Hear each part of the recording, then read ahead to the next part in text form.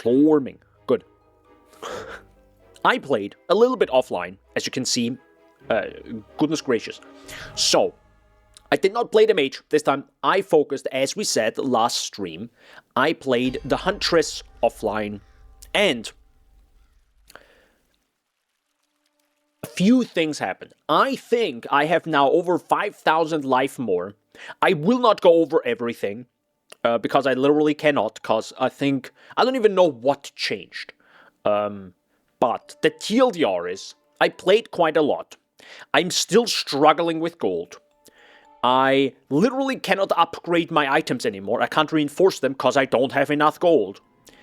I found pretty much all of them. Unless, maybe I'm missing still one. Maybe I forgot to get this one. But yeah, I pretty much ran, so yeah, I still have one left. So I ran a lot of forges. I ran a lot of battlefield. I ran everything but the 50th floor, because like I said, I wanted to do the 50th live on stream. I have not tried to get to 100 waves in a row. This is gonna be very tough at Wrath 4, by the way. This is very tough, because I think I usually die at around 40. I tried Adam Nostress a few times. It's possible, but it's gonna be very, very rough. Wrath 3 is mega slow, no. Reach level 75 was very easy, just play the game a lot. But it definitely took a decent amount longer than I thought it would. It took a decent amount. And again, find more Reaper runes. Again, I found pretty much all, I pretty much found all the Reaper runes at this point. And none of them I really like.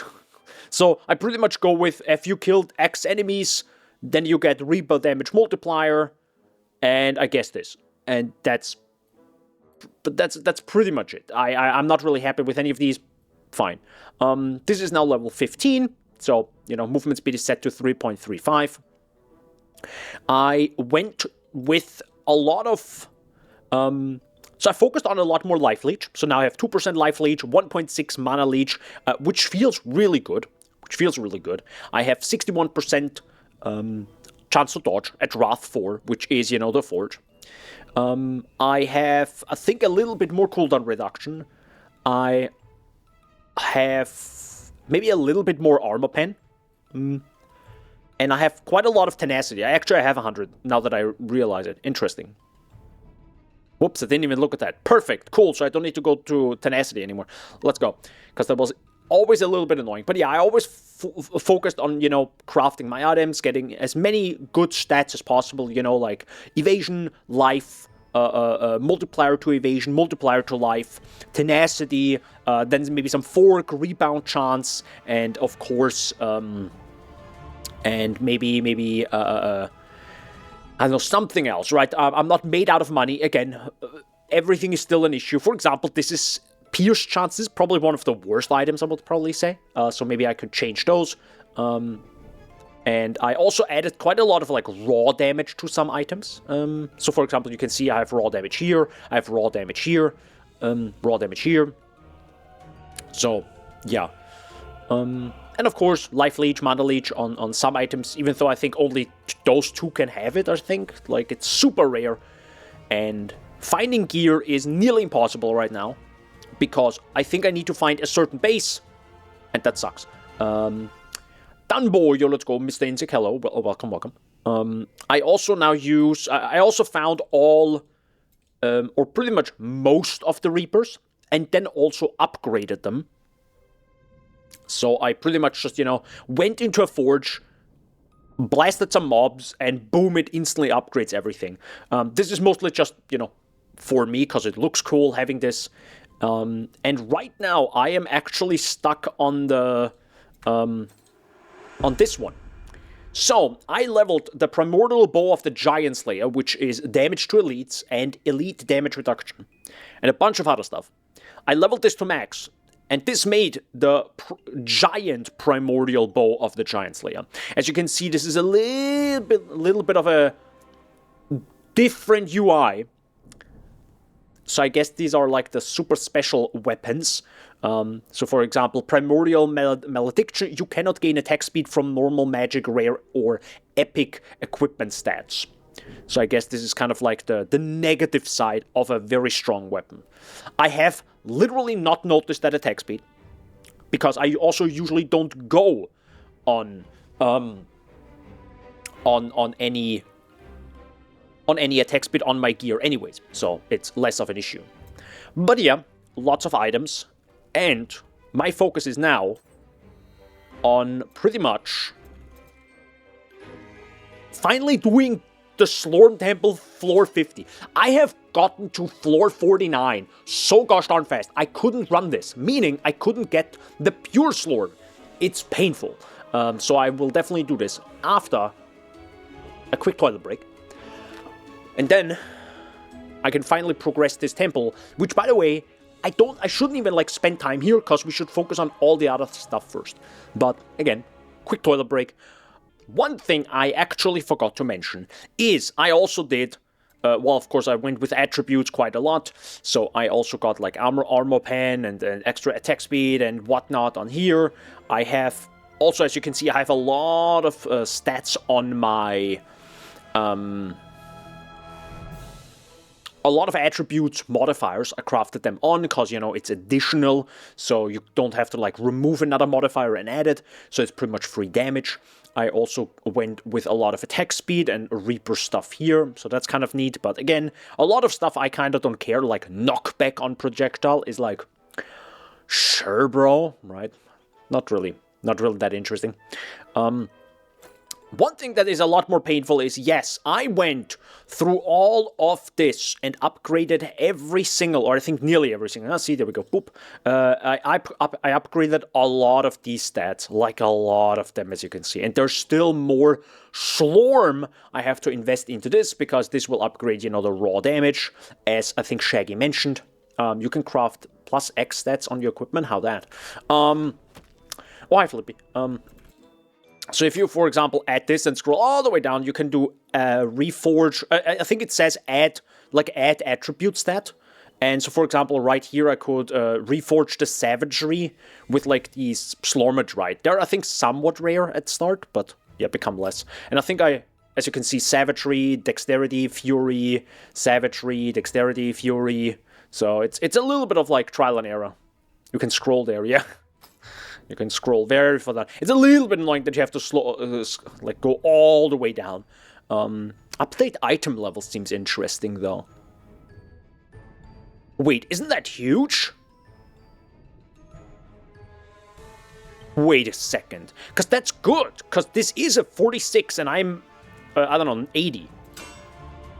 Oh my god, this adds +1 to the item. Oh my god, so you would need like a... Oh god, that's like impossible. No, I think before I do that, just find yourself better boots. Okay, but it's interesting that that's possible. Okay. I'm also like thinking, I'm guessing Mastery and Reaper stat is probably more, like, better? I don't know. Item level is huge, yeah, but it's like, I'm guessing this stat right here, that of true potential, is super rare. At least for me, I have 26 of them, and I can only do it 10 times. I don't know why 10. Oh, because of my money. Right down. Okay, that makes sense. Yeah. But it's cool that's possible, though. Because that's usually the problem where right now I'm like wearing level 50 gear. More or less. Because I haven't found the same item as in the same item base at a higher level yet. I just haven't. And I think it's the same with PoE, where certain item bases have certain base stats. So you find maybe bases that have crazy high armor, but I don't care about armor, I need evasion. So I'm like, I cannot literally use this. So yeah. But yeah, they're useless unless your gear is basically near perfect. Yeah, that's what I thought, yeah. So I did that.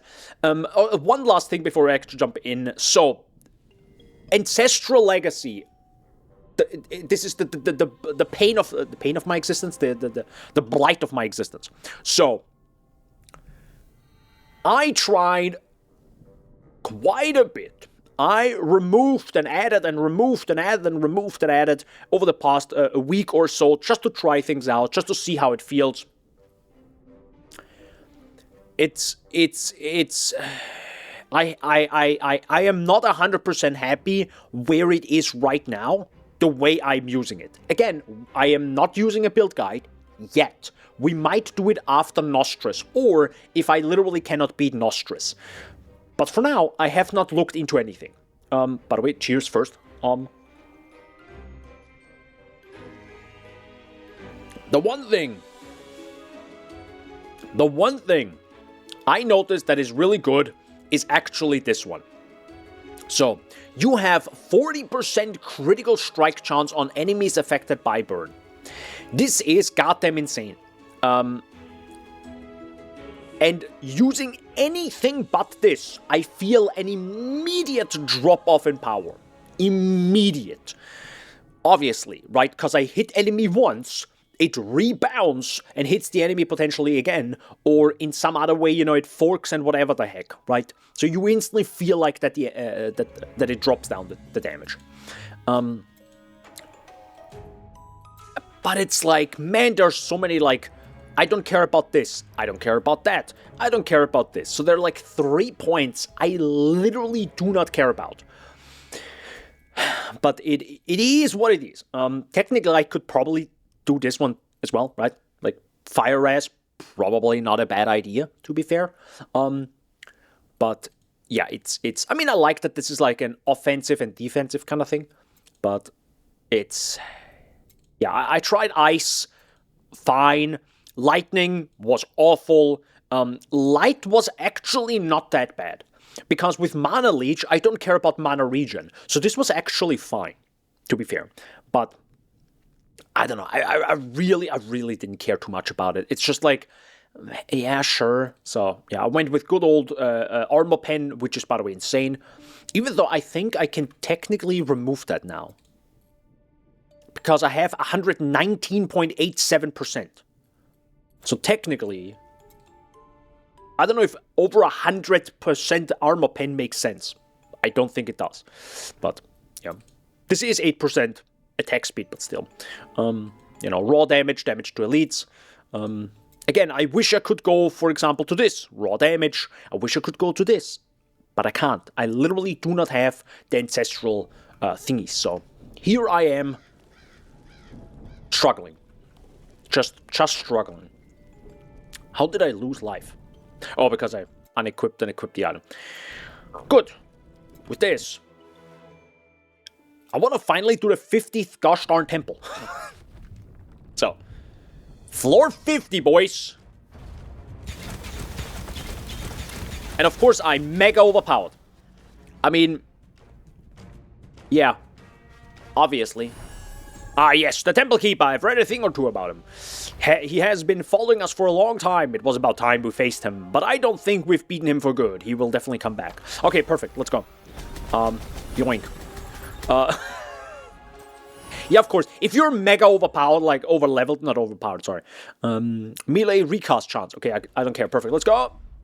GG. I'm gonna actually use everything. We can just quickly do this. Just to get back into the game, just to get, how things feel, how this build feels. By the way, I have not used my secondary skill, like, this thing here. I have not used that. I probably should during the Forge, but I'm like, I don't know. It's not like I'm weak. It's more like that it's more like that I usually get one shot, but now with 14,000 health, as long as I don't nerf my own life leech, I'm pretty okay, I think. Still, of course, standing in all the things and all the explosions, not a good idea, which is fine. I usually move around anyways. And a little bit of that rebound chance and fork chance and everything, a little bit, I think, of pierce chance, really helps. Really helps. I don't think we need the capacity, but I would like to increase the Slorm find.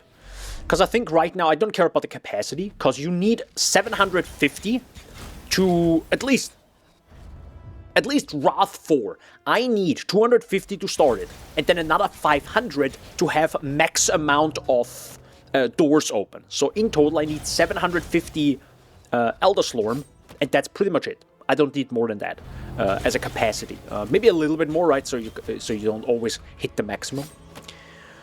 But yeah, and I think at that point I would love to just go into a battlefield twice, get 1,000 Elder Slorm, and then get out, and then rinse and repeat.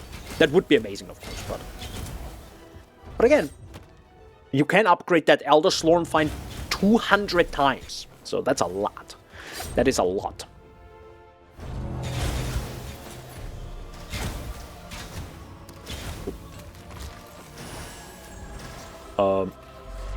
Why was that? Why did that have the special quest symbol? Interesting. But yeah, I definitely noticed that it takes quite a lot of like Elder Slorm right now to do this. Interesting. The Keeper has awakened. Actually, never realized what happens with the Keeper. I mean, I never take like 2 minutes to do this. You know, it's very generous. It's a very generous amount, to be honest. For example, these lasers actually hurt a lot. So, as you can see, like, if I'm in one of these lasers, you can see how my health just chunks down. Here it's actually more dangerous. I think that the temple is more dangerous than the forge. To me, at least. Nice. Also, I saw a lot of stuff about the game Hell Clock, I think. That also seemed interesting. I might play that as well at some point, but Path of Exile 1, the teaser is out, so... sorry, Path of Exile 2, the teaser is out, so we are very close to a new league, a new big update, so... Unsure when I'm gonna play another ARPG. Also, one thing that is... Maybe it was because I watched the stream, or just with Hell Clock, I feel like the camera is very close. I don't know. Big stream on Wednesday? Is it on Wednesday or Thursday? Because usually it's on Thursday. Okay, cool. Okay. Yeah, the one thing I was just a little bit bothered by how close the camera was in Hell Clock. I was like, how the... Like, I understand now why... Some people told me Path of Exile 1 has such a close camera, they didn't like that. And I'm like, okay, that's fair, you know, it to be like this. But Hell Clock was like insane. Like that even bothered me a little bit. But maybe that was the streamer. Like right now, I think for a long time I played the game like this, right? And that's also too close. And then someone said, yeah, you can just scroll out. And I was like, oh, okay. So, kind of interesting how... I think the further you're out from an ARPG, like the further you scroll out, to kind of... I wouldn't say it feels worse. It's just, you know, you're not like directly in the combat. It just becomes more of a tabletop game. Is there actually a popular tabletop game? It's a day earlier this time. What? Oh, really? It's a day earlier? Oh, okay, good to know. So check that again, not that I'm gonna stream on Thursday when nothing's happening. I mean, I will definitely notice when I wake up on Thursday and see the trailer in my subscription box.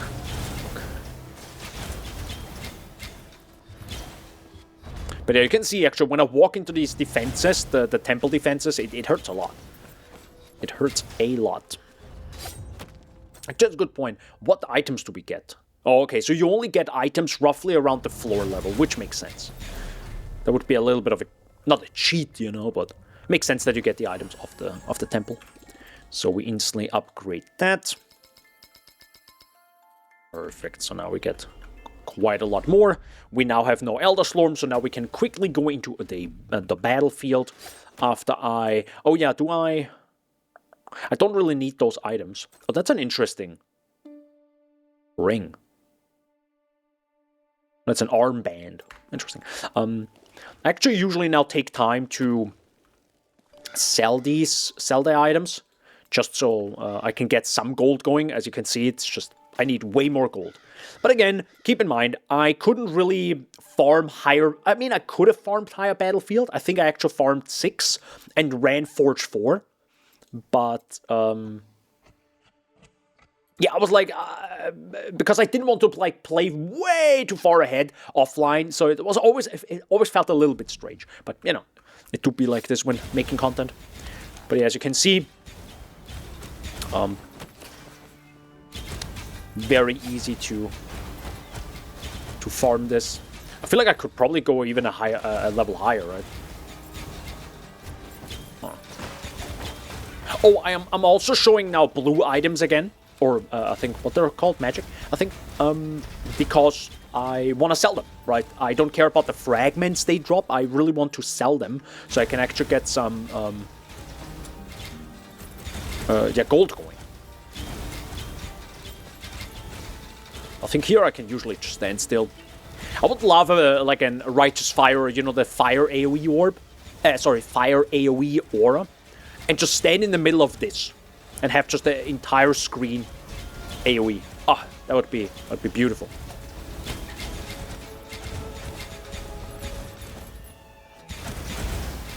Good thing you can downgrade the temple defenses with Pure Storm. Yes, but I think that's gonna be such a long-term thing. We'll see how that goes. Again, I can only see that we're gonna play this for another week after this, and maybe I'm gonna do something offline, and who knows. I don't know, are there actual leaks in Slormancer? I don't know. I mean, maybe they're working on something right now. Could be. I think this not live service, but like leagues and expansions are, you know, PoE kind of, I think, popularized that. Can't say that.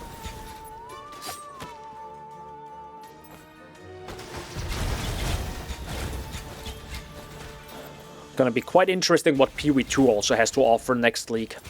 Do you guys actually think they're gonna bring out more of the acts? I actually think they do. I really think they will bring out more acts. I hope my theory is correct, as in they bring out Act 4 and 5, and then you instantly can get into the end game. And, you know, the game is just balanced around that now. That you level way faster, so you are at roughly 60, I don't know, 64, 66, 69 in terms of level, and then you instantly jump into the end game. That would be cool. Because I don't think they're gonna give us all the, like, the rest of the acts. Mostly because it's not the full release yet, and maybe they want to have the finale of the story during the full release of the game, right? When they're like, Path of Exile 2 1.0 is out, you know, full release, big hype, big boom boom, and then, you know, then you can conclude the story, at least the, you know, the story as in the act story. The story, not the end game story, which will never end.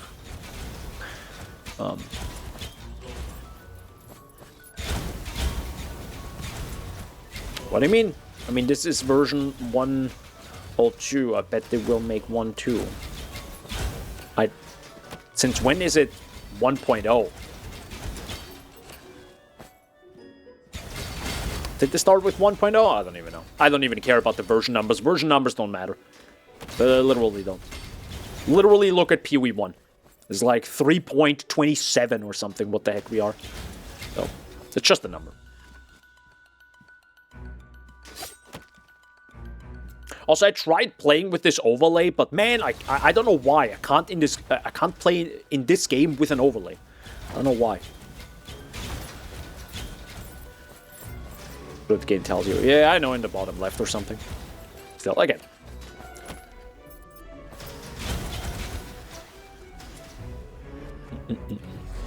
So 739, so we need just one more, and then we're going to the Forge, and then I will try to do one solid run.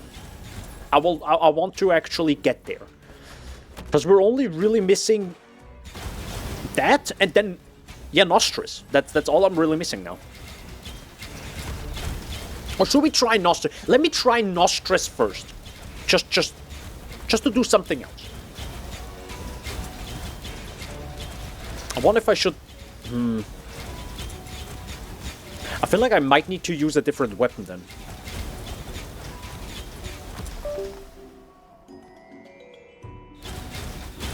What the hell? Hello? Did you hear the boom? Oh my god, are you serious right meow? Hello? Okay, cool. And we're back in the game. Oh my god, Windows 11. No. To be fair, there's always like a weird thing where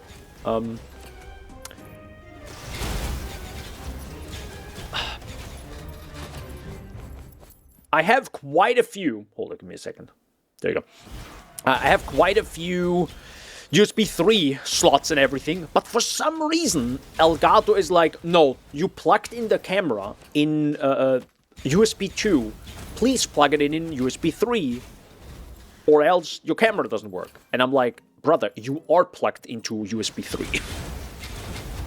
So I literally just plug it out and plug it straight back into the same slot, and it's like, oh, okay. I'm like, how's this a thing? And maybe that just happened and turned my camera off. It's like, no, I don't like this right now. Kind of funny. Oh, there are quite a lot of ghosts here.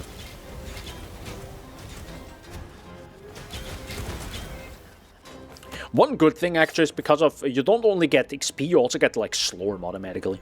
So sometimes going into a room, even though you already did most enemies anyways, it's just like, man, just quickly go in, blast some mobs. Still gives you a little bit of, like, Slorm. Speaking of Slorm, I need way more Slorm, goodness gracious. So, I'm gonna head home now. Bosses count as elites. Confusing, I know, as your current... Oh! They do count as you... Oh, interesting. Okay, thanks for letting me know, because I actually didn't know that. Perfect. So actually, I'm going to use that. Even better, because it has elite damage reduction, which is... beautiful. Oh, by the way, I also found, like, a bunch more, like, uniques and stuff, and I bought the second slot. You know, I probably won't look through these, ever, because I'm gonna... let a build creator figure this out for me. Because right now, they kind of seem worse to me. Right? They sure have a legendary amulet effect. Which, by the way, you can also craft legendary effects on your rare items. Long term, I'm guessing, is the better choice. But I feel like there is no reason for me to use them. Because they are just plain and simple worse than rares. Which is cool, right? I like rares. I like rare items. But, I don't know. I'm gonna take my time to, like, read all of them and be like, oh yeah, just, I don't know, maybe if I use this and that, I don't know, 100k for one of every unique. Gold, you mean? Oh no. Guys, first, wait, before we're gonna do Nostris, I gotta grab coffee. I mean, I'm sorry.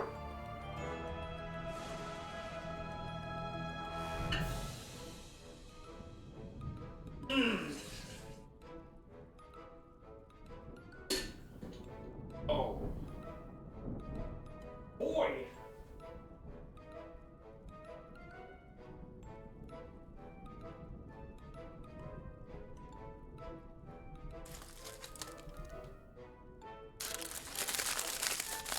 What the hell is that? Yo, it's bread, guys! It's bread! Okay.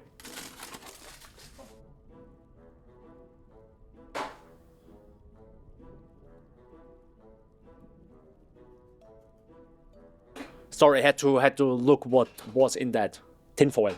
Plop, plop, plop. Get gluten, yes.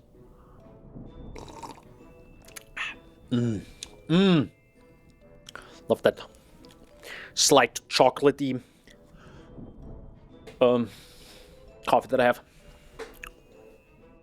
To the green.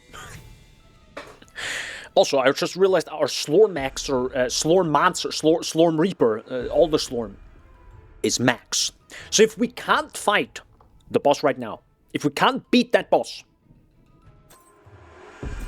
I mean, I suck ass. That's the only answer. Such courage. Also, I instantly used my one skill wrong. There you go.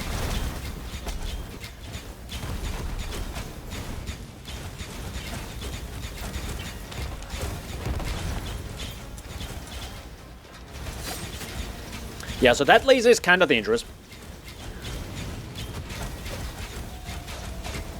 I like that they're kind of like ghost enemies, so you can't just insta-kill them, so you actually have to dodge. It's kind of interesting.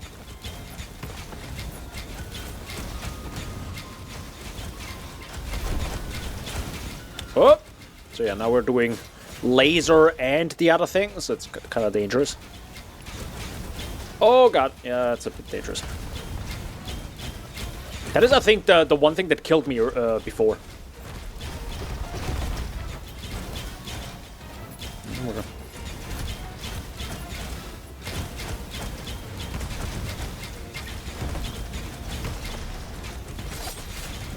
I'm just waiting for a one-shot. I'm literally waiting for a one-shot at this point. That laser, by the way, I think if that hits me quite well...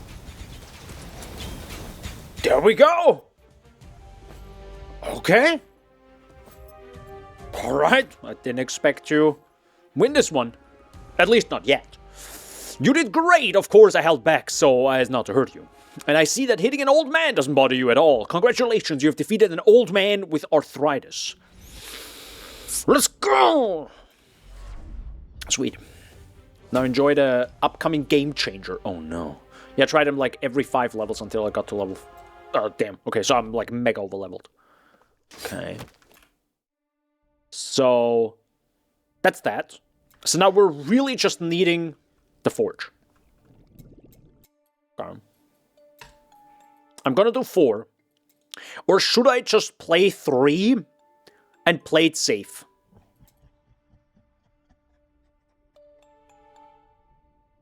Life leech actually helps a lot, yeah.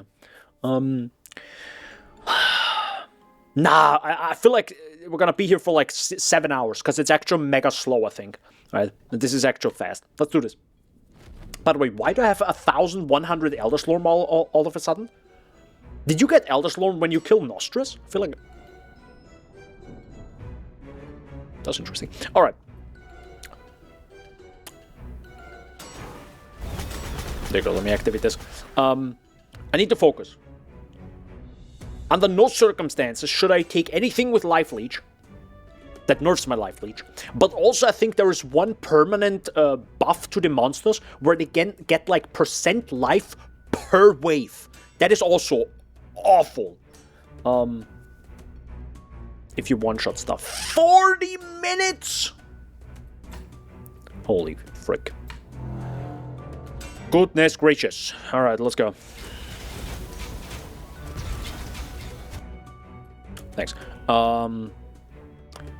Also, I usually blindly went onto this stuff. I guess I'll have to take everything... Nah, we're gonna be fine. We'll see if I actually finish this. Oh well. We'll find out live.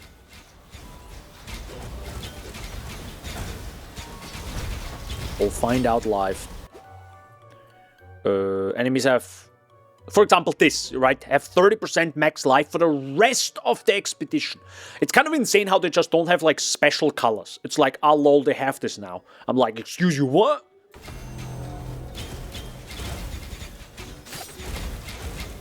Because there's a huge difference if they have, like, you know, stuff for 5 waves or forever.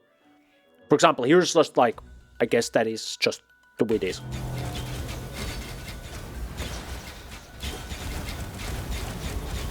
Now I take % damage or % life. Yeah, okay. The leader... Sure, the leader doesn't matter. Leader is free. Because, you know, he spawns once and then he's, like, never here again. So... Also, why the heck am I so slow all of a sudden? Jesus Christ. 5 waves, 5 waves, 3 waves. Sure, for the memes. Wee, slippery ice.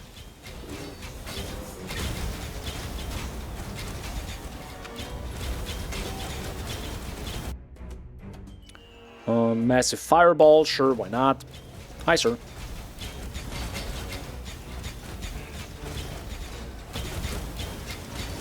I think that's actually gonna be the most... It's kind of funny how this is the most dangerous thing probably for me. So yeah, this is completely nerfs me. This minus 25 is awful. They can't chill me anyways, the enemies. I have tenacity 100%, so... The extra damage kind of hurts though, but it's fine. But again, I also didn't read. Is this forever? I hope not.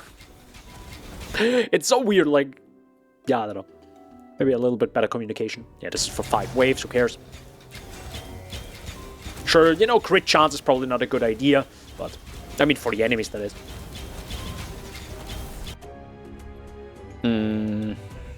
The Seal of Blindness is free. They're just slightly annoying. It's not like a huge downside. You know, my build is not like I have to know where the enemies are. I just shoot into pretty much the direction I'm walking. Hey, I'm walking here. There you go. Percent life, percent damage, attack speed, and movement speed. Sure.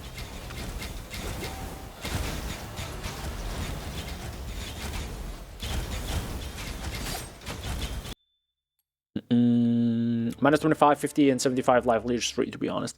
100% can be death. Okay. Well, I did this before, and I think I couldn't heal myself with only slightly below 1% life leech. Keep in mind, I only have 2%, so 75% is very bad. So I'm not gonna do any of that. I'm sure there is gonna be better stuff. Sure. Just one extra projectile.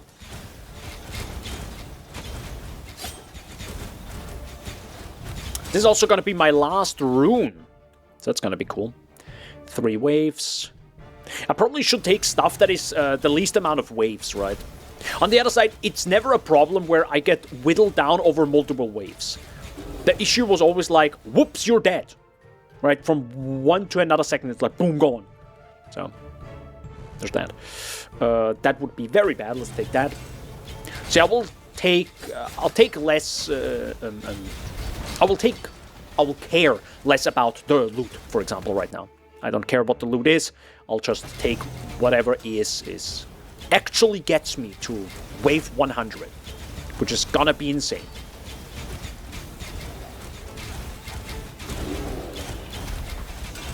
Get more damage then, dude. Receive 50% decreased damage. That kind of sucks. That actually I think hurts more, but I'm sure about that. Oh, I didn't read. Is this forever now? Well, rip me. I don't think so. Also, I definitely feel like I have more damage than like a few attempts ago. So that's good. Sure, more elite enemies. Pretty good.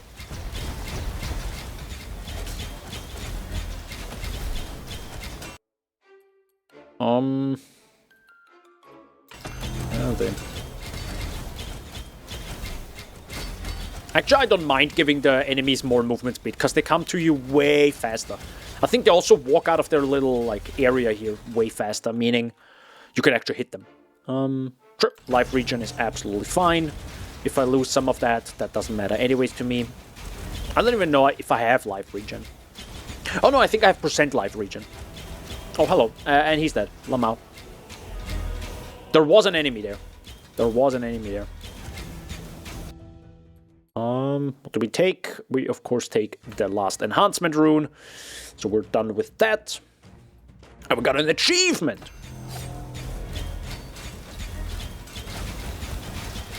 I would actually love to get some Slorm right now and just slowly upgrade myself, you know? Get a little bit of damage, but just not possible. Just not possible in this mode, right? You only get it afterwards.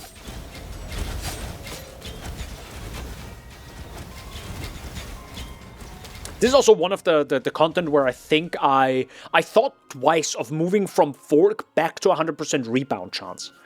Because if I have 100% rebound chance, I can focus on just getting Fork chance on my gear, for example.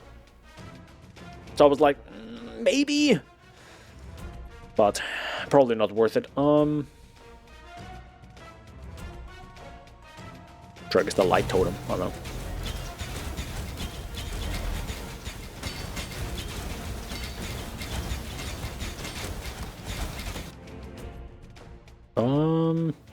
Enemies have 1 additional projectile resistance. Okay, resistance to damage over time is free. That's literally just free, because that's not my build.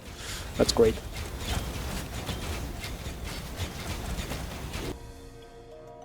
I think I just got hit. Life regen, totally fine.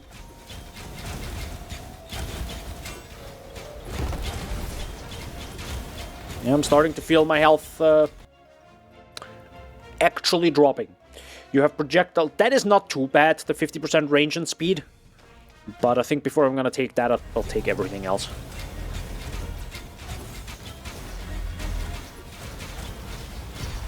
I'll take the laser beams. Hello, where are the enemies? More enemies. The following wave has more enemies. Sure, let's go.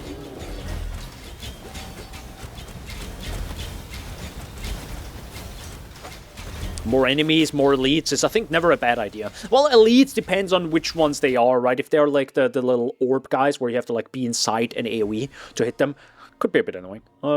Crit chance, yeah, that's fine. You know, if they don't take damage, they recover health. That's I think fine. Not that big of a deal. I mean, as Shaggy mentioned, if you one-shot these enemies, it doesn't really matter anyways, because you know they're dead. I really don't want the... I'll take that. I don't... Right now I feel a little bit uncomfortable having the slippery ice. That would be a bit scary.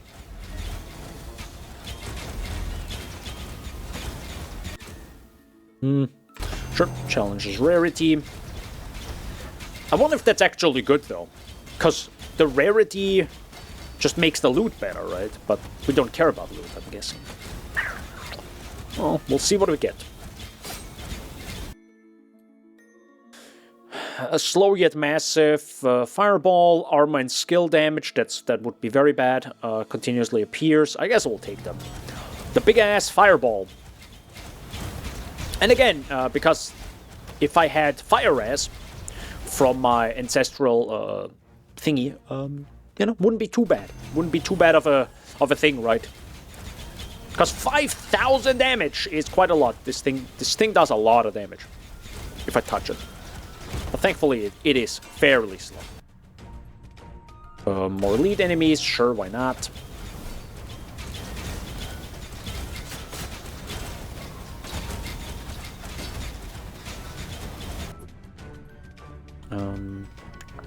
More enemies. I wonder what happens if you get like this like multiple times.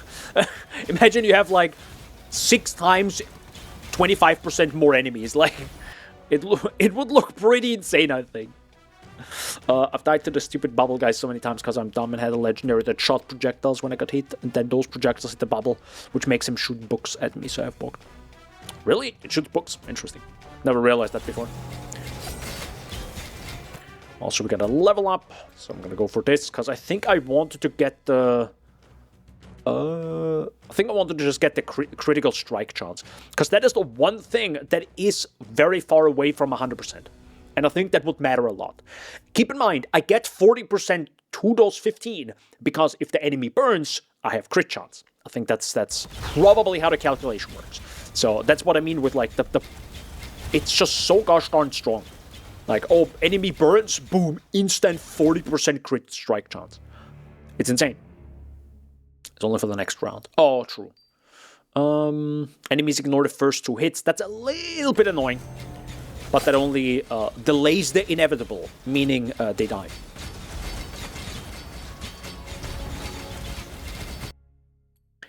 Sure, life regen is totally fine.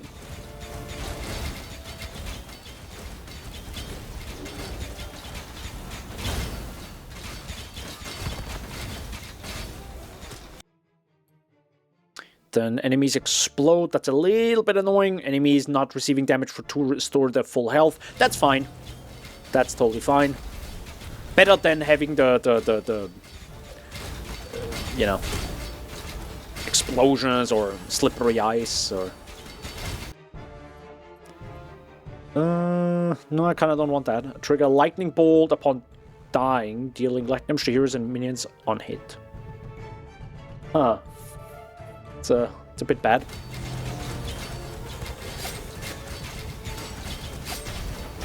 Also, why do I not have mana? Hello? Why? Why? This happened before. I don't know why. And this only happens in the Forge. Maybe it's because maybe I need a little bit more mana leech. Because I'm literally running out of it now. As you can see. I mean, I'm spamming it 24/7, so... Or more enemies. I have Tenacity. I think that Tenacity is fine. I mean, the Obelisk is also pretty good. I think I actually want the Obelisk. Because that can actually help me long term. Yeah. Because it pulls the enemies towards it. So, life and mana regen, that's totally fine. Do you see how it like pulls the enemies towards it? It's actually pretty nice. And I think that's forever, right? I don't think that goes away. Enemies explode, lightning bolt, ice bomb, sure. Let's do the explosion, I guess. Bit scary.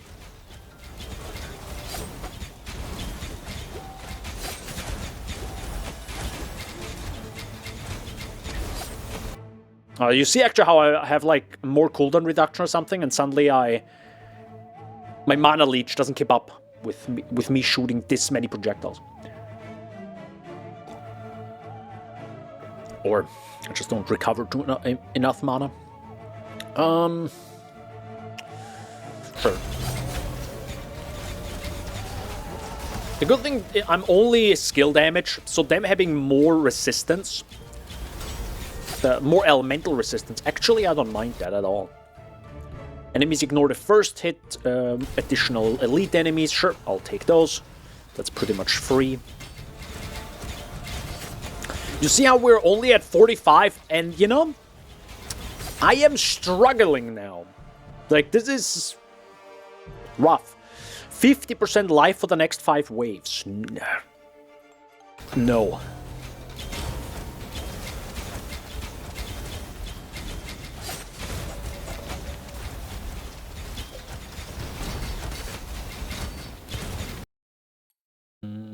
More life, seal blindness, lightning bolt.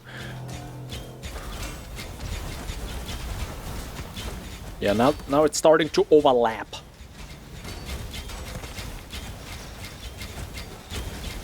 It's starting to get a little bit scary. Next challenge is legendary rarity. Sure. Let's see what you have.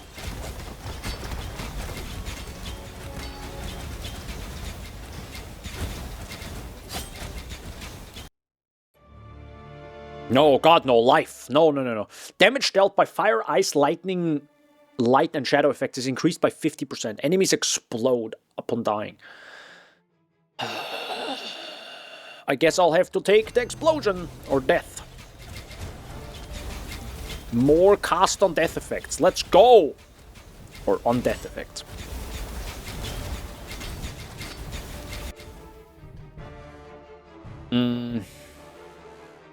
Life and mana regen, sure. We're just halfway there, by the way. Just halfway.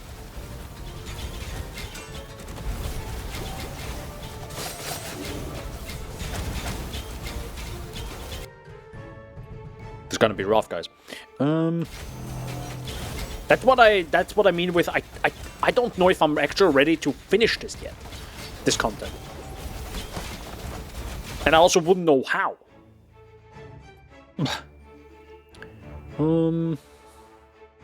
No, actually I will take the big ass fireball.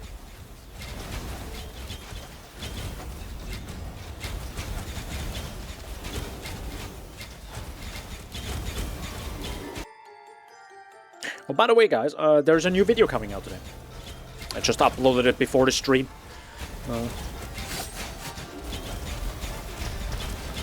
I don't know actually how long it is again. I think it was 36 minutes long. Something along those lines. Increased area. Sure, I guess, maybe. It's a PoE video, I have to say that. But I mean, the reason you stop gaining mana in life because every time you hit with the dark skill. You get hit with a dark skill. Ah, okay. So don't take that, I guess.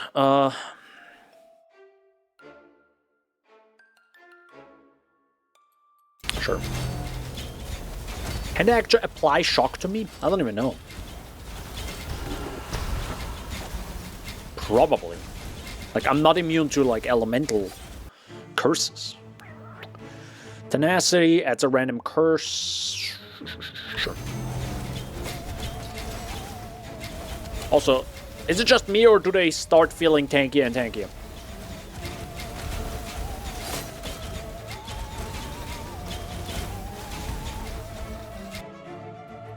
Can I do? First, shadow symbols. Shadow symbols it is.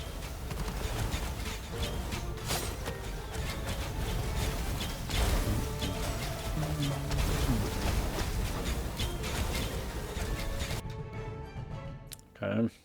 Enemies steal armor and have armor and deal damage. Nope. More enemies, please.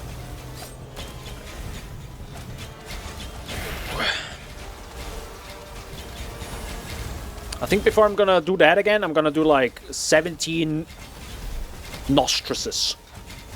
Nostricize. What is the plural?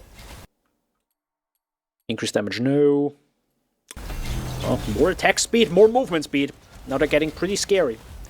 I actually had the moment once where a rare monster or elite monster ran up to me so gosh darn fast, attacked and I was dead.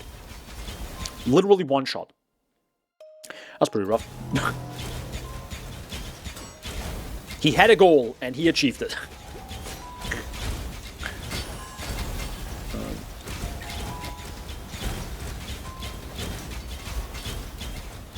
Yeah, maybe giving enemies tenacity is probably not a bad idea. It's also free.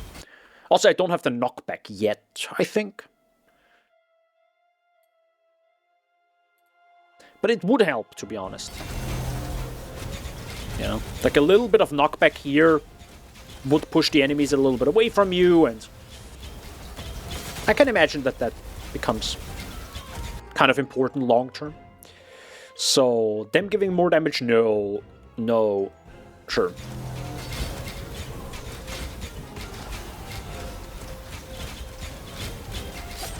Yeah, I'm so ready actually looking up some build guides for this game.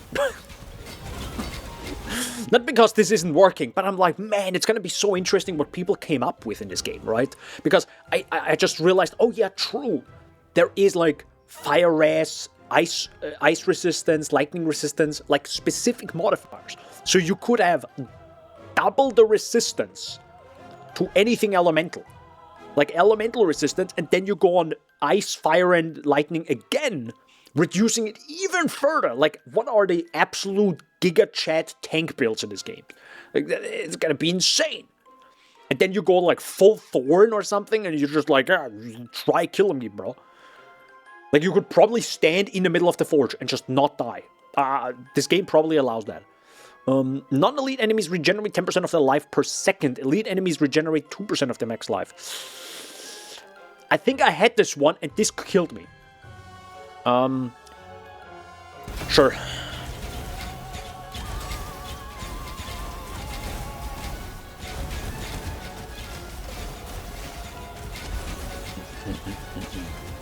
But yeah, as you can see, I always like go into like clockwise. Wait. Clockwise. I've mirrored the camera. Anyways.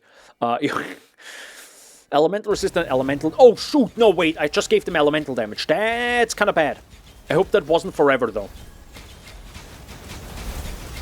Oops. Could be a bit scary. Tenacity, max life. Sure, let's give them tenacity. No meme. I would actually like them to move faster.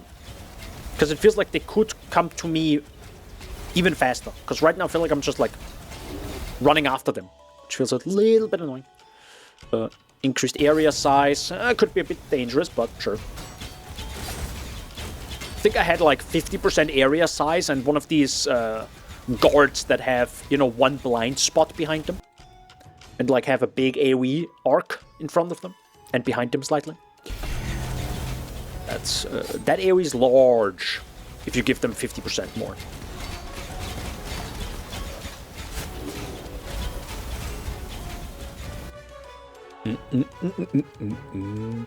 Sure.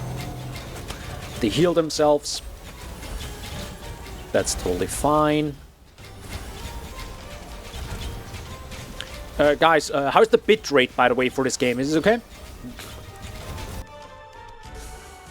Oh yeah, I showed this on on Discord. If you take the, hold up, I think the molten lava is kind of annoying, but sure. If you take the ice temperature, or hold up, let me show you. If you take the ice related stuff and this one, you have like an ice effect, like snowflakes over your entire screen 24/7. It's insane. Like, this is like the absolute bitrate destroyer. It's insane.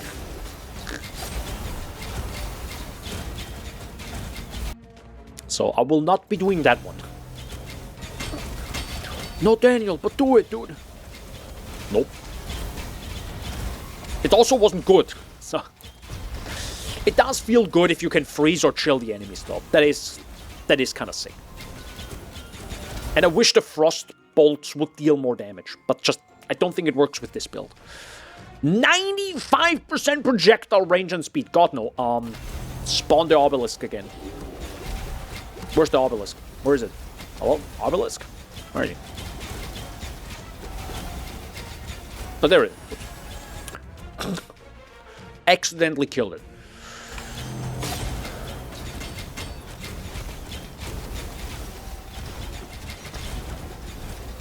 The obelisk is actually sick. I love it. Helps a lot. Deal elemental damage. No. Ice bomb. Sure.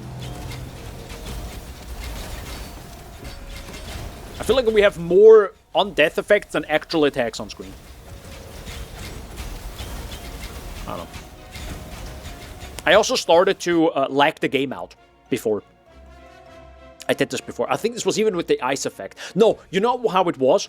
I think I was in a forge and somehow I nerfed my damage or gave the monsters like way more health and regen. So I couldn't kill them anymore. So I had like a cluster of like 100 enemies in the middle of the arena with me shooting a shit ton of projectiles and forking.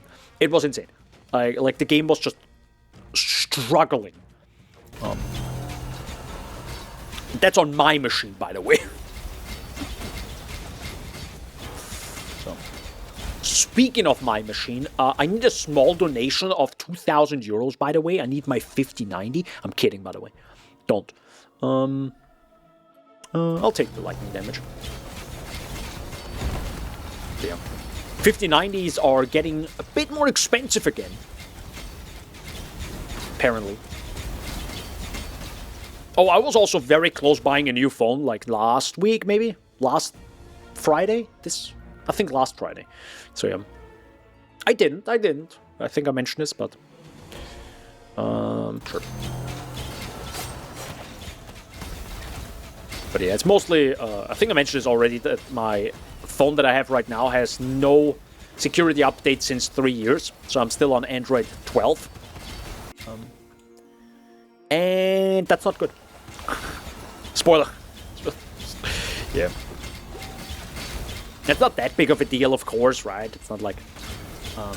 but still. And to be fair, the battery is already, like, struggling. And I would love to just get something newer, something nicer. And yeah, next week, I'm gonna make my big decision. Depending on the Pixel 10, how it is, how good it is, how it looks, and if I can actually install Graphene OS on it, if Google doesn't block it, I'll take it. Okay, 79 now. We are getting there. Thank goodness gracious. You weren't lying with this taking many hours. Or 40 minutes. Holy. No, not Life Leech. Sure.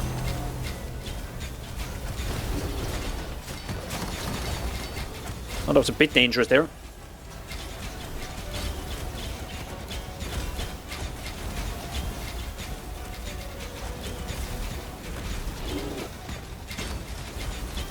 I just wish Graphene OS wouldn't only be on Pixel phones. That would be... God, I would love it.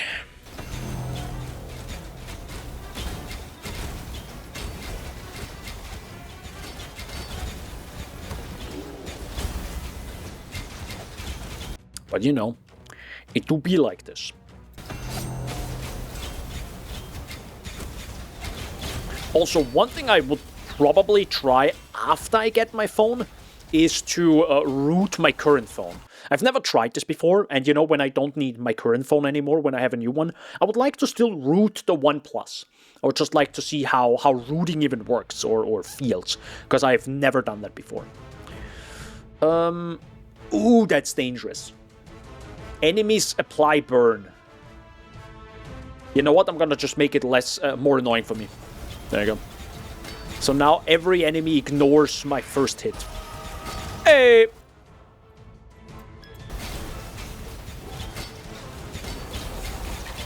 Rever up. Please, God, yes. Enemies have more life. God, no. Molten lava, sure. I'll take the molten lava. Oh, no, maybe I should have taken the blind thingy. On the other side, now taking the blind seals or seal of blindness could be a bit dangerous.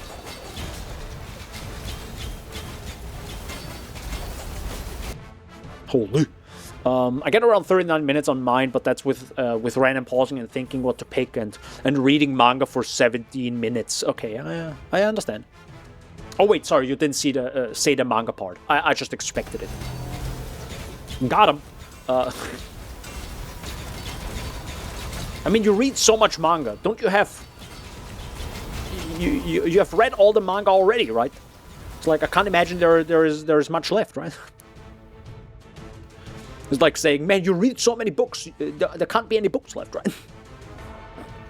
Yeah, I know, of course. New books never come out, no. They released all the books like a few years ago, and now, you know, none are made anymore. Kind of sucks, you know. It's kind of like a missing market. You know, people should write books. I don't know. I feel like you could make some money with that. I don't know. I'll never read One Piece. Man, dude. One Piece is such a beautiful thing. It's great that it exists. It's incredibly difficult, I think, to get into nowadays, maybe, because it is so long and it is just so... Okay, but it's like with everything, right? If you don't enjoy it, you'll stop anyways, and that's fine. But if you enjoy it, you will absorb it. And the beauty of One Piece is there's a lot to absorb. So if you like just enjoy it, you'll read it either way, right? That's like me with Slormancer, right? I'll continue playing it. I enjoy it. Otherwise, I wouldn't have 30 hours into it. Because you saw me play some indie games before where I'm like, perfect. And after like an hour and 30 minutes, I refunded it. Jump King, for example, right? I did not enjoy that one and stopped playing it. Promptly. I think it's the same with some stories, right? Or some manga, right? If you enjoy... Like, it's kind of cool, though, with manga. I feel like it's very... Mangas are very bingeable, but that might also be because, you know, there are certain websites for it where you can read them. And it's like, next chapter, next chapter, next chapter. It's like, it's so bingeable, and it's like so quick and nice and fast, and it's just... It's really nice.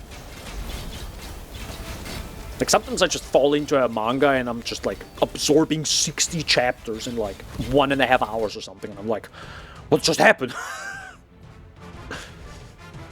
That's kind of cool. Sure. Let's give the enemies tenacity. 91, boys! We are very close. Let's lock in, boys. If I can get an obelisk right now, we won. I would love to get an obelisk. Sure. More enemies. Next wave. That's good. That's good. That actually makes me get more mana as well. Because I feel like mana is a little bit of an issue. But I actually realize right now, like, the first hit never does damage now. I really feel it. It's like a delayed damage. I get excited when I see 100 plus chapter manhwa or webtoons. I feel despair when I see 100 plus chapter mangas. Okay, why? I actually don't like manhwas, I think, or webtoon stuff. I think it's just the way they're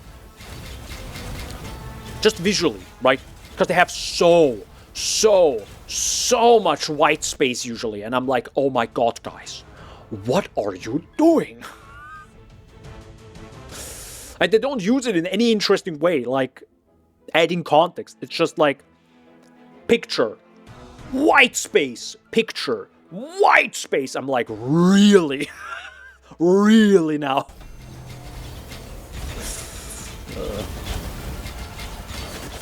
At least the ones I saw like a few years ago, I was like, yeah, I don't know. I think I'll stick to mangas. Thank you very much. And I think manhwas aren't manhwas from Korea, and I think they love their overpowered shonen protagonists. I don't know. See solo leveling, which it lost me after a few episodes. Actually, I think a lot of episodes. I was like, yeah, sadly not my thing anymore. But that's just Korea, right? They just love that kind of stuff. That's the same as like saying you don't like when Japan constantly like sexualizes a lot of like female characters. That's just, that's Japan for you. Yeah. And if you don't like that, yeah, sadly not for you. Or you have to like dig deep to not find that kind of stuff. It's like, gotta grind to find a manga that doesn't do that. But, yeah.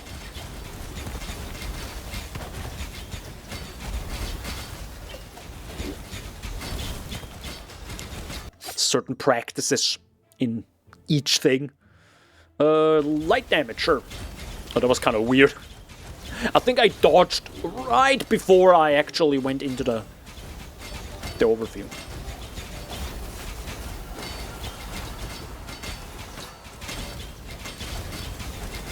Okay. Challenge is next. Is this 99, boys? It is 99. I better not die now.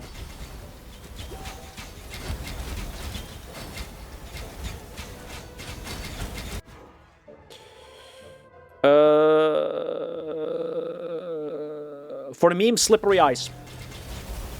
Good luck.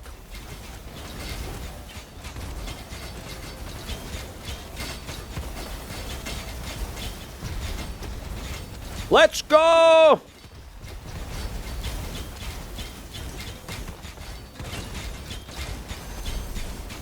GG.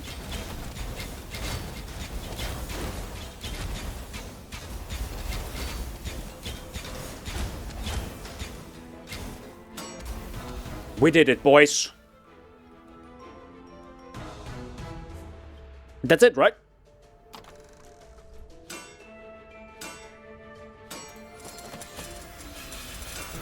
Indeed.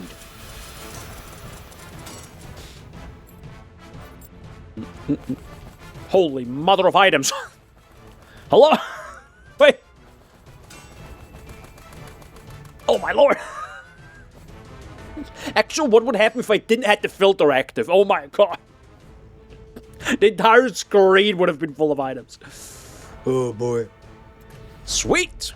Okay, wave 100 is indeed possible. Against level 83 enemies at Wrath 4.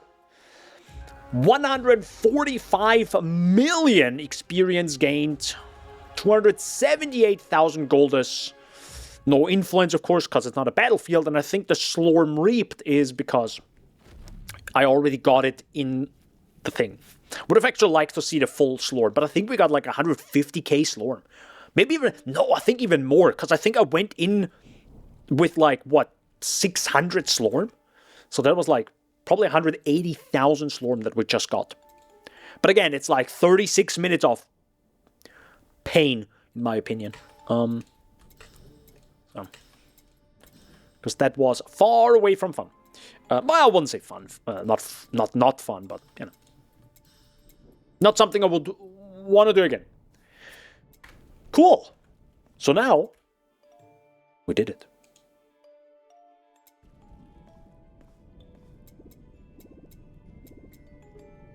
This is my last ancestral stone. It's very special and will be a great help against Om Agad. The primal ancestral stone. It's time to weaken Om Agad directly at the source. Before crossing the breaches into our world, his forces wait in the netherworld.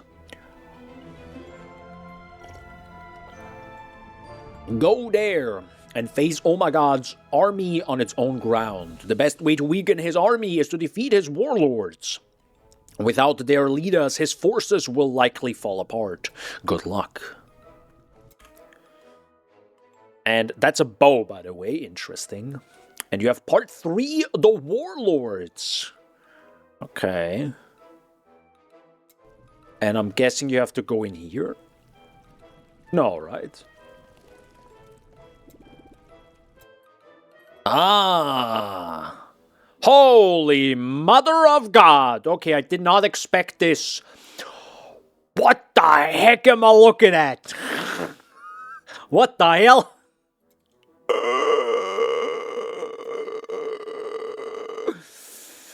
Alrighty.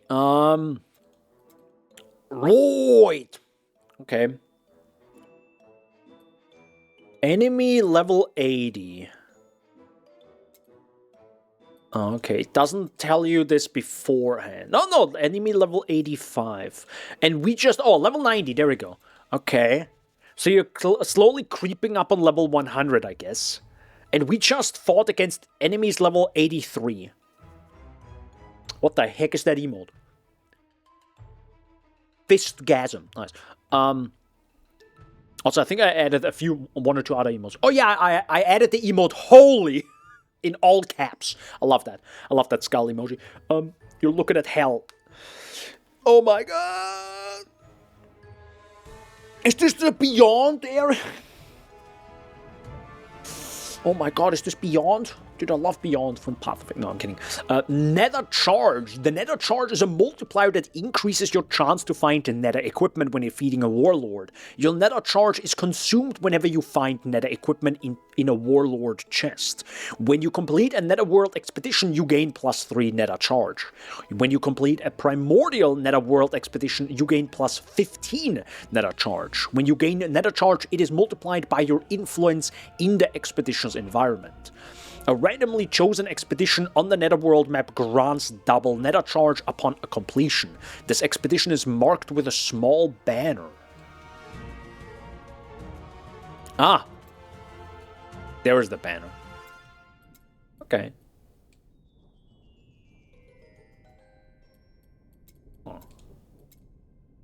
You go from the outside in, so similar to the old Atlas, right? Where you went from the corners inside. Okay. Holy, what the hell is this? Sex? No. No. Sweet! Holy mother of items. Am I actually gonna look through all of them? Okay, well, okay, hold it. Give me a second. We have to like... Give me a second before I'm gonna do that. So first of all, I'm gonna sell all blue ones. Boom, done. Money. Let's go. 67,000 gold. Actually, I'm not gonna go to you yet. So,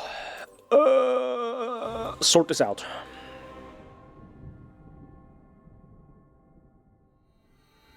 Okay, I lied. Give me a second. So what do I not need? Anything that is like focused on armor. So this looks good. This looks jagged related stuff. I don't know if that's actually good. That is, I think, more the tiara stuff is, I think, more mana related. Burgundy, Assault Mantle, I think, might be fine. That might be fine.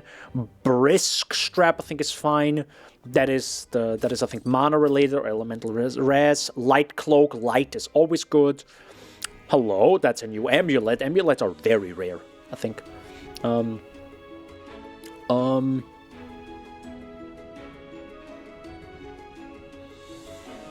Bone Cape, that's definitely minion. Iron Locket, I think, is also more armor related. That's War Gloves, I think, is also... I'll check this out. A Giant Hunter Rusty Pads, I guess. I mean, it has a lot of evasion, so it might be good. I'll keep that ring. I think rings don't really matter. I think they can just be everything. That seems fine. Maybe Enchanted Light Plated. I see a lot of armor, who knows? That seems, well, could be fine. I just look for pure stats. Everything else gets trashed because I can just craft any basic stat. No, but the problem is there are, sadly, bases that do better or worse. Same with PoE, right? So, for example, you don't grab a base with armor to get evasion on it. That's just not how it should, it's just sadly not the way it is. At least that's what I realized. Because some gear, for example, has higher evasion as a base stat. It sadly is that way, right? So, for example, if I go here, it has 1,187. And do I have another similar one? That's a coat. That's a cloak. That's, I think, a different one, right? Yeah, it's a different. For example, this one. So this has 1,300.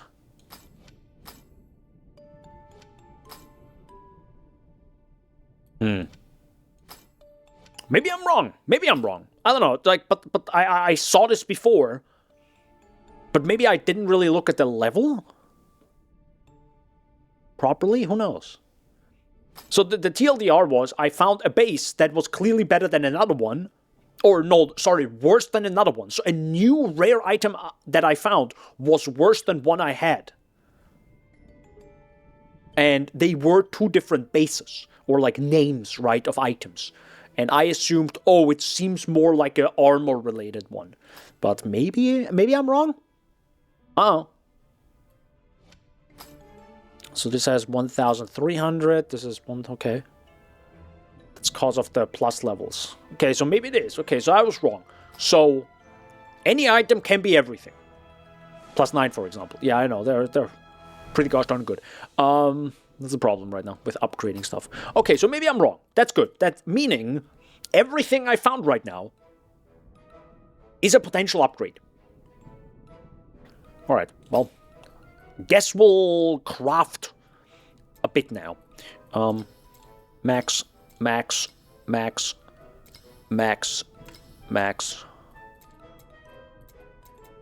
Good. So, now we're ready. I only have 12 epic stats. I hate my life. I'll be. Good. Cooldown reduction. Raw damage seems pretty good. We're gonna lock that. And I want evasion. Please, for the love of God. Hello? Are you serious? Oh, you already have evasion. I'm a dumbass. Never mind. Okay, I want life on this. But it seems kind of low. See what I mean? Why is this so low now? Compared to what I have. I guess it's because it's +9. Man, that sucks. Okay.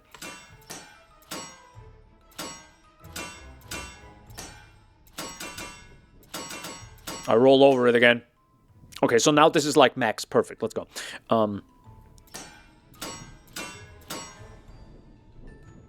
That's low. That's high. Let's go. We take that. Attack speed doesn't matter. Damage to elites.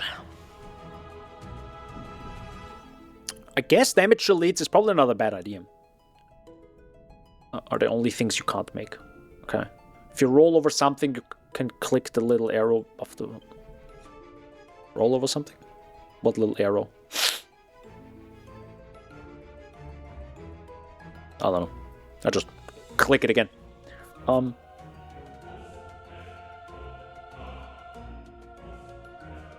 guess I'll take... Let's see what the game gives me. Attack speed doesn't matter, that doesn't matter. I mean, max life is also not too bad. But we actually didn't even get close to dying. At this point, I kind of maybe want more damage. And fork chance is the one thing we don't have 100% of, which... But goddamn, is damage to elites good.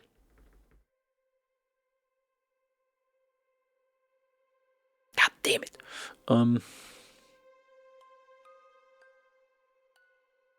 I have to take it. Okay. You can't have... I can have fork chance on this. But I also gotta be careful that I don't nerf my evasion. That's the... But I have raw damage on this one. Rolls back the results, which makes crafting even more idiot-proof. Nah, I'm an idiot. Fine. Pure chance.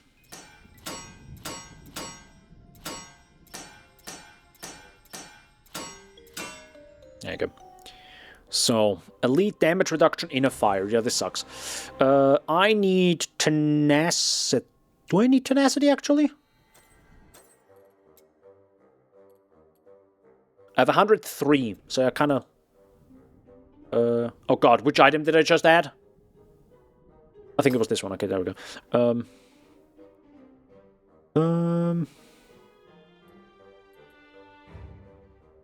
I do need tenacity, because it's going to replace the one that I have right now.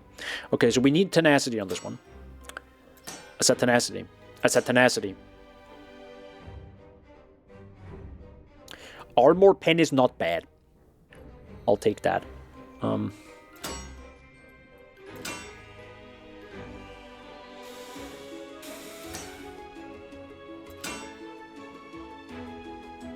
Bro, kill me.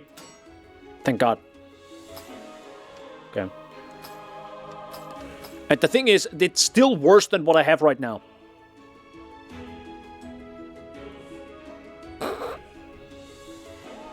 Man, it's rough upgrading in this game. I literally nerfed myself. Temporarily, right? And then you have to, like, reinforce it 17 times to actually make it better than before. It's like... I don't know, man. Yeah, I'm not a huge fan of the system, to be fair. So what do we want? Evasion, max life, evasion, life. And then rebound chance.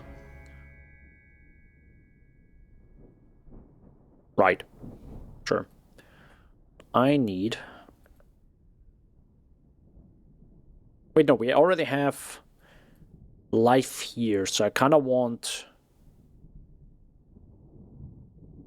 Wait. You have evasion down there. But that's worse than what I could have up here. Hold up.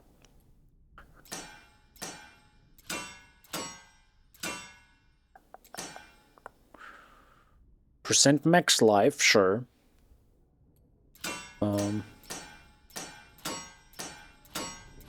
Holy moly. Bro, it's a low roll as well. Fine. Here I would like rebound chance, right? Or life. No, we already have life. Yeah, we have evasion, max life, percent max life. I could go for flat evasion, technically.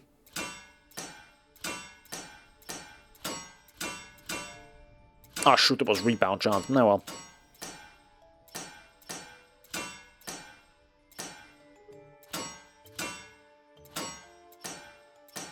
Goodness gracious. And here I need just anything good. Anything good. Fine. There is no fork chance, there is no leech, there is only... I mean, rebound chance would be amazing, to be honest. So damage to elites is definitely a keeper. And now I have no... Ah! Cool. Cringe, this makes me cringe.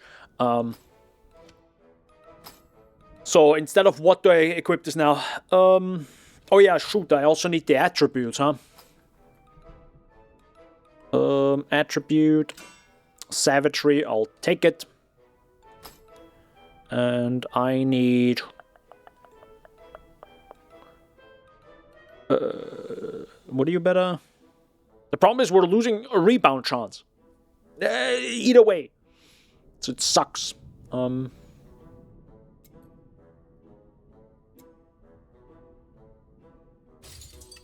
There you go. Bruh. Cool. Please, I beg you, can I get rebound chance?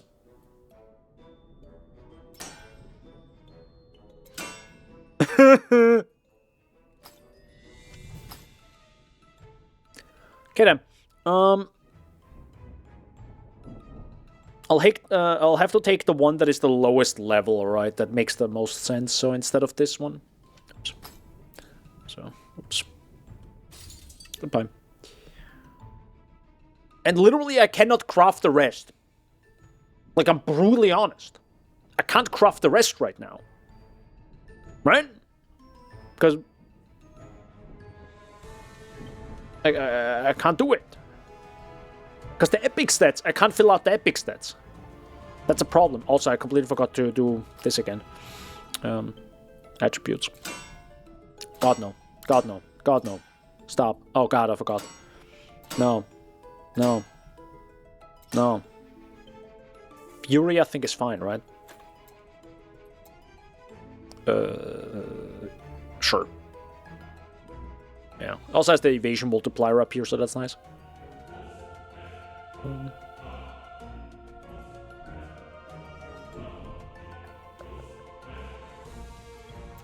Can do that one. Oh my god, it's such a pain right now. So I'm not gonna do that right now during the stream, because this is actual pain right now. God, no. This is truly painful to me. That's the reason why I don't craft items. That's the reason why I don't craft items in my video games. This is just not that fun to me. And I also can't really upgrade any of my items right now, because they would probably cost a bunch of freaking gold, which I don't have yet. So, yeah. Again, I am so far away from weak, so keep that in mind. So... yeah, all of them cost like 90,000 gold to upgrade. Alright, let's actually focus on the Nether world, because that was the fun part. Let's go. I want to see what that is.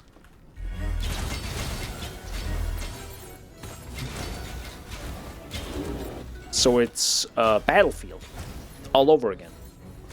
Right. But with more aggressive negatives?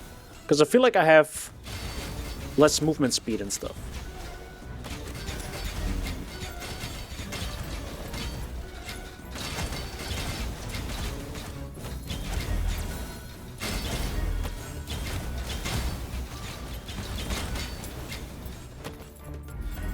Oh.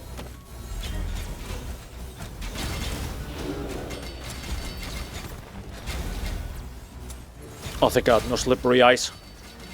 Can you actually turn off slippery ice? Can you actually, like, be immune to that? That would be interesting.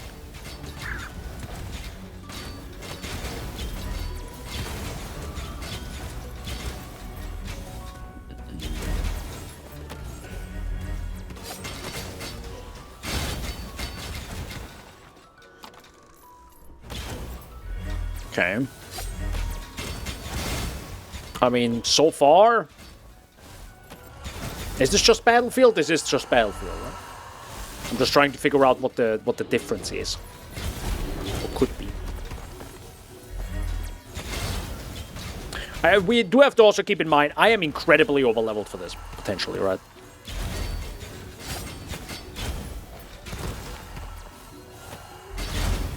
Or at least, I'm guessing I'm overleveled for this, right?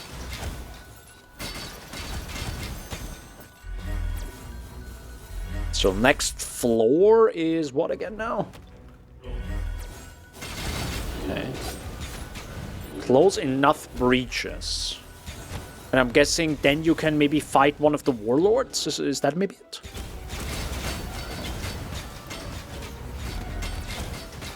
Also, it didn't ask me for the area, right? So it throws you into one of the... oh god, when it gives you garden, it's over.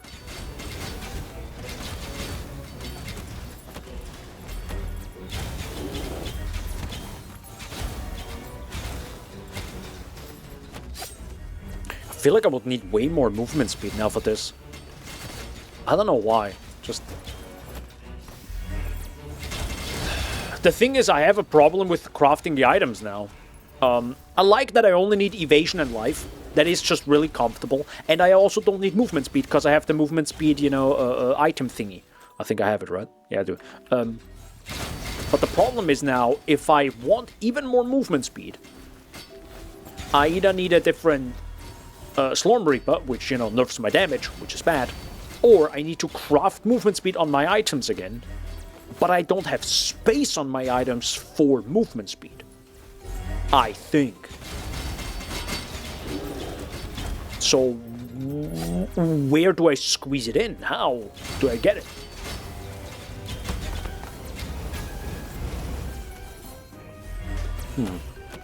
Also, I missed one.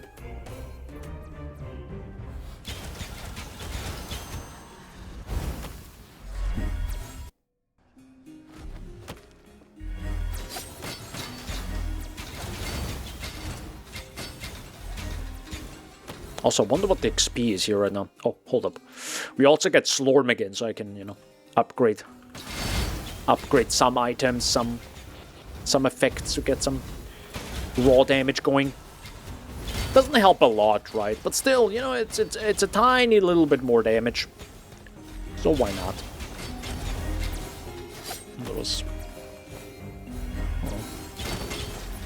Also trying to look a little bit closer at the items that drop. That was an interesting enemy there.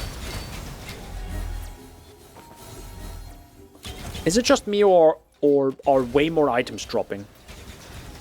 Feels like I'm picking up a bunch of blue items now. Look at this, another one.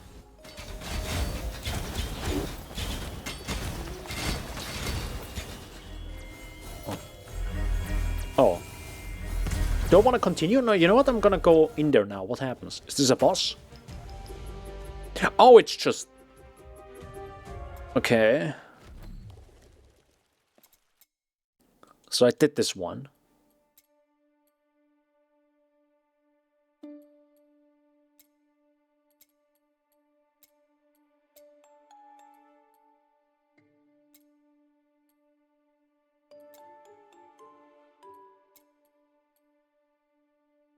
Okay.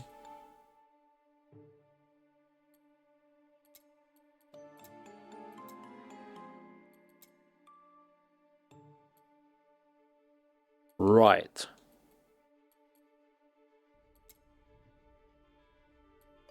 I wonder actually how this is like replayable now. Rune that increases ultimatum effect. What?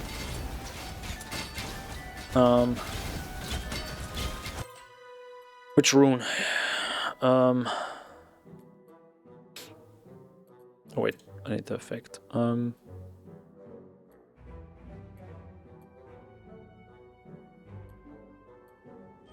I wish there would be a search bar.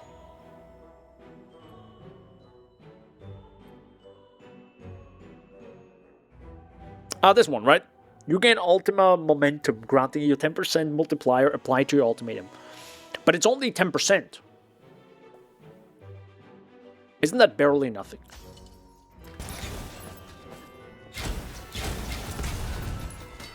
I mean, unupgraded, of course, so...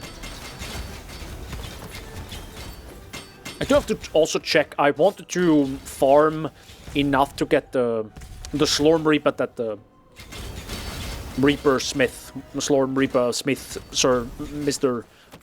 sells. I wanted to get that as well. Just cause, you know.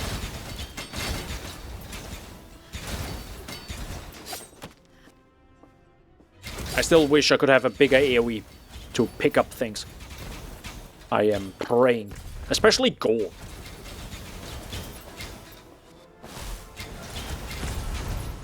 Like, look at this, just so much gold, just... I know it's just tiny, you know, it's like 100 something, but still. I wish you could just increase that. Even if I have to level for it. Or just, you know, just shoot Slorm... I don't know, just Slorm straight into my veins to upgrade it, I don't know. The Doctor, you know, a new NPC.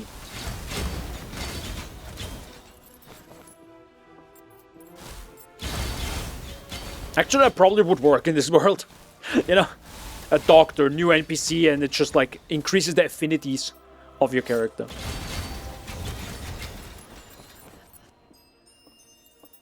Mutates you with Slorm. Let's go. Actually, is that a thing? Slorm mutations? That probably could become a thing at some point.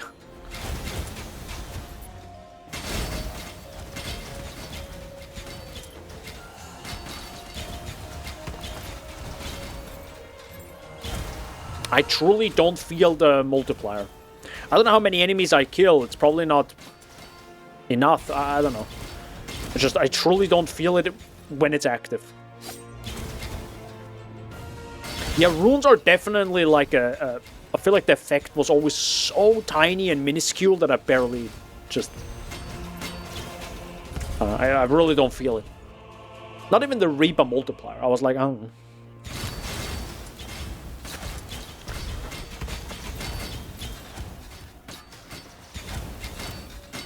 But, you know, at the end it's free because you just plop it on and it's passive. But, you know, when you don't feel like... when you don't feel it, then is it even there? How good can it really be? Even if it's automated, doesn't matter if I don't feel it. You know? That's difficult. Difficult to balance, I think, because you don't want to make everything automated and be a god. Unless there's a build for that. Oh yeah, should I actually check out some builds now? I mean, I don't know. I feel like I'm still okay, right, without a build.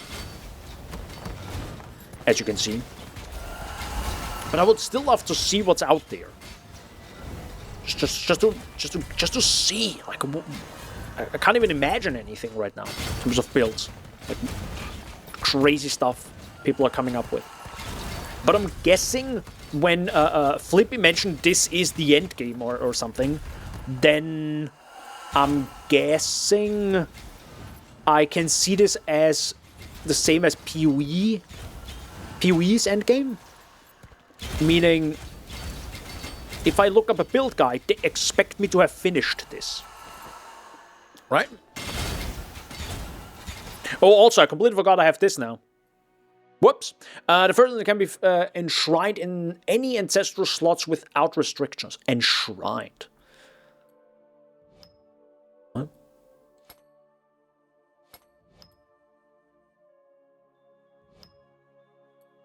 Okay.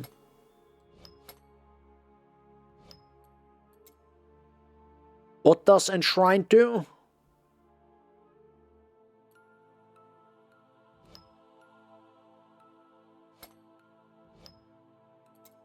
What does this mean?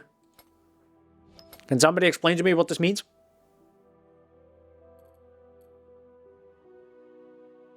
To be honest, I don't say so. It's... So if you want to pivot or not. Let's say do it. So you can decide if you want to pivot. Pick anyone you want. Oh! Understandable. Now I understand. Okay, that's cool.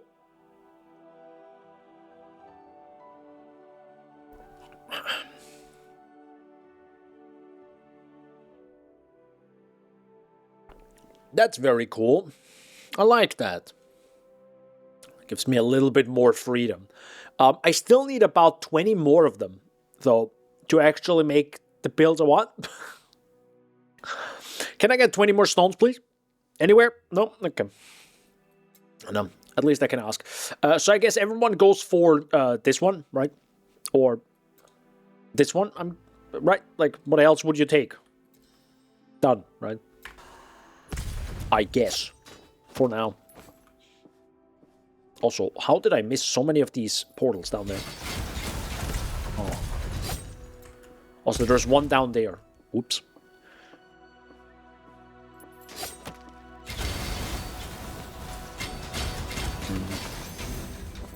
I mean, why would I...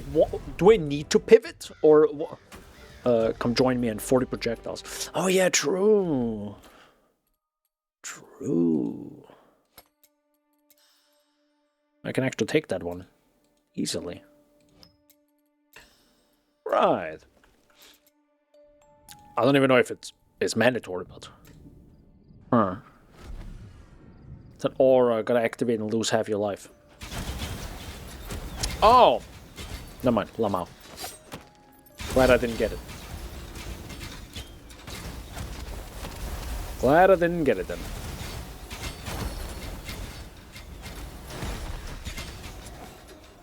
Yeah, it's a whole lot of more projectiles now. Uh-huh. Oh god, the gardens.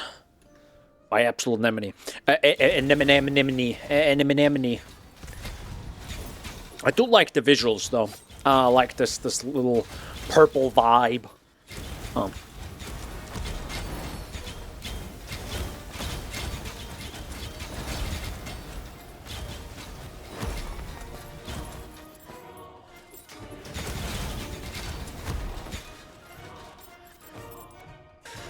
Okay, I guess you guys have to decide. Do you want me to try out something else, or do you want me to see how far I can go with this so far, right? I mean, this is gonna be whatever I'm doing right now, whatever the heck I'm doing. I don't even know what build I am. Projectiles, that's my build. Just projectiles, Lamau. Cause like I have no sense of what is incredibly good in this game, right? I don't know the sense. That's the same thing with PoE, right? I didn't know how good a build can be, what a good build feels like, does damage against what enemies, like I don't know. And I also don't know that in this game. So I'm like, I don't know.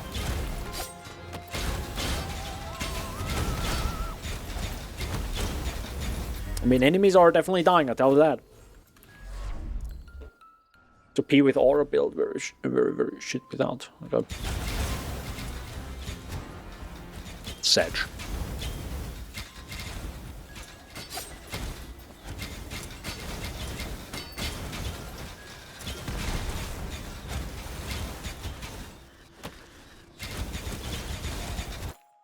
So hold up. Can I upgrade this again? Hell yeah! Fully upgraded, boys! Let's go! Yeah, I feel like I'm starting to get into, like, bitrate destroyer territory now. It's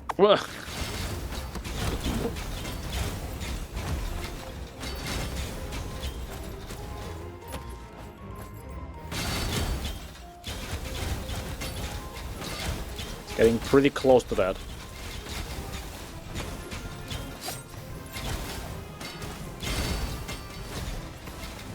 But yeah, I don't one-shot these enemies. Like, I spam them more. Like, I don't go into one room and it's just like, poof, everything is gone. I, like... See what I mean? Like, this was one-shot. So it's like... Maybe I would need, like, triple the damage to one-shot them?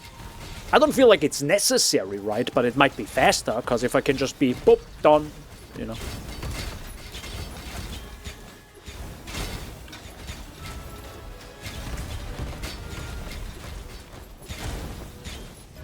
I guess I will try to get to the first warlord without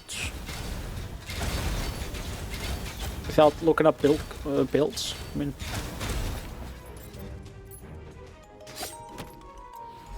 okay, does that. And now I can do. Oh wait, no, the first warlord is this one, or is it? No. No, you are the first warlord. Yeah. Perfect. Okay. Got it.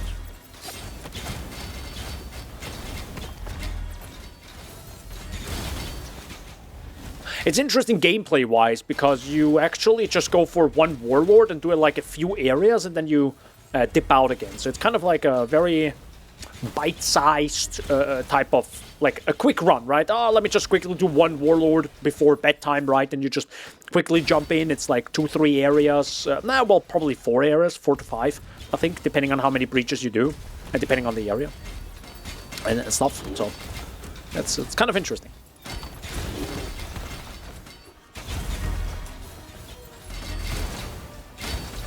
Also, can I get some life back? Thanks, bro.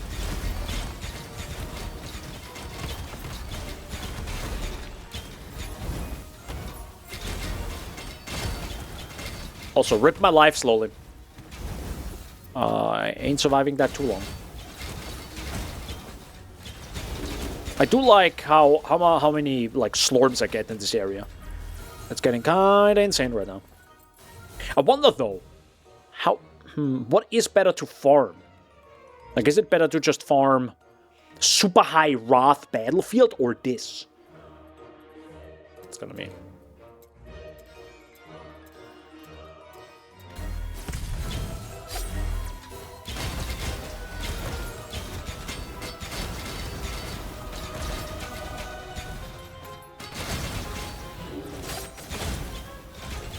I mean, if you can do, like, top or the highest difficulty of Battlefield, you're already kind of, like, super high difficulty. Like, you already got a build that can handle quite a lot. That's my guess. Because what does highest difficulty Battlefield? I think enemies have like 20,000% more health. They're the same difficulty as just the mods they have. Might be very hard. What? Very easy. Yeah.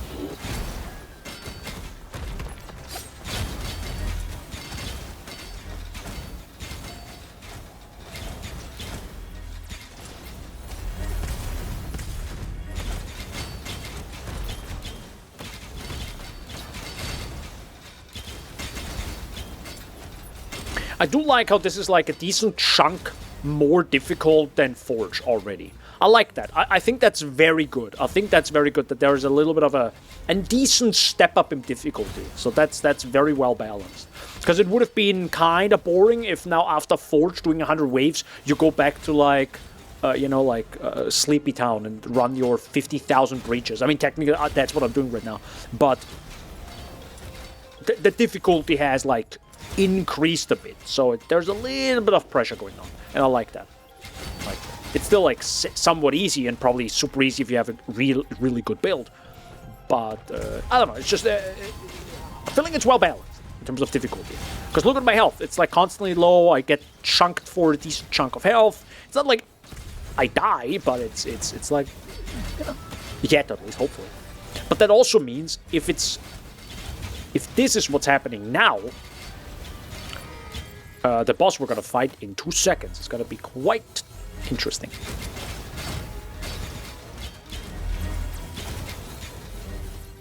The one problem, though, you don't get Elder Slorm here, right?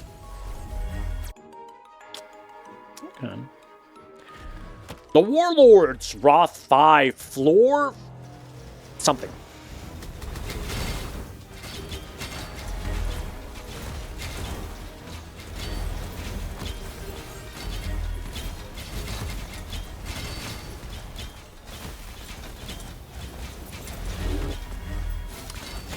Hey guys, if you can see something through the bitrate, please let me know.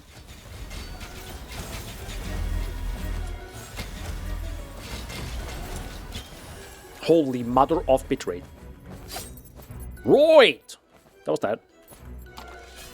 I wouldn't say difficult, but I also wouldn't say I felt good. So it was kind of scary. Okay. So now we have legendary gear.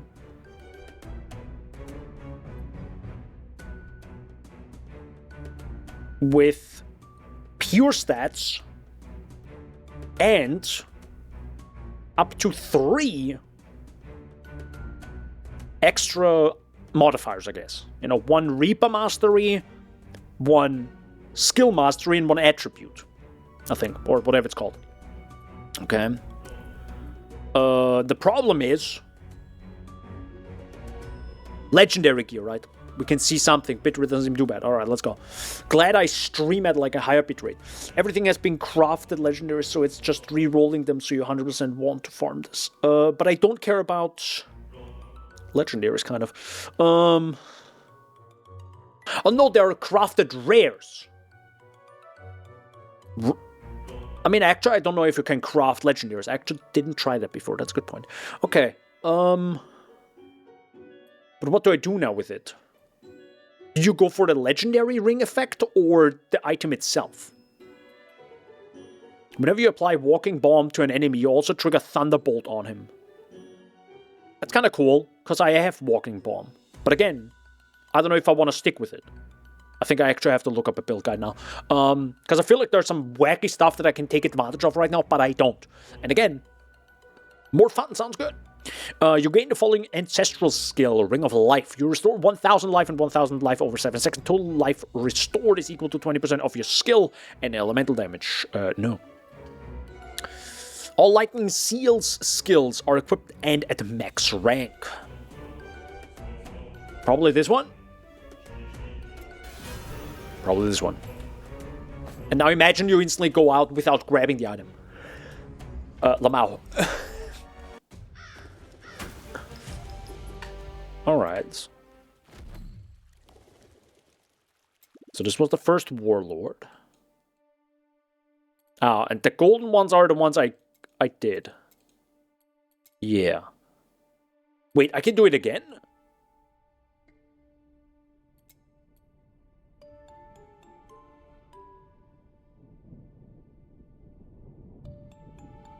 I guess.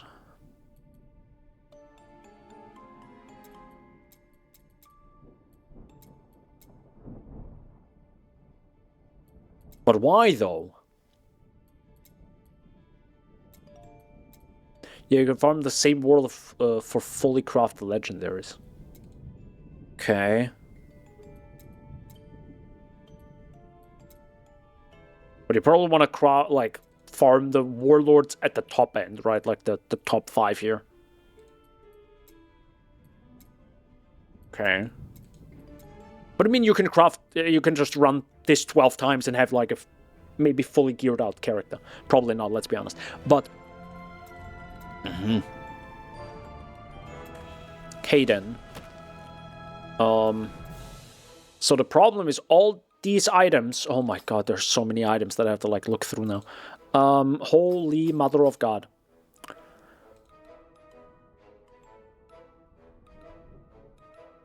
Guys, I think I need a better filter, right? Because this ain't working anymore. This ain't working anymore for me.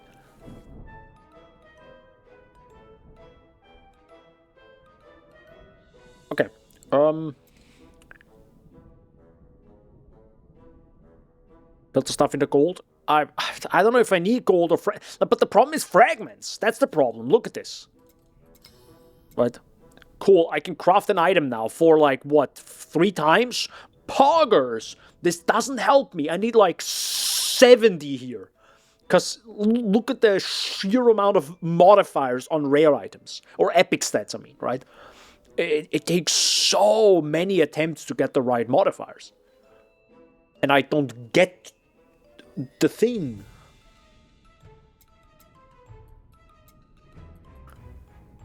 That's the problem. And if I turn everything into gold, a struggle there. It's a beautiful. It's great that you don't like overflow. Fine, let me tell you how I do it. I filter for frags all the time. Then I go 1 forge and switch to filter for gold and get 2 million in the bank. Then I go do 1 forge. But you do 1 forge to level 100, right? Yeah, I will not do that. That's boring as fuck. Again, forge is not my thing. I could literally only do forge if you give me a character where I stand still and everything dies. And I literally walk away. That's the only way. And at that point, let me actually do gameplay that's fun. Sorry, that's not my type of thing. I understand that some people like that, right? They're like, all right, how can I break this video game without actually playing the build, right? And it's great if that's possible after an ungodly amount of time invested, right? Let's go. So, but that's not my thing. So I guess I will hide rare items. I will hide epic items. I will turn everything into gold, because that's kind of the issue. Because I need to upgrade these things. Alright? Because they are already good. But then I don't get the fragments.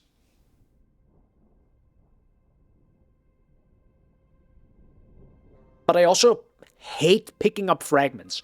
Again, because the AoE is so freaking small. Anyways, sure, we'll hide epic items unless the item has pure stats, which is probably pretty good.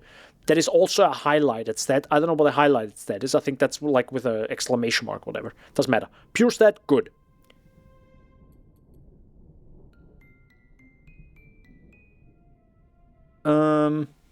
Yeah.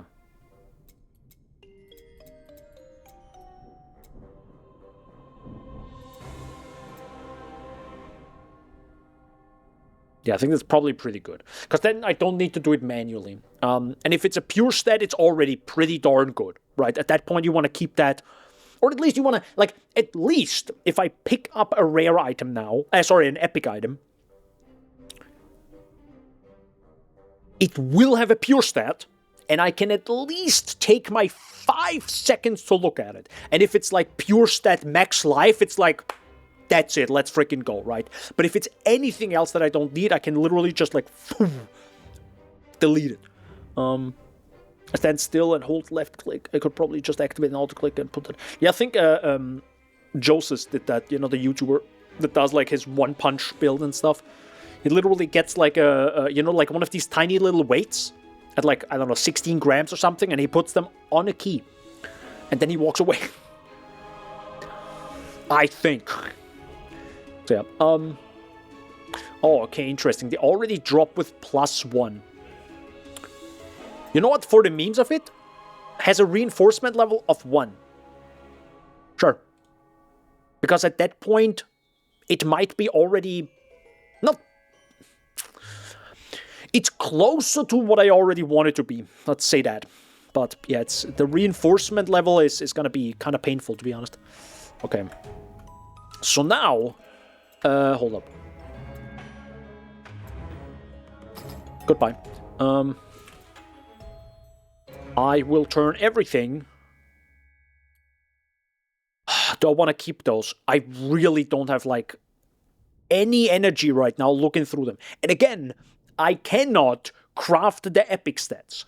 That is the one major issue right now. So, no. Goodbye. And again, I kill everything on screen anyhow. Even though I did say I want more damage. To be fair. So... I don't know. It's an interesting issue right now that I have. But that also could be a me thing. Somehow I cannot craft this. Okay, sure. Okay. Hold on.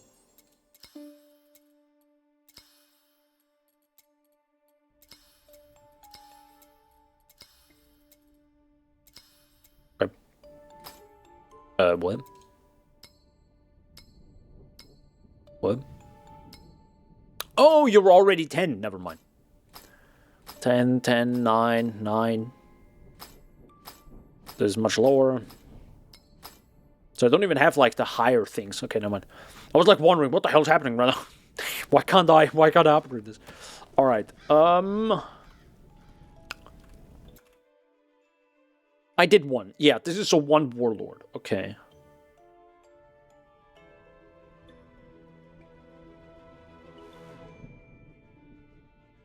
Right, the whole point is to actually do all the warlords, not just the same one 20 times. Alright. It's also not that bad, because it's like... I mean bad, as in, you know, they're like pretty small maps, but there are quite a few areas. So,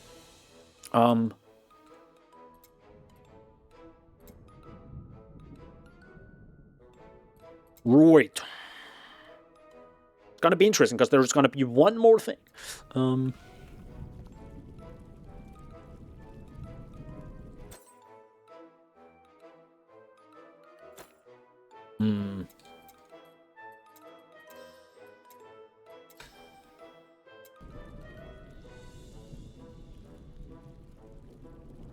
Guys, I think we need to look into build guides. Because I kind of need... Because right now... What time do we have? Yeah, right now it feels like I could just, of course, run a bunch of these warlords. But I also don't have the drive right now. And I don't know if the drive is... You know, at some point after 30 hours, a game could be a little bit like... You know, not that interesting anymore. Or I just need some sort of, like... ignition. And that could literally be... just a build guide. So... Slormancer build Huntress, I guess. Hold up, let me also share that window.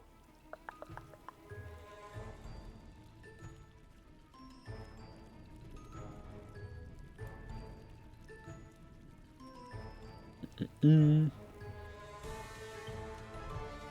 you go. Oh, God, Jesus. Nope. There you go. All right. So, That's why I switched skills like 7 times. You've been pretty much stuck with arrow shot. Yeah, but it's also like the best one. That's the problem. Oh, yo, let's go. Search assist. Yo, let's go. AI. All right.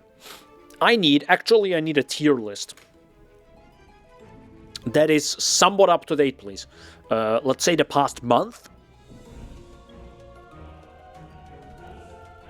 Why the heck is there a GitHub page?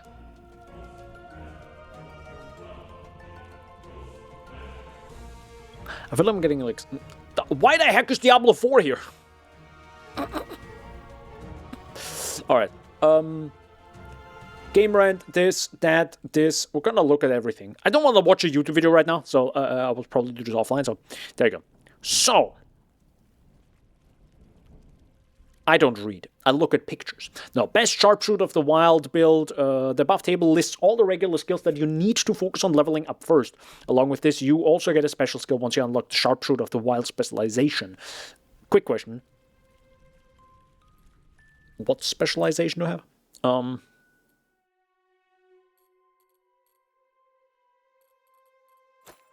I can't read. I do have Sharpshooter of the Wild, which probably is the best one because, you know, attack speed and everything else. Oopsie. Good. Back to this.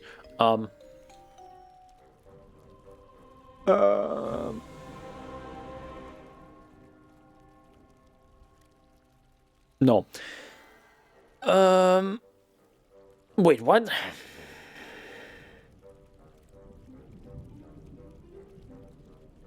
This feels like a bad build right now. Is it just me, or it's just like, I look at this and I'm like... Huh? What? Sorry, let me actually read.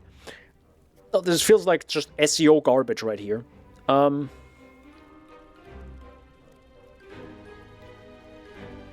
Focus on only 2 of them, which are Architect and Sharpshooter of the Wild. These 2 specs have the best stat boosts. Oh!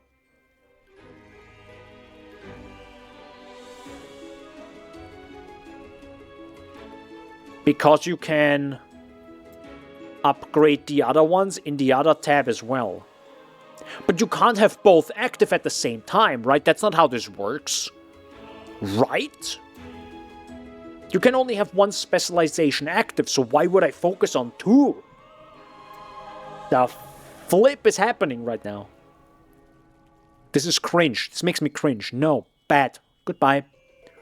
So, Bow of the Spider Nest. Yeah, I tried the Spider Nest bow. It was pretty sick.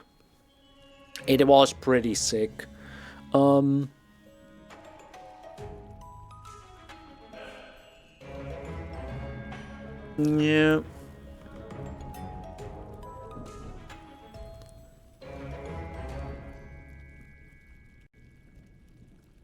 Oh, interesting. This also makes rebound usable in places like the Slorm Temple. That's a good point.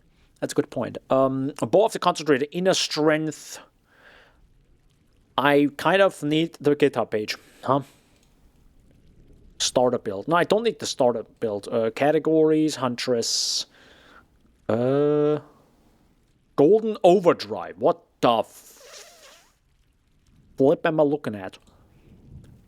Sign in, you're not a bot. God damn it, man. Oh, for fuck's sake, man. For real now?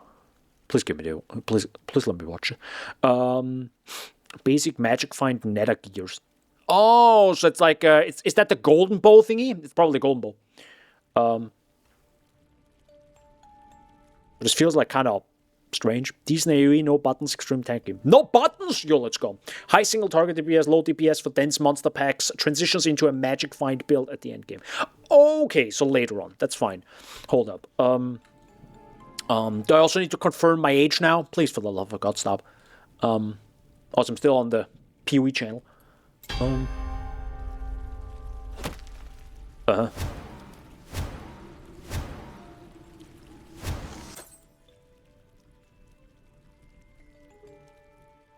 The flying heck am I looking at? Okay.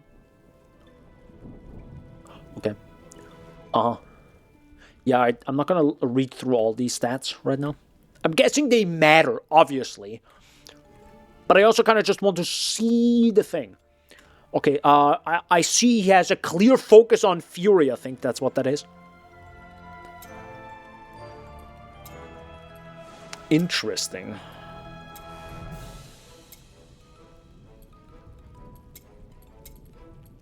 Spark machine. Based. Based.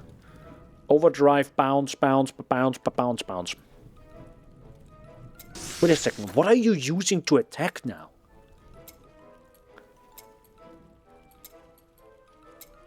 Okay. What is that?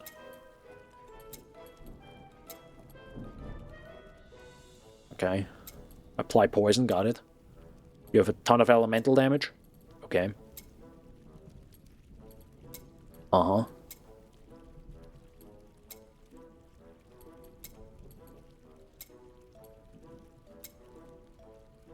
Sure. What the heck am I looking at, bro?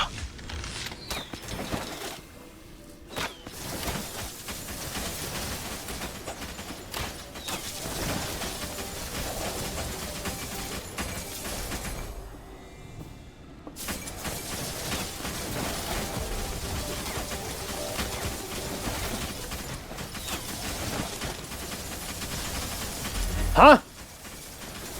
Yeah, that's a pretty slow build.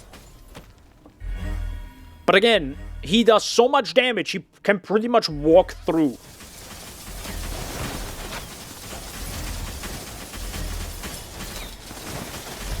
But I don't know if I like that build. Well, it's your button build, yeah, so... And this is like, you know, 40,000 monster life multiplier, some crazy stuff, right?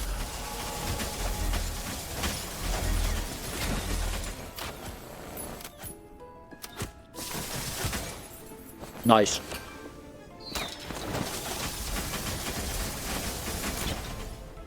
Interesting. I feel like I had something similar with Spark before. That kind of felt like this, where you, like, zapped the enemies. Okay. Huh.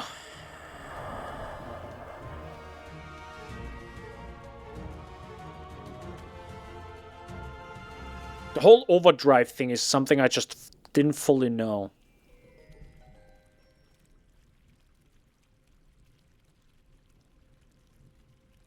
Oh, I like that the warning, right? Even at 1000% Goldus find, this build gains worse Goldus per hour than simply farming W10 Forge on any build, so please don't expect yourself to be swimming in gold with this build. That's nice. This build is very heavily cucked by the nullifying shield cataclysm. If you hate standing around doing nothing, waiting for your overdrive to strip the enemy block stacks, do not play this build. Okay. I can see that being a little bit annoying, right? Because it goes like... Bzz, bzz, bzz, bzz, bzz, bzz, bzz, and now you actually do damage. That's fair. Huh.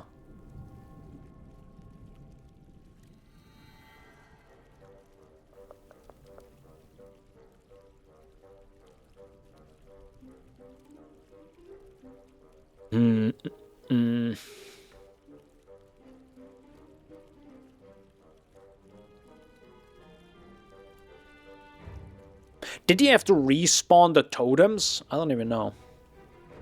Poison in a fire for a huntress. Oh my god. I swear to god. If you ask me to sign in one more gosh darn time.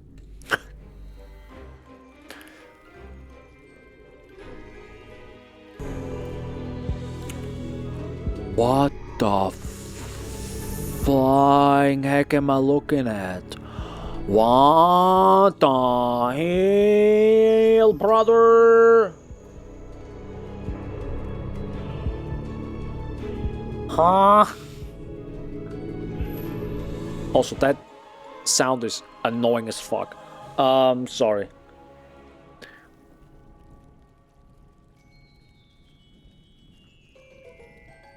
What the fuck? What the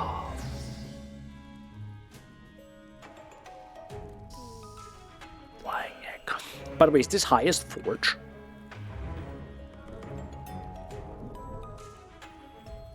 I think it is, right?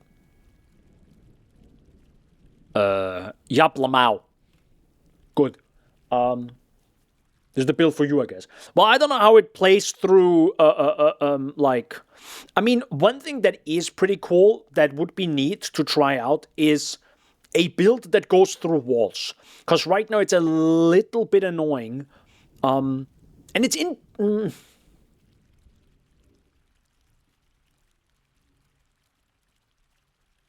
let's say it like this. In PoE, I don't know why, I don't mind it too much. Because it doesn't go through walls, right? Stuff doesn't go through walls. I mean, unless Spark, like, kind of finds its way. But, like, but the beauty of PoE is also... You have a lot of open areas you can play, right? So you can play to your strength. But in this game, there isn't really a way to say, hey, let me play all the open areas. Because everything is closed. Everything is like tiny little dungeon rooms. So having a build that just like, Lamau, I don't care about walls, is like automatically gosh darn insane. So...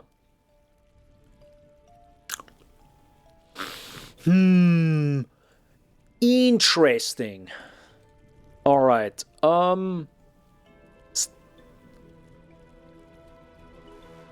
I have to read this in a second. I'll first go to the toilet, and then we're gonna read through this, because this seems interesting to try out. And to be fair, the beauty of this game is that you can just try stuff out. So that's really cool. So Spider Nest Slorm Reaper. I tried that one. That was also pretty good. I think it just had very low damage. But now, might be fine again. But so what I realized while I was on the toilet, because, you know, that's where you realize stuff, is more projectile speed equal more bounce, more damage. Let's go! Is the one thing I didn't do in this game is actually focus on the things the game gives you, which makes it unique or different. Best example is the way I played the game so far was my weapon, me pressing button, shooting arrows, doing damage. Ignoring overdrive, ignoring ancestral strike, ignoring inner fire, all these like interesting or different mechanics, I ignored all of them so far. Because, you know, I gotta use my brain, bro. But... So now, using them is probably gonna feel a little bit different and weird, but that's actually what makes like these walking builds automate, like builds that automate stuff, probably possible, is my guess. So, and that's kind of what this looked like. So, legendary effects. True, maybe that too, yeah. This is raw damage build based on... Well, sorry. This build centers around the Reaper, both the concentrated inner strength. This is raw damage based build based on indirect damage. It involves stacking attack speed and cooldown reduction to increase the uptime of concentration and smokescreen, whilst indirect damage builds have the severe disadvantage of not being able to benefit from on-hit effects. The Huntress has one special node on a skill which allows us to work around this. Unlike normal if builds, whatever if builds are. However, this build doesn't focus on if chance on melee skills. Instead, we will be utilizing the Inner Radiance Ancestral Legacy skill to spawn IFs continually. The heck are IFs? This frees up Inner Fire, thank you. This frees up an attribute slot on all your gear. Stab gives you a node, Fountain of Malady, which allows you to lifesteal from poison damage. Mistwalker gives you a node, Toxic Fire, which imbues inner fires with poison, meaning you can now lifesteal on inner fire damage when they apply poison. No other class can do this. Mistwalker's Boosted Toxins node lets you pop the poison damage on enemies instead of refreshing the duration for 40% of the remaining damage, which adds even more damage to the already beefed up build. Given how often poison is applied and reapplied to enemies, this is a constant source of damage. Okay, it kind of makes sense. Doesn't really say how it plays though, that's just how it works, right? Because if it's like a weird way to play, then, you know. Flat inner fire damage multiplier. The Reaper is a de facto best damage option for inner fire builds for the following reason. Reaper damage is added to inner fire damage. Normally, inner fires only do raw damage. Okay. Allows you to scale inner fire duration with inner fire charges, 1 second per additional charge. This frees up 2 more gear stats. Inner fire max charges and chance. Primordial Benediction gives you additional inner fire max charges multiplier, giving you even more scaling duration and damage output. Primordial Malediction actually benefits the build instead of being detrimental. The Malediction is like the negative, right? Grants 2 incredibly useful ancestral skills. Fast Expansion is cast at the start of the mission to give you 5 inner fires instantly. That's cool. Concentration is the main damage skill in this build, doubling inner fire's damage for 7 seconds. Okay, so far so good. This is one of the 2 legendaries which are truly compulsory to the build. As bro, can you use a word that I know? The heck is compulsory? Obligatory. Thank you. There you go. Required is also a good word. The cooldown time reduction afforded by this item is what allows you to be able to spawn your concentration and smoke screen. Smoke screen abilities. Therefore, reinforcing this legendary brings the most value to the build. Okay, Winds of Harmony. I don't know if I have that one. That's one of the kind of the issues right now. Hold on, I'm gonna like hide this. Do I have these legendaries? And if I don't, does it work? Also, please let me search this. Does it actually work? Alright. Rip my life. What is the other build? Galzoka's Conquest, sorry. Galzoka. Yeah, I don't have that one. Is the search actually working? What if I search for gravity? Okay, it does work. Never mind. So I have none of the 2 items I actually need. Okay. Back to this. Gives you 1 per crit up to a maximum. The legendary effect saves you needing to roll max charges on your gear. However, be careful not to reinforce this ring too much, as it would be a waste of resources. I have mine at plus 16, and I'm unable to maintain 66 easily at any given time. Any more than this, however, is not going to add to your damage, since this number of clears enemies off screen with ease in all current game modes. Okay, so it's like plus 15 is max. Okay, on this legendary gear item. Okay, building this will build crit chance and crit damage. Since these 2 stats are vital to increasing your damage output anyway, it's a no-brainer. The build delivers many layer defenses. Young Phoenix Feather in case you get gibbed. Not necessary, but certainly helps. No idea what the heck that is. Life Leech on poison damage, that's pretty cool. From Stab. Thornbite Rune for scaling shield. Thornbite Rune. Okay. Smoke Screen with Fairy Dust Node for invulnerability. Fair. Indomitable Mountain Legendary to convert evasion to armor, which helps with the scaling of the Thornbite Rune. Oh yeah, that sounds fucking insane, bro. Oh yeah, that sounds insane. Because we already are evasion. So now if I can say 25% of your evasion is also armor, I'm like, yeah, let's freaking go, brother. That's boggers.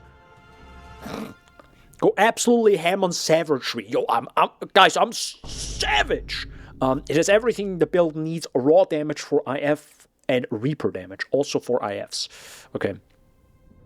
I'm really glad now I actually went on grabbing all these things. So we have inner strength. There it is. Okay. Inner fire damage. You have 21 inner fire damage. Oh, inner fire damage. I thought like inner fire things. Okay. So, but do I have to cast them manually? No, because they're ancestral skills. Right? No, shoot, Ancestral Strike is the thing you need. That's manually. That's automatic, right? So how does this work? Ooh, I understand now the kind of the issue of changing builds in this game. Yeah, that's gonna be a little bit painful. Okay. Hold up.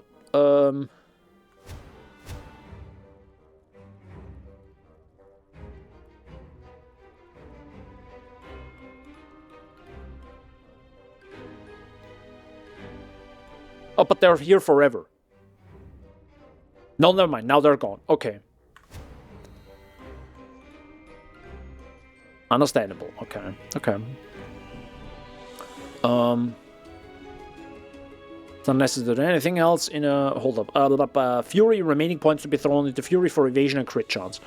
Okay. This is gonna be a little bit tough. I mean, to be fair, this is like the one build we looked into, and the rest I didn't even look into yet. The problem is I don't have these two legendaries. So the only thing I can try to do now is, does this work? Does this still work? That's a big question. Complete gear Slorma planner. Perfect. There's a Slorm planner website. Bless this. Thank goodness gracious. So we're gonna go step by step. I know you can't see it right now because I have it on my second monitor right now. Just to actually see both. Good. He only has legendary gear, by the way. So there's that. And 105,000 skill raw damage. So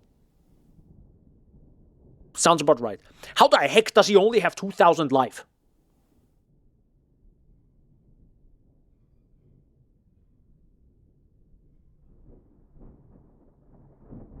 Okay, cool. Sure, let's go. All right, then. We go one after another. So first of all, I need... yeah, he has this... He has the same activation rune. He has the Thorn Bite thingy. What is the Thorn Bite? Can I search this, please? Oopsie. Thorn Bite. Oh, it doesn't work. Okay, the search doesn't work with the runes. Okay, never mind. So we have to manually search it. But I think it's this one. So you gain Thornbite protection that shields you from the next X incoming damage. Thornbite protection is equal to 2.5% of the sum of your armor, elemental resistance, and evasion. Thornbite protection cannot excess 11,000 something. The limit is equal to 50% of the sum of your armor, elemental, and something. Okay. So this is just like defense, which we kind of don't need yet. Right? Let's be honest. We really don't need that yet. Oh, interesting. That is an interesting thing. He uses this one. Every time you trigger your effect rune, you gain an effective rune stack, increasing the effects of your effect rune by 2% up to 10%. I can see this being very good during Forge, right? Where it's like over and over and over. Because I'm guessing this resets when you change areas. So during Battlefield, it might not be as good. But, you know, depends on the enemies. Okay. Good. This is done. Now, this is going to be interesting. He has 73 points in savagery.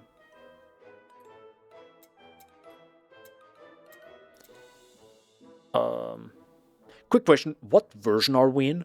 Because this is version 0.4. This feels like mega early. Uh-oh. I didn't check that. It's updated on May 14th, though, so I think it might still be possible. Either way, we're moving on.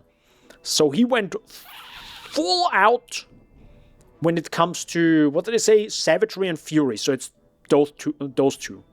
But pretty much everything on Savagery. Which makes sense, because it's critical strike, critical strike, critical strike. Armor pen, armor pen. You have 995 Reaper damage. Reaper damage is equal to 10% of the difference between your min raw damage and your min elemental damage. Alright. Melee damage reduction, and that. Okay.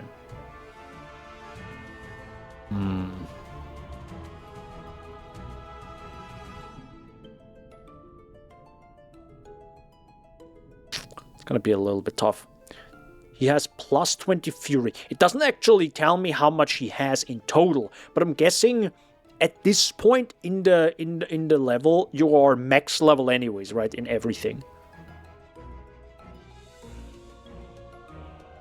So he probably doesn't have anything here.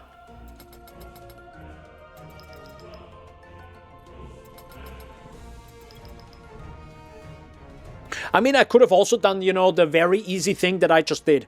You, like, look what I... It's kind of funny, you know?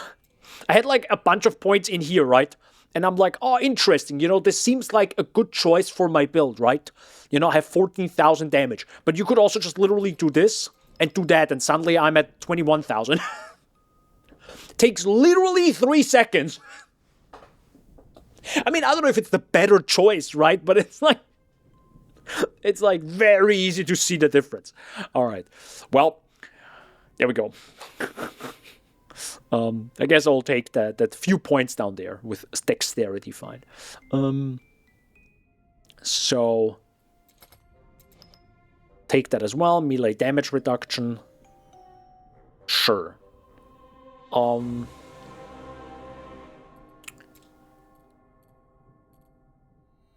I have so much armor penetration now that I see it. Look at this. 165. Might be a bit high, but it's fine. Good. Now skill. That's gonna be weird. Because I think it wants me to go with this one. You cast a smoke screen. But the problem is I don't want to cast it manually. But do I have to?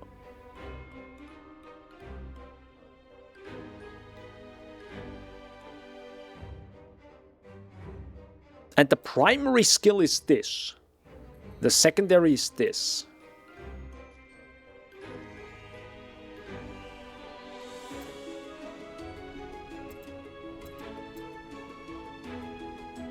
Huh. Tape down spacebar. Yeah, true.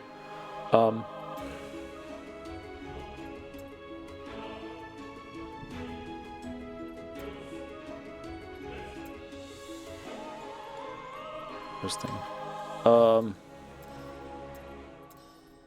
Maybe I'll do that one.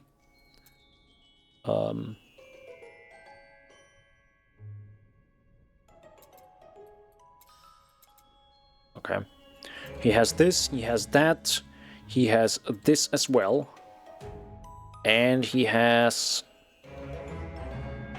Oh, he doesn't have that. He has this. Whenever you apply Wandering Ward, you gain 1 Impatient Arrow stack up to 5 stacks. Okay, that's a lot of skill damage, by the way. Interesting. Sure. I'll trust you on that. And the only thing he has here is this. He has nothing else on this item, or on this skill. Only that. And that's his primary skill. Sir, can I get this as my primary skill? Thank you. That's weird. While delighted, Stab has an additional 3.5 life leech on poison enemies, which is, by the way, a lot. 3.5% life leech is a whole lot more. So the problem is, though, I have to, like, remove all my points from this. This is not going to be easy, right? It's going to be a little bit annoying, but sure. Somebody remember what I had here. That's fine. It's already over. Oh. So the problem is I have to level this now. Lamau.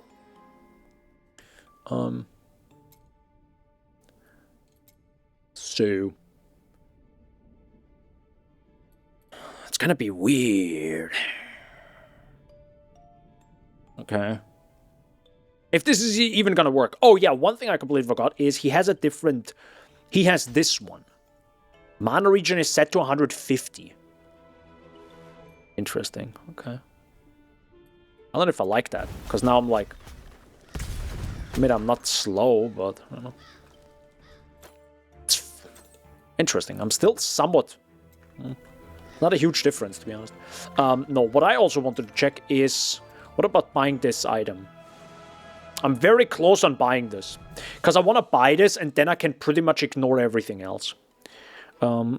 Astorias. Right, hold up.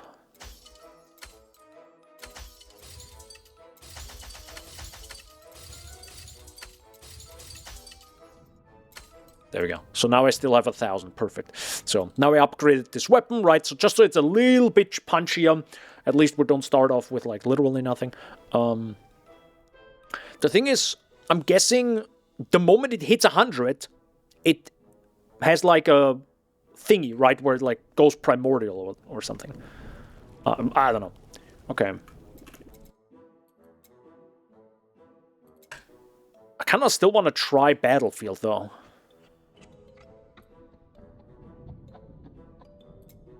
Let's do Battlefield 4. We gotta start slow, because I have literally no idea how this works now. So...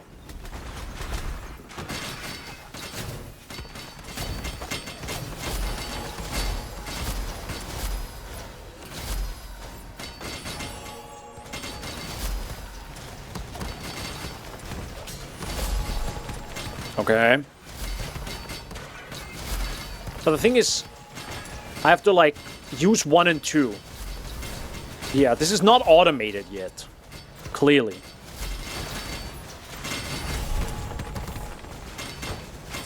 Like, I have to press 1 and 2. I mean, this is still less pressing than, you know...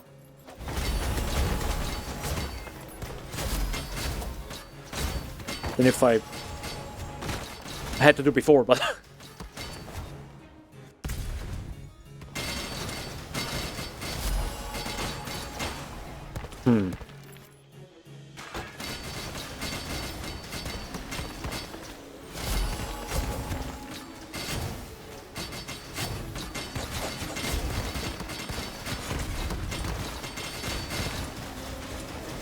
I mean, it's in a weird way, it kind of works, right? I just run out of charges. But the reason why I run out of charges is because the duration.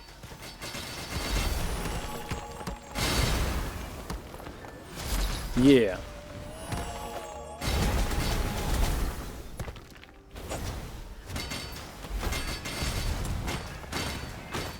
So if I had more duration...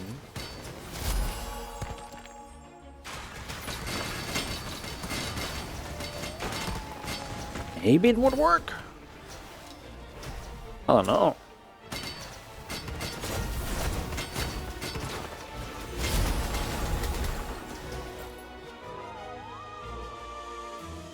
This is a little bit strange.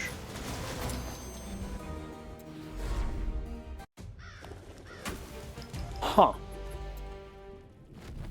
Okay.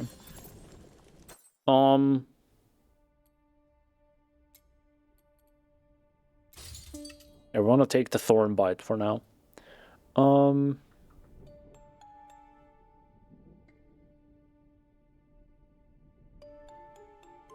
Let me watch that video again, real fast. Does he manually use it? Hold on, let me activate the window again. There we go. Wait, do you see it? Oh, you don't see it right now. Wait, why?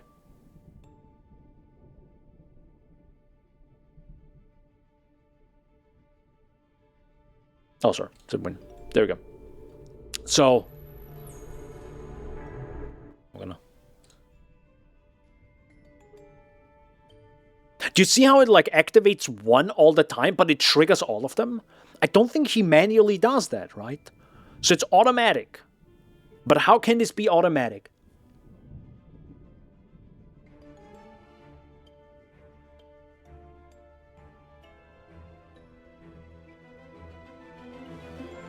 Is it like, if you trigger one ancestral skill or strike, it casts all the ancestral skills? I think that's the only way to do it, correct? Okay, hold up. Ancestral Legacy. We haven't actually, like, fully done the build yet. My bad. There we go. Sorry. So... But, you know, there is something here. There's something here, right? I just walked around and stuff died, which is like, what the hell is happening? I'm guessing the Slorm Reaper does a lot, like, heavy lifting right now. So... We also have this, which Smokescream lasts 0.5 seconds longer. Sure, it just costs more mana now, I guess. And during smokescreen, you ignore incoming attacks and can move through enemies. Yeah, this is not OP at all. Got it. Yeah, it's fine. Yep. That's totally fine. I'm kind of surprised that you don't take more here. But I'm guessing you only take it for this. Yeah. There you go. More points here. More points here. But I don't even want to use this. But I'm guessing use this at the beginning and then ignore it. Who knows? Ancestral legacies. Oh, now I can actually see them. Okay, sorry. I just didn't see them properly at first. So let me just remove all the points right now. Sorry, no more. Can I actually remove this faster? Is it with you? Track all Slorm you will get. Yeah. Perfect, let's go. Hoggers. You don't lose Slorm when you do that, right? He doesn't, like, take 10% for his own. I hope not. It's pretty good. That is, I think, this one. Yeah, you draw a lightning seal at the target location. I think that's the one. Then you take... Inner Radiance, the Viper, Painweaver. Inner Radiance... the Viper... Oopsie, nope. The Viper... What is it again? The Viper and Painweaver. Painweaver. Oh, what? This one. Got it. And nothing else? Ain't no heckin' way. You also take Scorched Earth. It's an old website, I think that's why it doesn't properly work. And a Scorching Area, but Scorched Earth is... That doesn't even exist anymore. Use this for travel. I guess maybe that was an old skill, because it looks like an movement skill. Inner Radiance.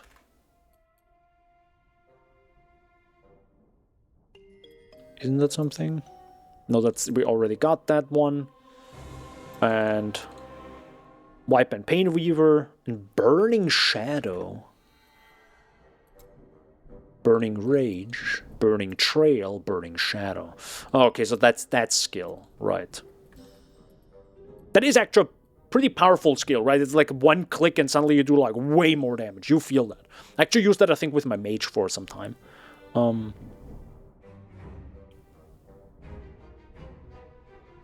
Okay. You use that one.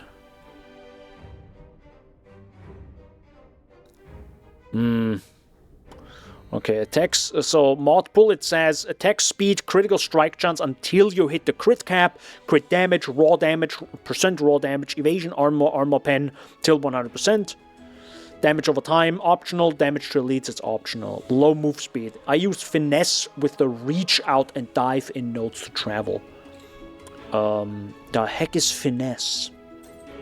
Isn't that one of the skills? Yeah. So how do you reach out?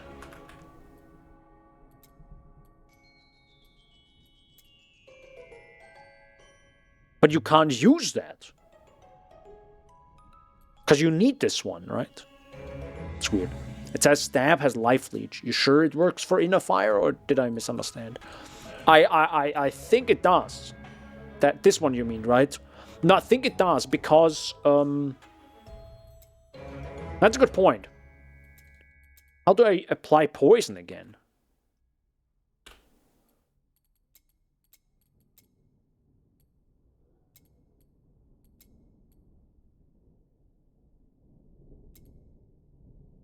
I also understand why he doesn't use more of them. Like, why not also use this? Oh, is it because of the mana? Maybe. Right, that's... Poison ticks, poison deal. Inner fire now applies poison. That's the thing we're missing. Got it. Alright, perfect. I mean, the life leech is a minor thing right now. But it kind of solves, you know, So we don't need Life Legionnaire gear, right? That's good. That's good. We're still missing 2 items, and because this has no trade, I think, at least I wouldn't have seen it. I don't know what else to take. Also, I'm in a weird position where I do not know what else to take on this tree. He doesn't take more than this, which is weird. Like, why wouldn't you use everything to your advantage? Like, why wouldn't you just take this one, for example? Or this one, so to slow the enemies? Like, that's... I'm guessing it, like, leaves it open to the user or to the player.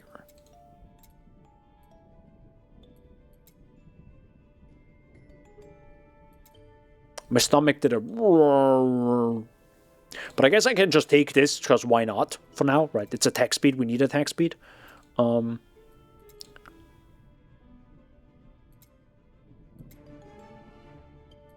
I can still take the... Oh, wait, no, that's the raw damage.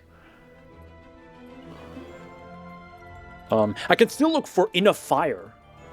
So, for example, I can just take this for now, right? Because why not?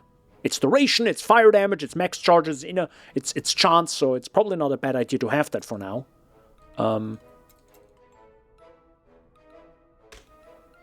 And Ancestral... And also, isn't there one that says if you cast one Ancestral, it casts the rest? Whenever you're dealt... You are dealt damage. You have a 60% chance to trigger all your equipped Ancestral Strikes effects. I mean... Also doesn't sound like a bad idea to have. Loop at level 8, Mistwalk is enough damage. Probably. Okay. Sorry, so there was a little bit of a... So we instantly go up to, you know, let's do 6. There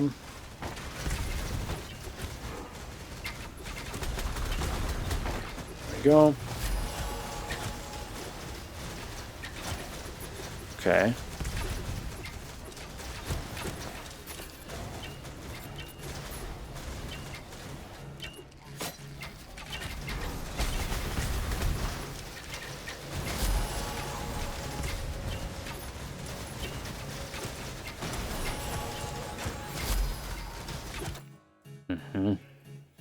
Okay, I'll have to just...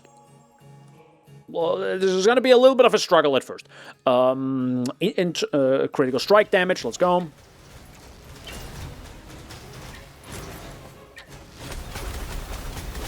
I mean, in the meantime, I can just do it like this.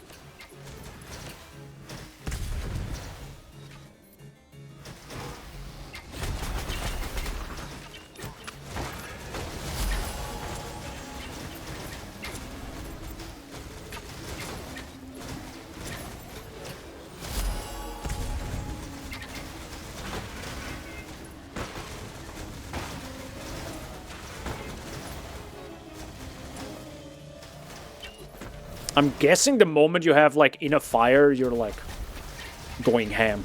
It's my guess. I don't know.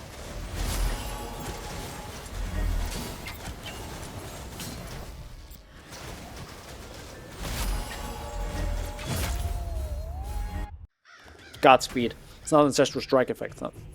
That's Ancestral Strike effect, not Ancestral Skill effect. Yeah, I know. That's also kind of the problem I have right now. I don't know how he triggers it over and over and over.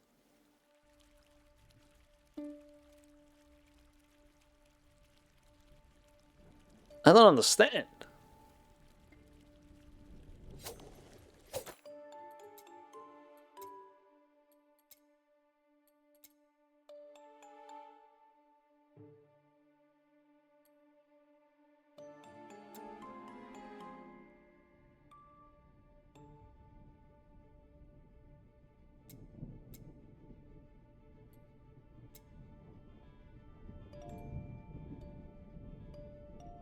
That's actually the 3 skills he has. Yeah.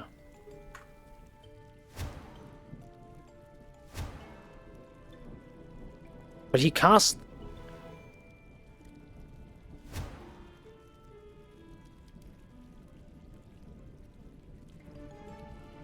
Probably a legendary.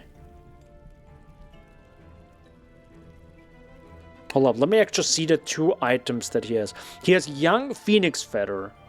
No, Okay, Young Phoenix Fat is just whenever you should be defeated, you restore 80% of your max life instead and become invulnerable for the next 10 seconds. This effect has a 10-minute cooldown. Okay, it's pretty strong. Yeah, Young Phoenix seems like Young Phoenix Feather. It's a helmet. And then he has Wings of Harmony. All skills have minus 20 cooldown time. Okay, bro. Very good. That seems good.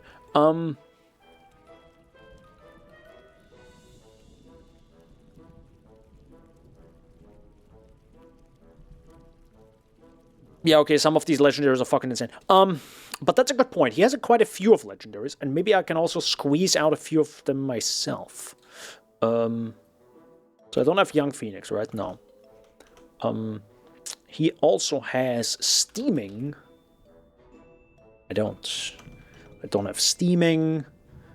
Indomitable Mountain. I literally see it right here. Never mind. It has those visuals, but it's not the same thing. The big question is, where does it get its name from? From the legendary effect? Because then I should look for the legendary effect, correct? Or is the name of the legendary also its effect? I'm guessing it's the same with, like, Pee-wee, right? Gazlokas Conquest. Oh, that's the thing. Whenever you deal Ancestral Strike damage, you gain a Conquest stack, granting you +1 inner fire max charges for the next 8 seconds. Conquest can stack up to 20 times. Yeah, that's the big one. Griefs of Stability, which, by the way, is also gosh darn insane. The legendary effect makes the name. Got it. Ancestral Champion. Nope. Oh, wait. I rolled it wrong. Nope. Or is it? I think this lit up, right? But that's not the wrong. No, it's the TR of the Ancestral Champion. Pretty good, though. That's a lot of resistances. But I need another thing. Damasius Awareness. Oopsie. Damasius. Nope. I don't like that you can just control A. I wish that would be a thing. Okay. Heavens of Steel is also not. Okay, bro. Heavens of Steel has a legendary effect that literally says plus 60% max Reaper damage multiplier. Okay, bro. Do you want damage? Yes. Perfect. I got you, bro. I got you. Do I want to go Forge now? For the memes, let's go Forge. Oh, shit. Did I just do Wrath 6? Rip me. Here we go. Not enough Slorm. Fuck! I wanted 4. That's... Oh, well.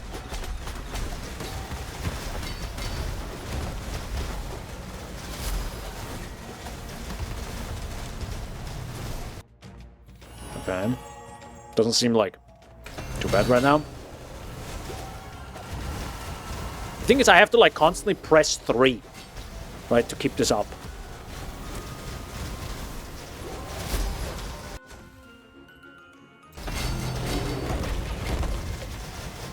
Also, I'm dying.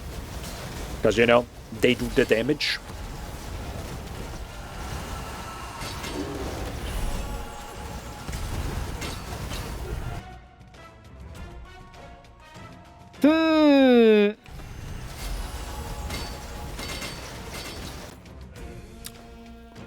Woof. I have a necklace that changes the elemental boost in Ancestral Tree to raw damage. Yes, I get like 3x damage from that. There is an issue. Nice. The next one is, I think, this. Yes. Poison Tick Steel. Increase damage for each poison enemy within a 5-yard. 5-yard radius! Yeah, that's massive, bro.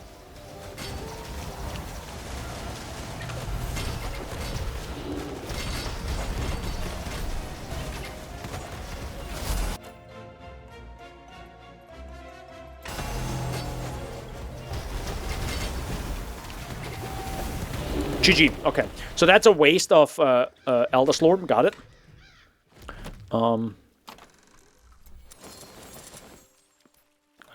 Okay, we go back to Battlefield.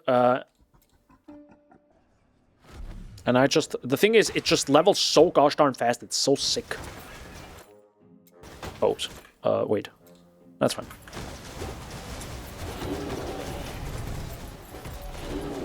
Look how fast it actually, like, this is, like, the forge is so fast.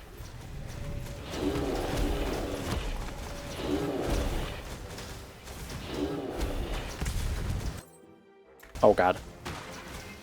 Now I have, like, nothing. Yeah. Man, the 4 doesn't look like a 4. I'm sorry, it doesn't.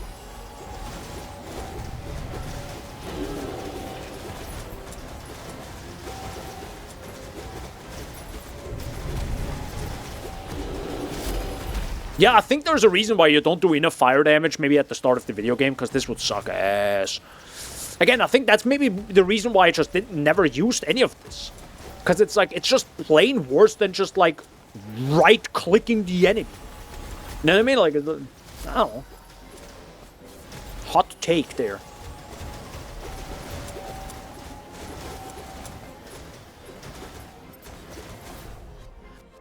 I mean, of course, we're like way over the top right now with like the level and everything, but it's just like, man, you gotta give me a really good reason to use this right now. I don't know. Or from the beginning of the game when I can just, you know, right-click the enemy.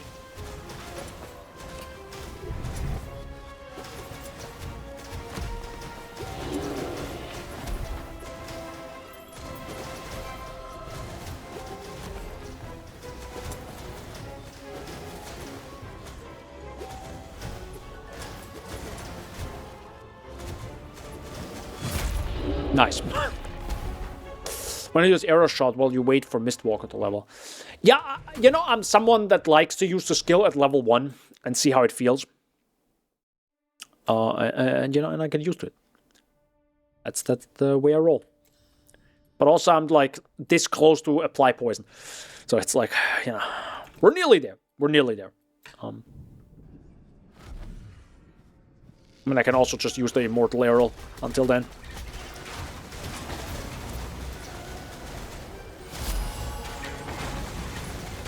I'm actually surprised how, like, quickly a Slorm Reaper levels. I'm almost surprised by that.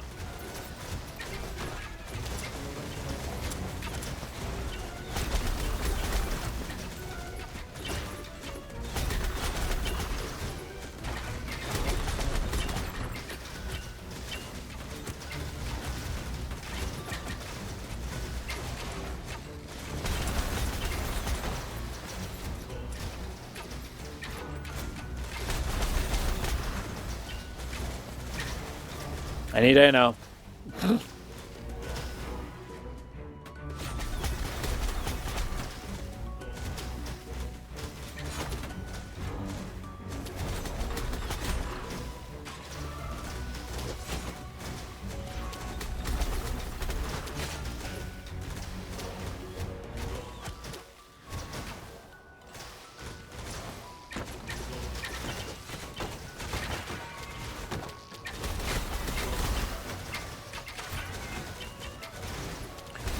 This is rough.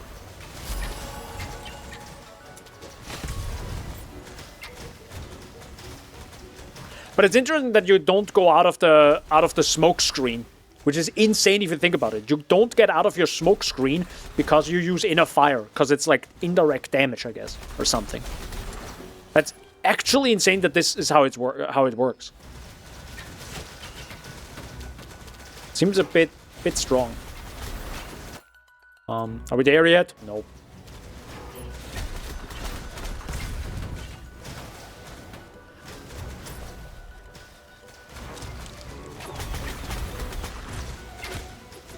Ow.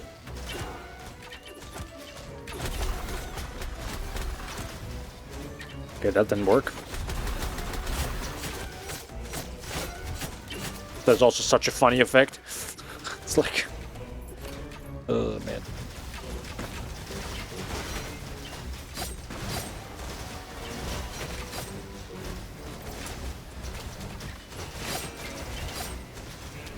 I'm very close using the normal arrow skill.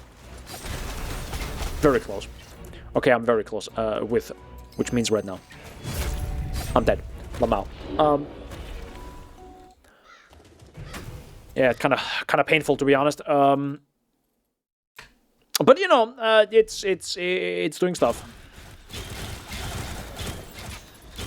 And again, like pretty much all our gear is like not made for it. Keep that in mind.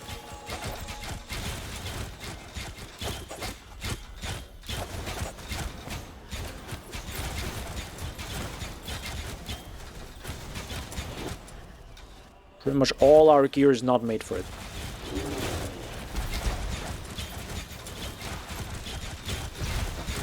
Oh well, I think I have some cooldown reduction, but that's like... That's pretty much what I think it. Well, no, I don't even have attack speed, to be honest. Because I never knew when attack speed wasn't good to take. Because Shaggy mentioned that, you know, cooldown reduction is a thing, so you kind of also want to take that. And attack speed, because they're kind of linked in a weird way, and I was like, oh, okay. So. And again, it never felt like I needed to hit more often. I kind of just wanted to hit harder.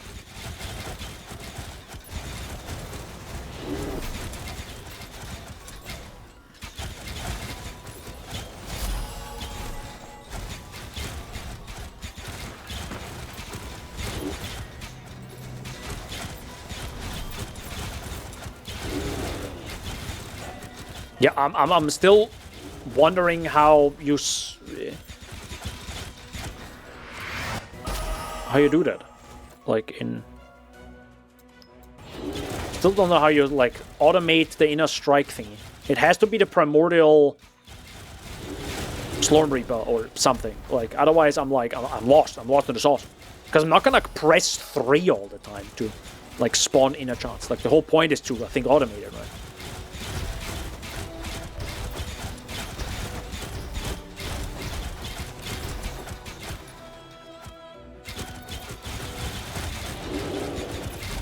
Also, oh my god, wow. You level really slow all of a sudden.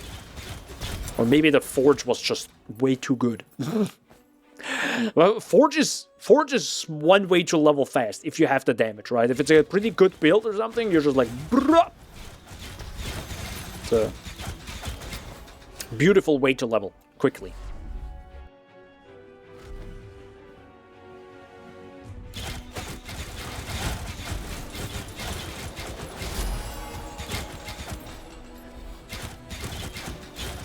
I mean, that's how I leveled most Slormancer, to be honest. Or not most, but you know, like I leveled the ones that you can level up, and yeah, it was really darn good. Hey, smoke screen, let's go!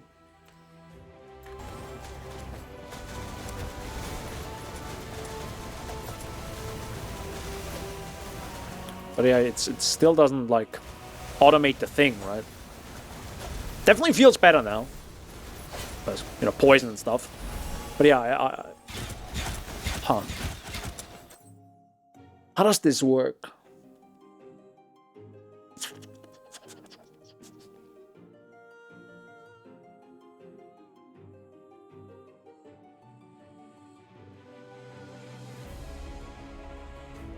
I really don't want to, like, recraft all my items, but I might have to look. I might have to look how to do that.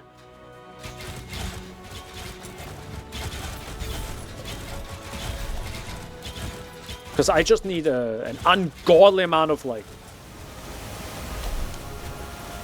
duration. Just way more duration.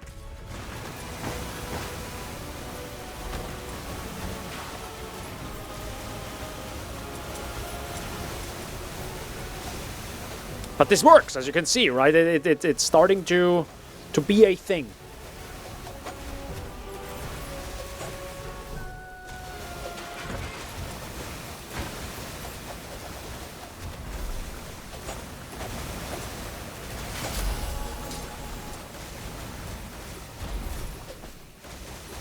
Ring of the Void.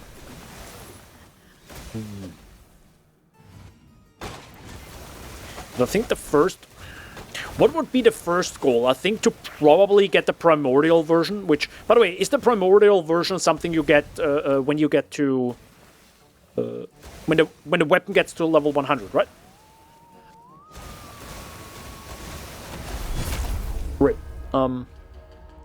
So it's get the Slorm Reaper to level 100, get the Primordial version.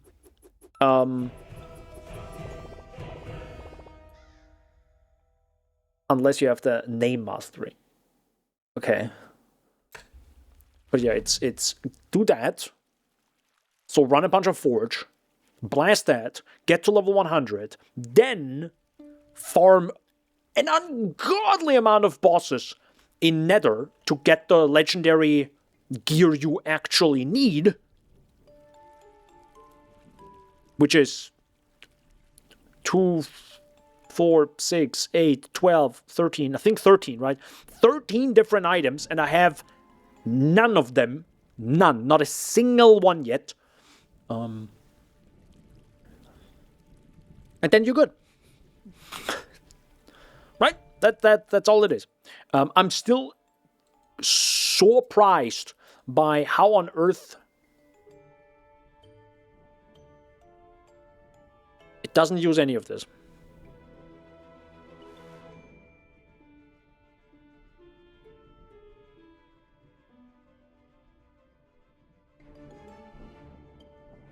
How the hell?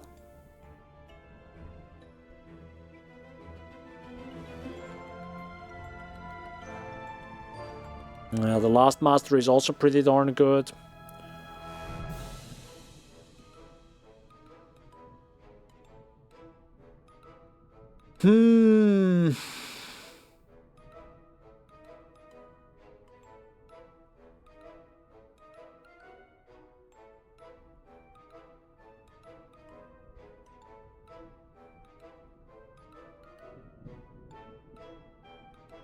I don't think it's an automated build.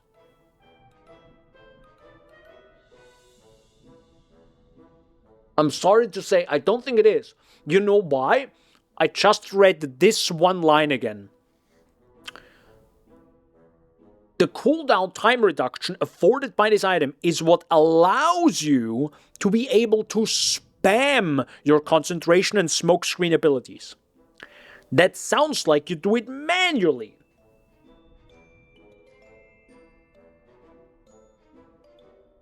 But it looked so automated. I mean, technically, it could have had an auto hotkey active, but...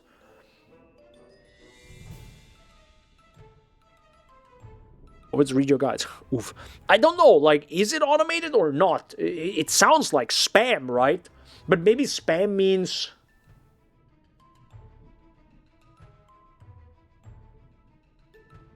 spam like crazy for infinite uptime on your IFs.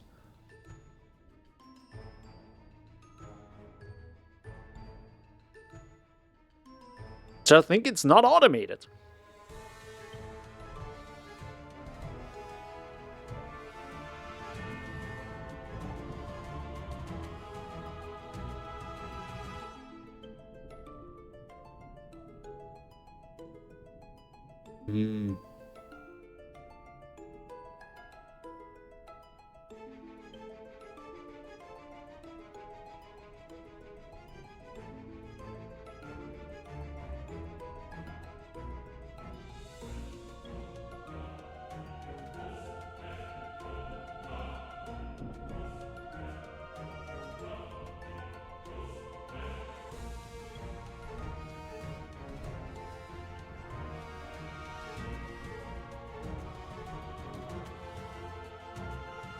Woof.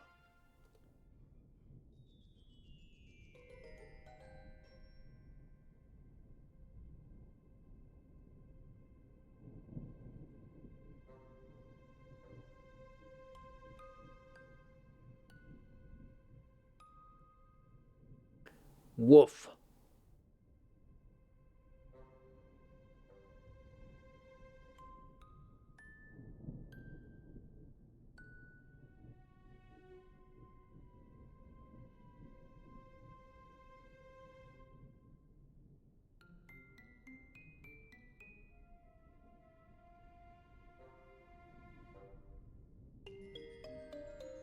Sorry, I'm just reading right now. Maybe trying to find something, but I don't know. Oh my god, all sounds done with Slorm Temple upgrades for pure death, like 5 floors left. That's true. You could also get, like, better pure stats. I haven't upgraded that one yet. Maybe I should.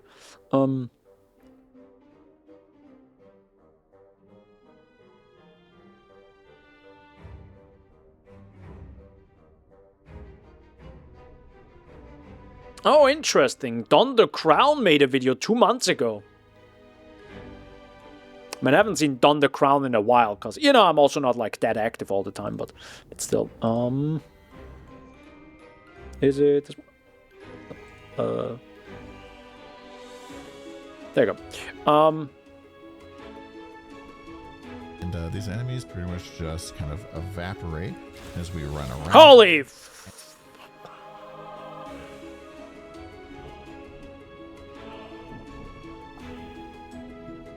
What?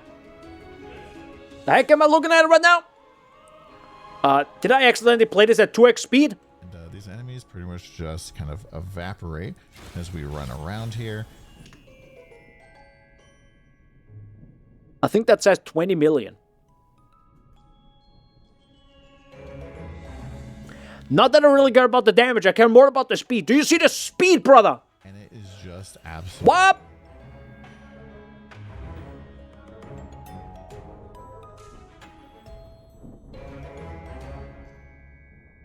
Holy mother of God. Okay then.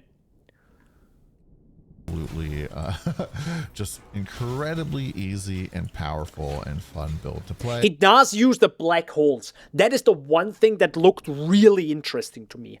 The black hole from Void Arrow seemed very interesting. That is like the where I was like, huh, interesting. So when I have like massive black holes and just suck up the enemy and just they just evaporate and just disappear, seemed pretty good. And we've just done all of the content in the game, and I've even gone through and like min-maxed the gear a little bit here to make a little bit.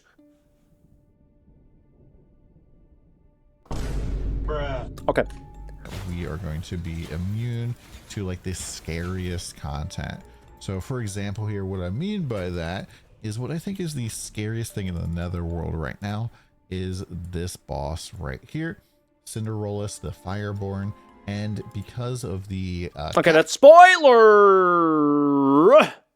Everywhere is.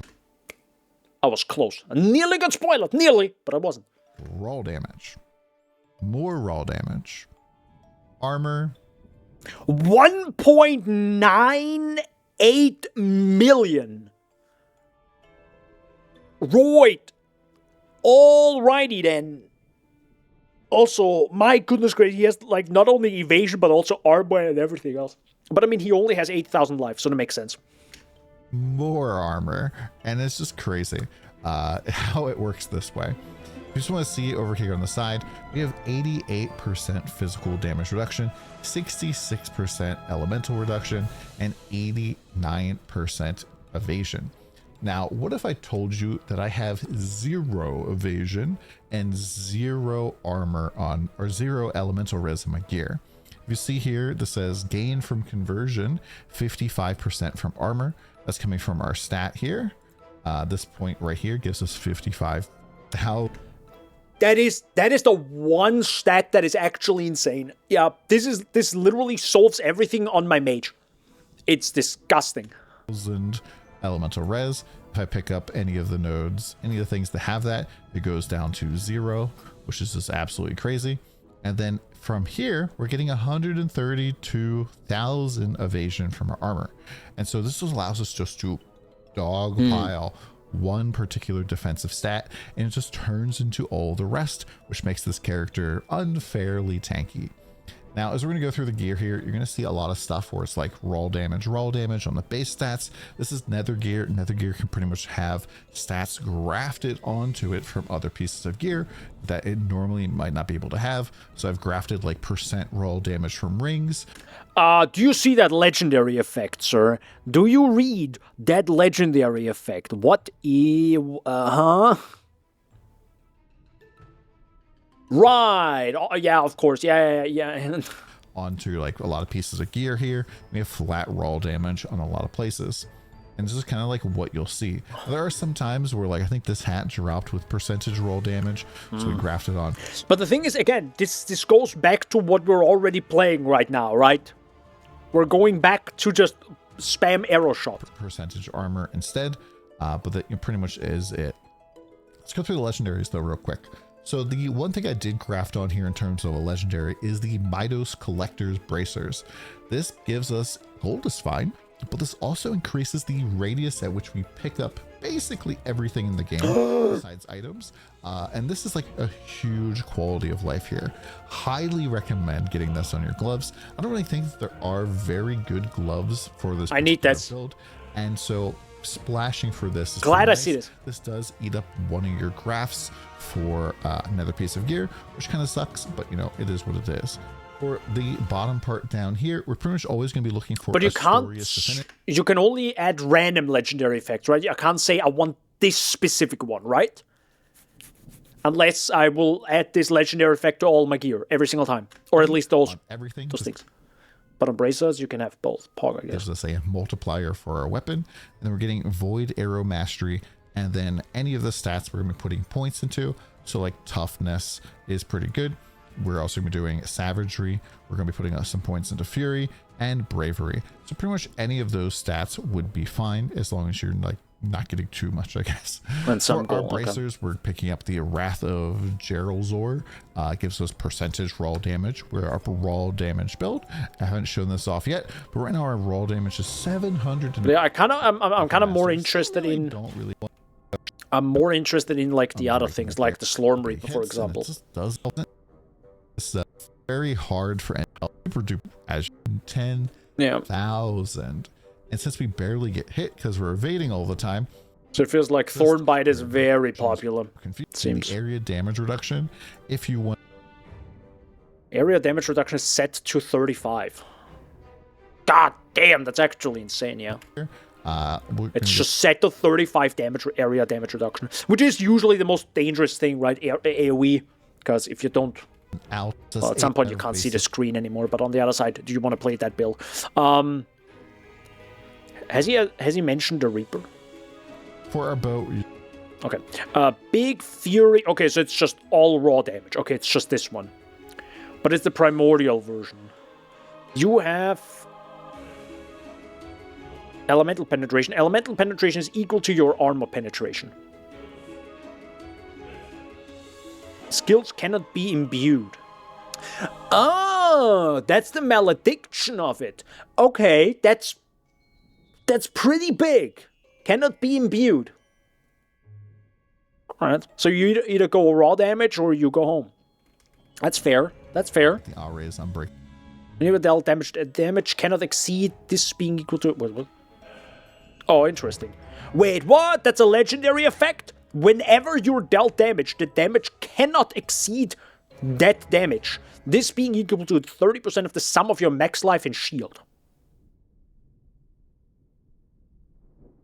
And I'm guessing, he's probably explaining it, but I'm not going to watch the entire, 26 minutes right now for this. But I'm guessing you take 8,590 damage and then reduce it even more, right? Is that how this works? Because that's insane. Barrier, and when they do, well, yeah. Lastly, for ultimatum here, I'm using the area damage reduction. Here into the savagery branch gives us a lot of raw damage multiplier. It gives us, throw points out, around all over, and just like we have a lot of proj. Wait, he also has greater quiver? No way. I'm very surprised by that. Bruh. All right. All over the place, and so this allows us to basically flood the air. Projectile. You do get this crazy guys. Beating the second step of, and just which is just really nice. I do want to point out that this is an ancestral gift. We talked about this here, but with the Nether or the ancestral champions present, anything that is a gift is going to get one more rank to it. So we can count up all the gifts that we get. We're going to go over here. We're going to get this Seasoned Hunter. Also it's pretty big, yeah, with plus one. Speed, mild shock, I totally don't have to do. Go over here. Pain Weaver, also a gift. Raw. Interesting. All damage. Okay, I'm actually want to look this in the game itself. So I guess I wasn't very wrong in what I took. So I was pretty much nearly on the money. On the money there. Okay. So I'm gonna just swap back and forth now. He does take a lot of elemental damage. I'm guessing right now the only reason it's elemental damage might be because of Void.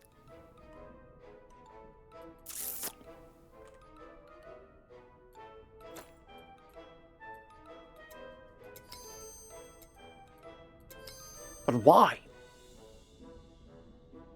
Why does he take that? Let me read this again. Elemental. You have armor pen. Okay, so you deal elemental damage. That's what it says right here. Okay, so this could make sense why you want to have that, right? Because it just goes everywhere and does a bunch of elemental damage.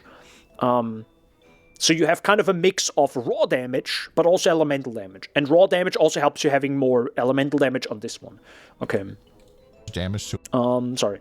I'm actually wondering right now if he linked to a website that is a planner. There is a planner website. Oh, it is similar to the website I was at earlier. So it's this one right here. Okay. I didn't show this earlier. Sorry, this is how it looks like. Okay.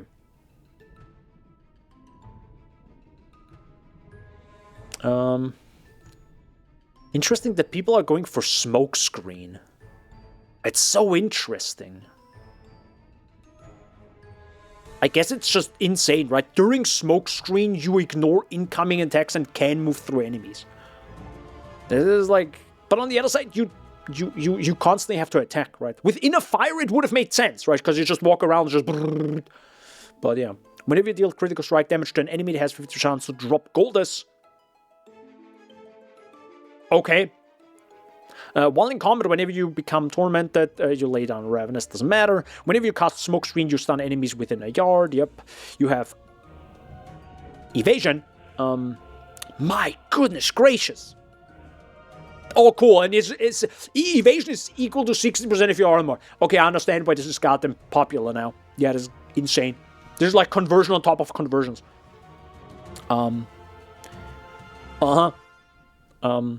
Oh, and whenever smoke screen ends, Ravenous daggers nearby come back to you, so it's like, yeah, free. Okay.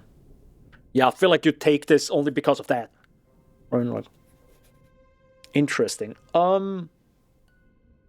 If that's the case,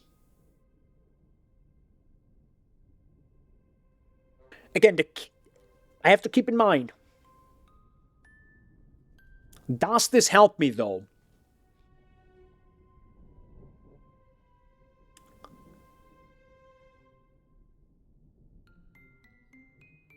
Yes and no. I mean, the problem right now, I think, is just because we don't have Nether gear or even legendary gear, right? So that's currently missing. What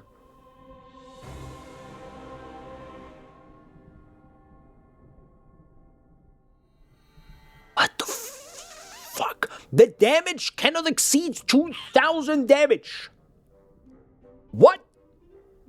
Yeah, that's totally fine. That's not OP at all. No, why? That's totally fine. Right then. So yeah, this actual legendary effect with Goldust Find is exactly what I need. Because this is exactly the radius problem that I have. Cool. So what does he also take here? He of course takes fork chance. Fork into arrows instead. For each rebound, arrow shot damage is increased by 20%. If arrow shot rebounds before hitting its first target, it deals increased damage to the first enemy hit. Additional that, whenever you hit an enemy with arrow shot, it refreshes poison. If the enemy you hit wasn't affected by poison, arrow shot applies poison instead. This effect can only occur. But why would you apply poison? That's what I don't understand. Why would you apply poison right now with this build? What? But why though? Is it because...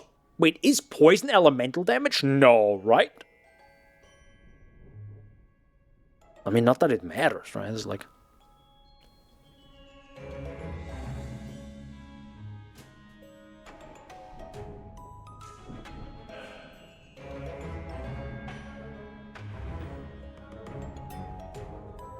I'm just trying to read, like, what it says right here, but there's, like, no... I don't know. Scales with raw, or maybe just to have a passive there? Maybe? I mean... Who knows? Because why not, I guess. That's also why I was so wondering about the inner charge skill. I mean, keep in mind, that inner charge build was from version 0.4. Times were different back then, right? That's the reason why I think it also was only legendary gear and not Nether gear, right? Because, like, why would you be like, here's my endgame build guide, and then it only had, like, legendary gear when Nether gear exists? I mean, not that you need to do that, but yeah. That's an interesting ultimatum. Not that I need it, but sure. Okay, I go back to the game. Let's actually, this was kind of like just an hour of Daniel watches YouTube videos. Pretty much, whoopsie. There we go. Still.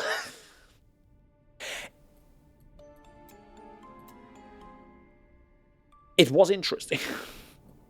No, but memes aside, though,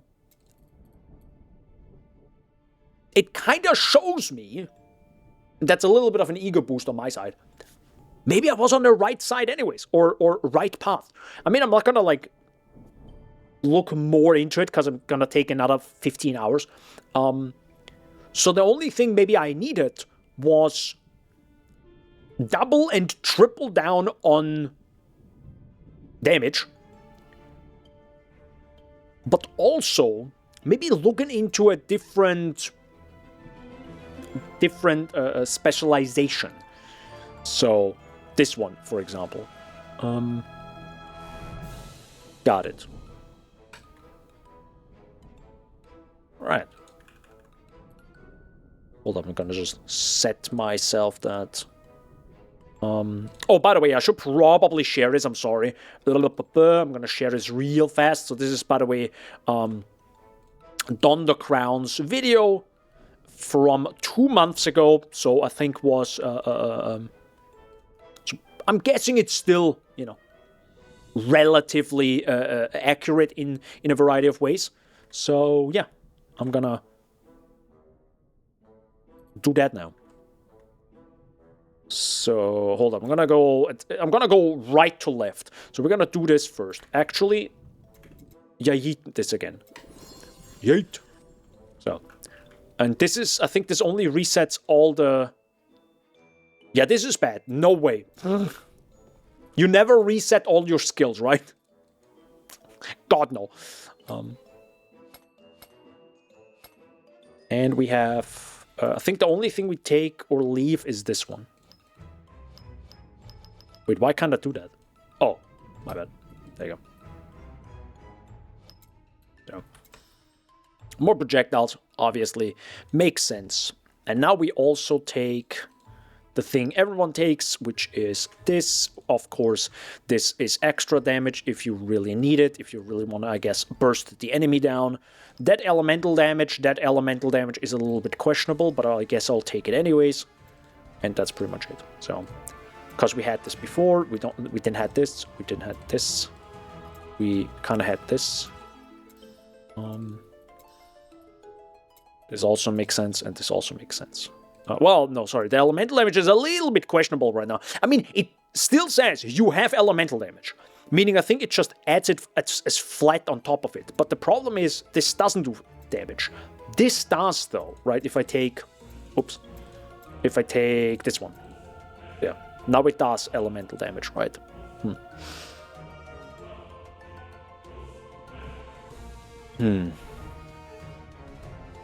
Alright. Let's briefly look through that. So we go with arrow shot again, classic. We of course have this, we of course have that, we of course... Oh, interesting, he takes this. This makes sense, though. Okay. So the first hit, if it didn't rebound yet, it does 100% increased damage, which is pretty insane, yeah. I kind of underestimated that, but it's fair. It's interesting that he doesn't take this. Forking arrow shots have 10% chance to fork again. He takes this instead. Did he have the amulet that converts the elemental boost to raw damage? Let me check. Elemental boost now grants raw damage instead of elemental damage. Raw boost now grant elemental damage instead of raw damage. So yeah, that's the legendary effect. Okay. But it's still, like, if you look at the skill damage, he has 1.74 million skill damage to 2,000 elemental damage. Or maybe I'm understanding the effect wrong. Oh, because you take the elemental, increased elemental damage is now increased raw damage, right? That's the reason you take that. Understandable. Okay, that makes sense. That makes sense. So it's just more raw damage. Increase. Yeah. Okay. Smart. That's actually really smart. That's good. I still don't understand why he doesn't take this. I'm guessing because the way fork works is that it, like, reduces the range. Or, if something forked, it can't rebound. Is that how it works? Because I actually don't know that. It's a good point.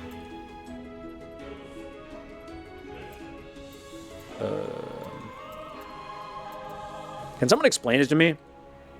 Because if that's how this works, fork... But we fork right now. So why don't you take it again? It doesn't even cost mana.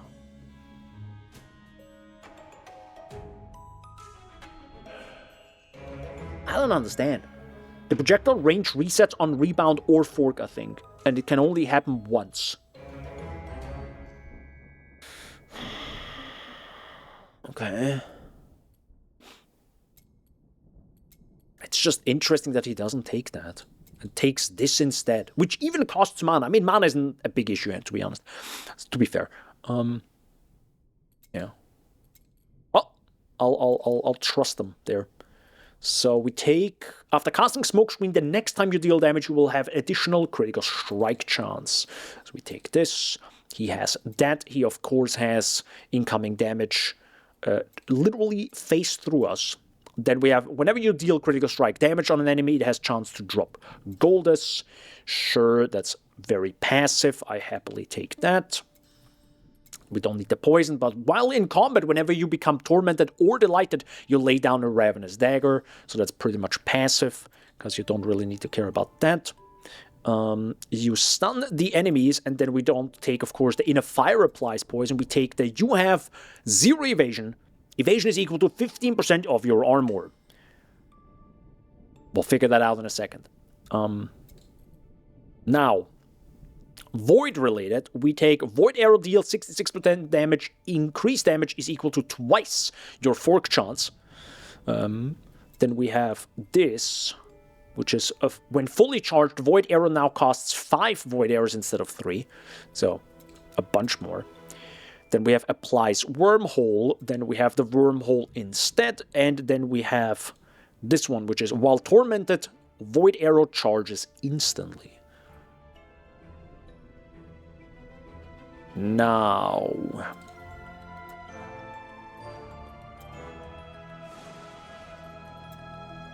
I kind of want to at least fully upgrade this. But on the other side, we are already like, we have already this. Give me a second. What about the legendary effects? How does this work again? I have none of this. It costs 1.28 million gold. Never mind. Have a nice day. Cool. So I go back to the movement speed one for now. And of course, the biggest change is, I think... Is it Big Fury? Yeah. Big Fury Primordial Bow. So it's this one at level 100 and more. Yeah. And 2 things change. The Primordial Benediction is has a percent max raw damage. As in, it goes way higher. We're talking about 508% max raw damage, by the way. Yep. And you have Elemental Penetration, is equal to your armor pen, which I think doesn't matter for this bow, right? And the one negative part is skills cannot be imbued. Technically, right now, I could still use the fire imbue that I had earlier. But yeah, this is a malediction that could potentially, hurt you. Yeah, kind of why you should farm a warlock. I know, dude. Never mind, just says so on rebound. I don't know why no fork. Oh, wait. Oh, interesting. So only on rebound it like refreshes. Okay, interesting. So, hold up. I gotta go back to his video.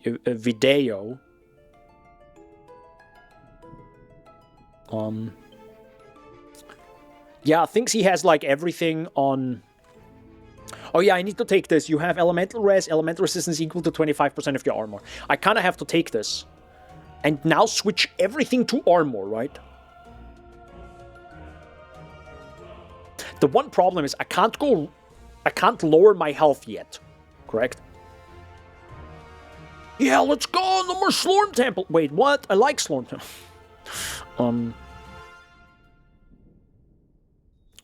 The Strider stack is just, I think, incredibly powerful. He also only, I think, barely has the Strider stack and then 3 more points. And of course, max this.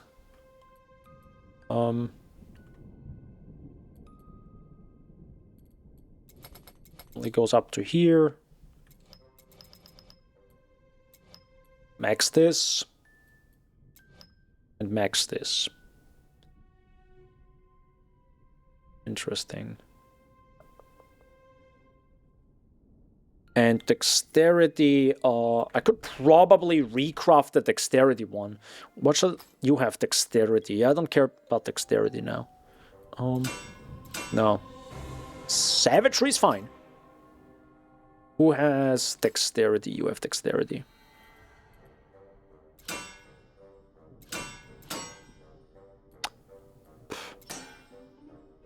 Dude, can you not give me one? Toughness 3 is good. Toughness 3 I'll happily take. Every 0.6 seconds you apply Wormhole to a random enemy nearby within a 5-yard radius.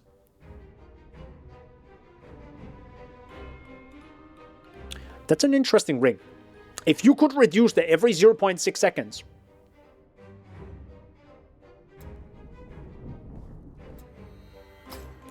Now the one problem I have is he doesn't use legendary gear.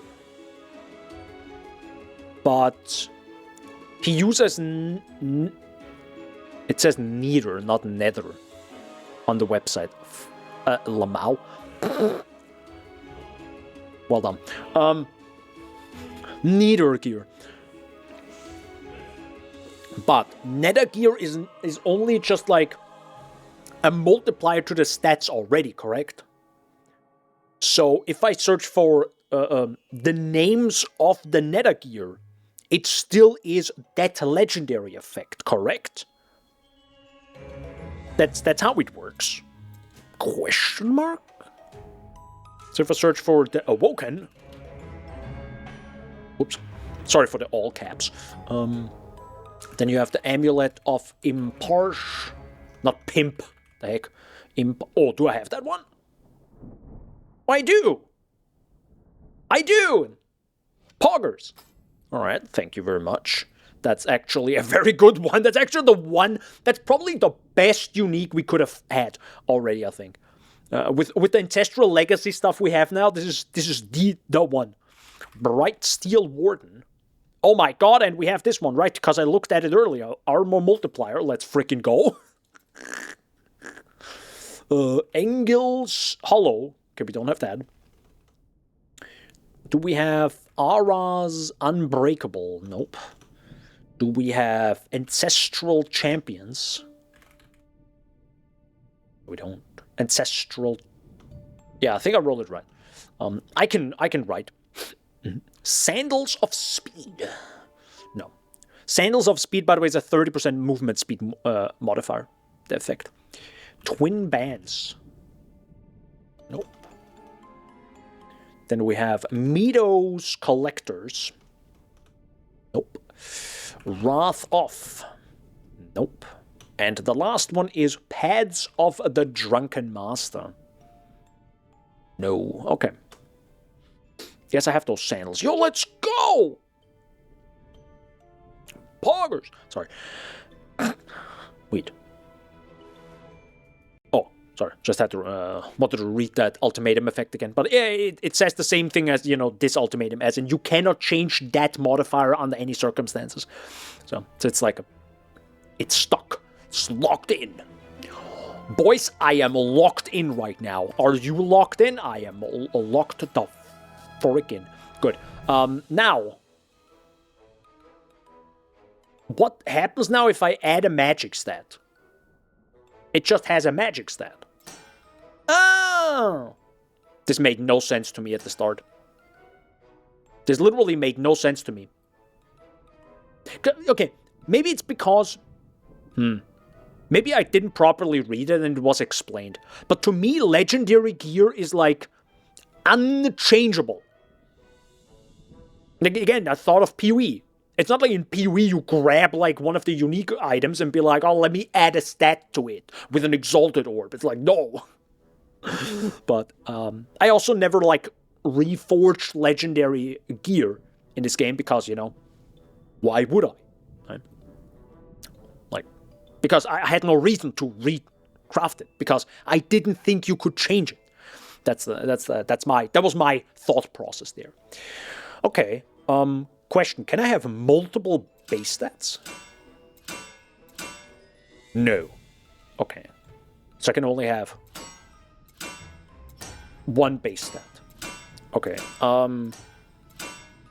So the focus is, of course, raw damage, right? We want raw damage. We want lots of raw damage.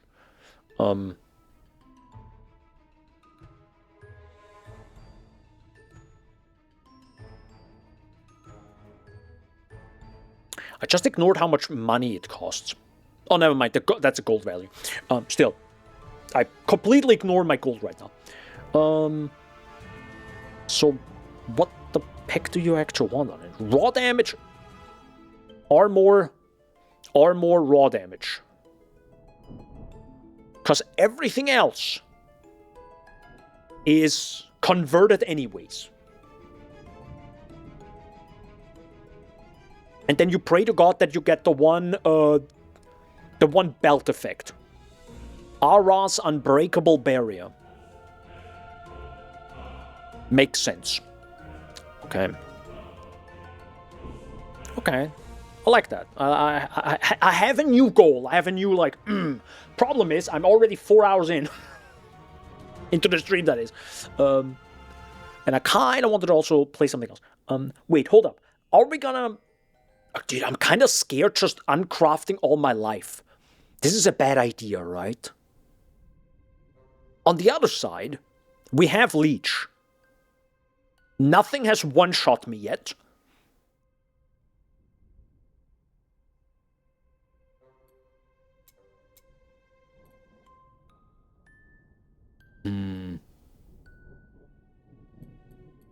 And Tenacity is nice, but I've also not, like... Not felt Tenacity. You know what I mean? Like, how good is Tenacity really? Because I'm actually more annoyed by constantly having to, like, stop. Because it feels like in this game, the quick stop after each attack feels way more annoying, in my opinion, than in, like, PoE. I don't know why. Maybe it's because you have, like, faster movement speed on average, so stopping every time is like, Or maybe my brain already thinks of PoE 2 and WSD. That's such a smooth goddamn... Like, PoE 2's movement is so gosh darn smooth. I'm so glad they added WSD. Oh my god, it's so good. Anyway, sorry. So we don't need max stat. But wait, do you want now... You want flat armor on defensive.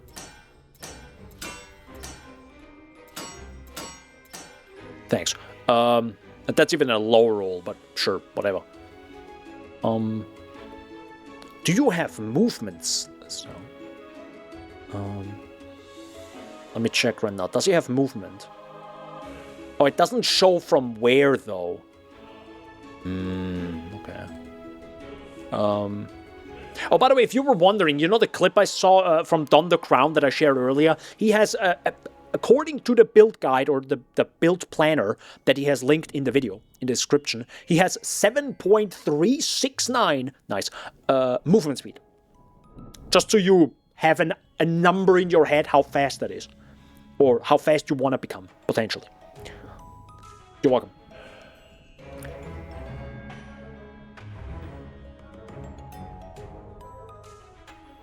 Am I reading this correctly? Does he have 76,000% attack speed?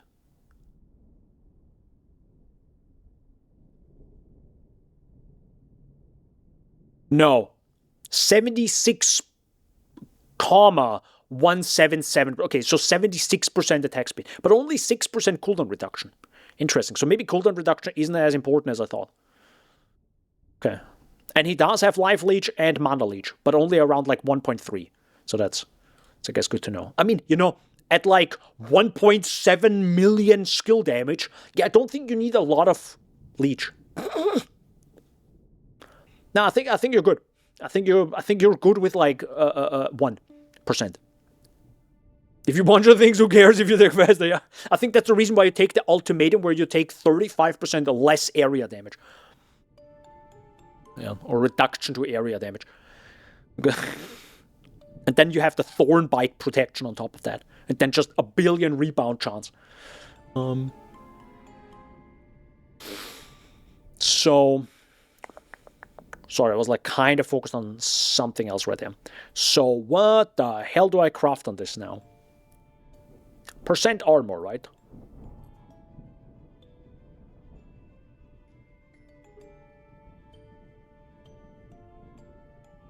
It does have life on some gear. But...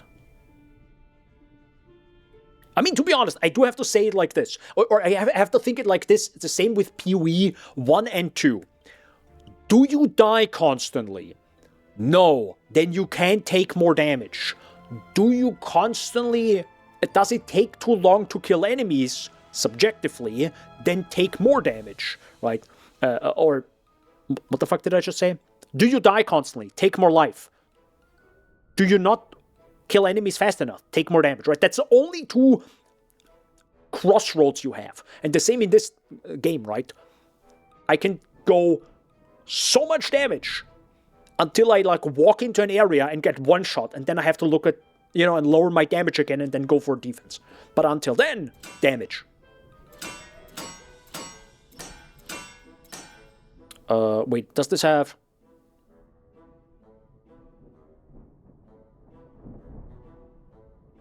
Wait, didn't I want to craft flat raw damage on this? Yeah, I wanted to craft flat raw damage on this. Whoops!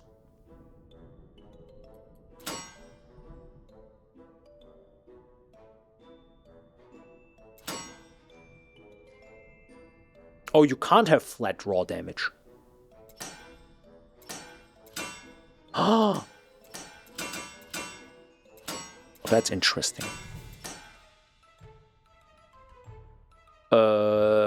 Okay, we're gonna go with armor for now. That's fine. Are you confused, Daniel? No, I'm fine. Oh, but I want flat raw damage here now, yeah. So then we have Reforge that. Ancestral Strike. Interesting that he doesn't even go for Ancestral Strike. I mean, again, this could be, again, a problem, and I have no money anymore. Guys, I need my money.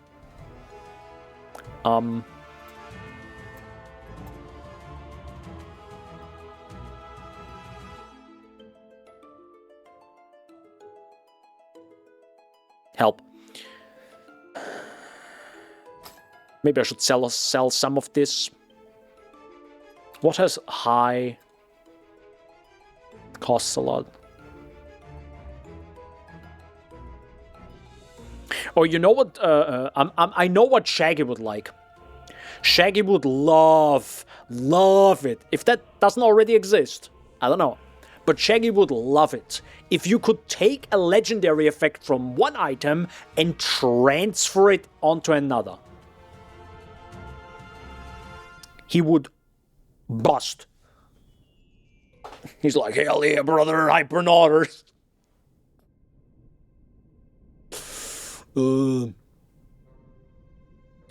Indeed. Yeah, don't need that, don't need that. Skill retention doesn't matter.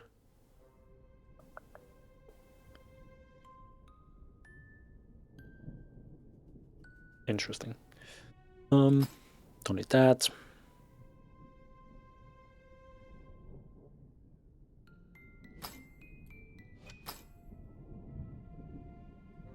Both benediction doesn't matter.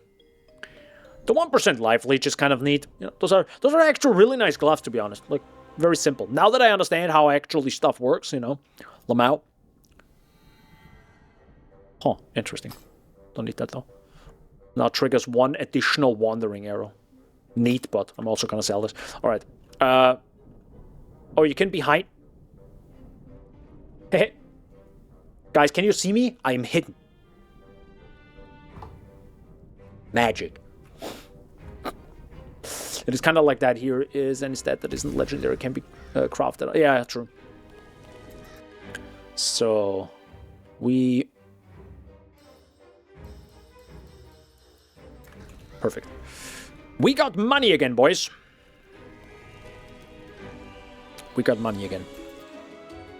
Back to crafting the item. Where were we? I need % raw damage. Thank you. And now I also need other stuff.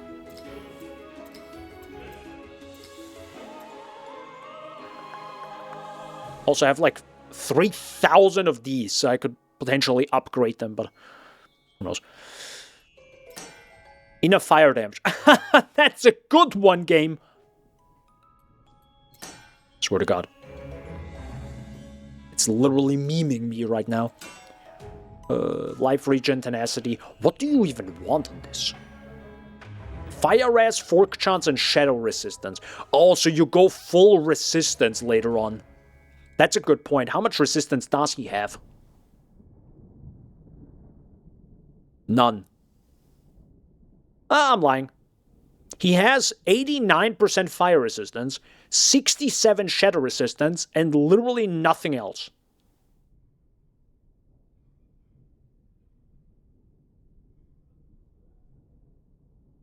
Man, you really don't care about defense when you can just convert everything to everything and then just have a billion damage. Yeah, makes sense. Yeah, checks out. Yeah, that checks out. Sure. But I'm guessing the big stuff is, of course, fork chance, right? Or rebound chance, potentially. Actually, that's a good point. How much rebound chance does he have? 107. 80% fork chance, 107% rebound chance, and 100% projectile speed. With plus 866 additional projectile, according to that one website. Wanted armor to be like this in PoE. Slormancer wanted armor to be like this in PoE, would one? Yes, question mark. Fork chance! I'll take that. And actually mana leech. You know, not bad. Because I think we have... Oh, we have life leech on this. Kind of sucks, but it's fine. I'll accept this now. I don't want to, like, overcraft this. Wait, you can lock a legendary effect? But why, though? Why would you lock a legendary effect? What's the point? Anyways. Fury... Not what we need. But... Oops. I can take 2 points away from here. What?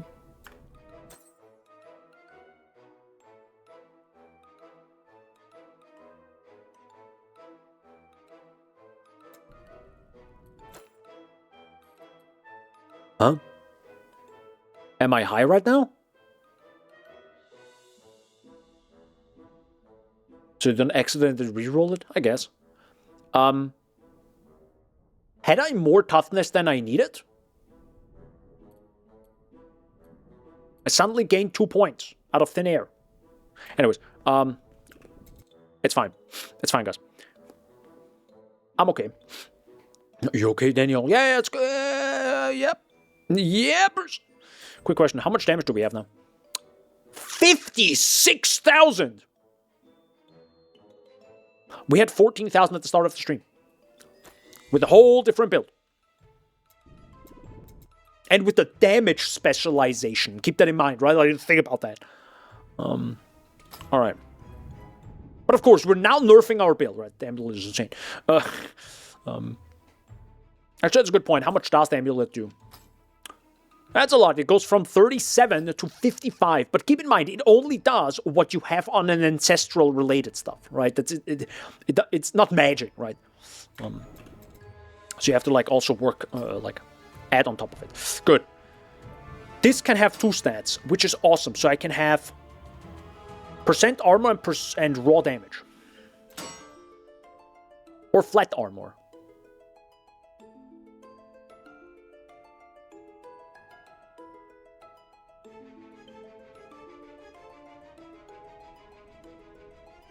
Flat armor. Well, too late now, but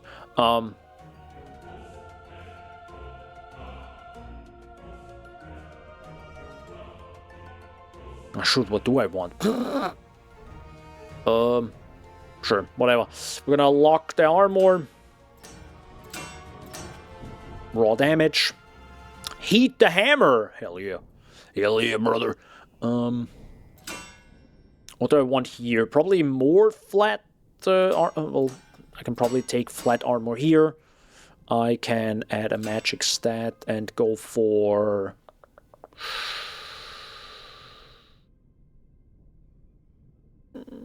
I already have raw damage. I probably go for armor pen. But maybe I also go for a little bit of life on this item here now.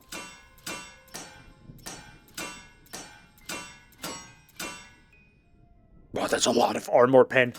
But I mean, I think I already have so much armor pen, I don't know what to do with it. Yo, can I get life? Dear Lord. Thanks, game. I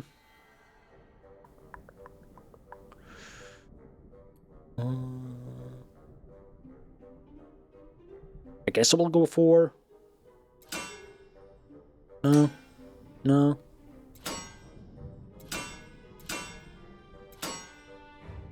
I mean, projectile damage reduction isn't too bad, but I guess before that I will go... I actually go for armor pen. Or... No, I think I will go percent max life if I actually can hit it. Dysentery.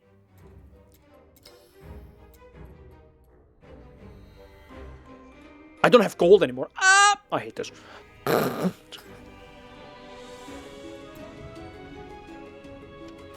Kill me. Fine. Quick question though. Is this worth crafting? This actually massively nerfs my damage. Interesting though. But I'll take it for the armor multiplier. Because that's just insane, right? An armor multiplier. That's just worth a lot. And also I have to keep in mind it gives me the tiniest. Well, it's 11%, that's quite a lot here, but the tiniest elemental res. Yeah. Good. Now we have 2 stats here that I totally know what to do with. Perfect. So. Wait, hold up. Do I want to sell these 2 items now? I can sell them, craft a little bit more. Yeah. I know that I didn't want to craft, and here I am crafting, but you know. But again, I have to think just raw damage. All raw damage. Raw damage? Yes. Now, one thing I definitely want to do is add a attribute stat. Nope. Nope. Oh my god. Literally wasting stuff. Toughness is good. I'll take toughness. Sure. Because now with toughness, I can remove 2 points here, add 2 points here.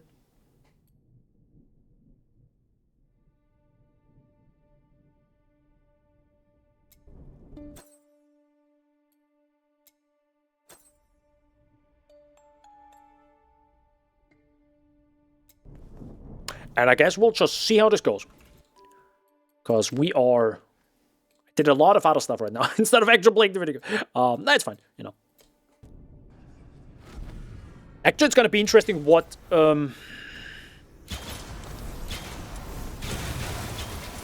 what the...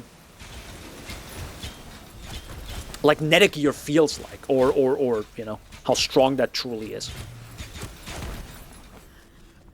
I definitely don't feel...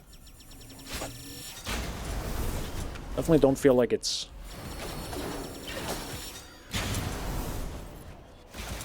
stronger. Interesting.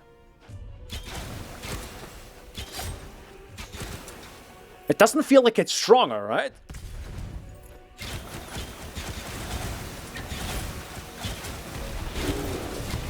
And I died. Lamau! Yeah, that definitely didn't happen before. Interesting.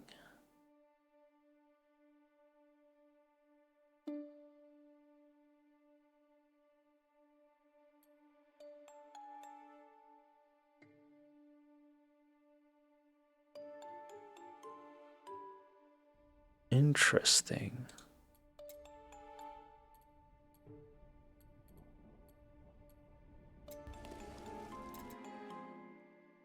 So my build earlier was definitely stronger than whatever the heck we're doing right now.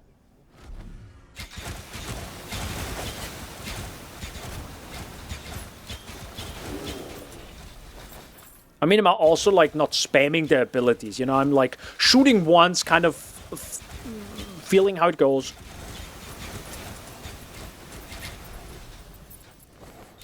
But look how much damage I'm taking. Like, this is insane.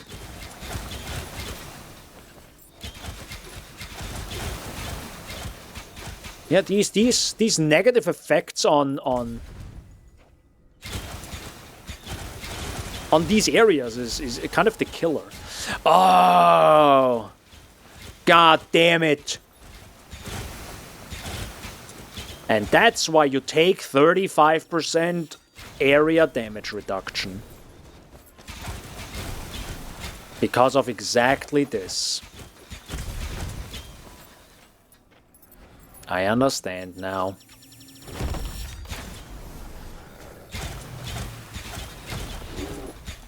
The one thing I'm kind of weirded out by, though, and I feel like I might have missed this.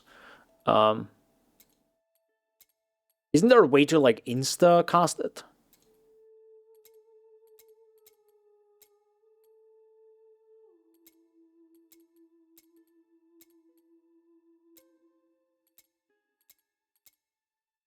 Wasn't there a way to insta-cast this?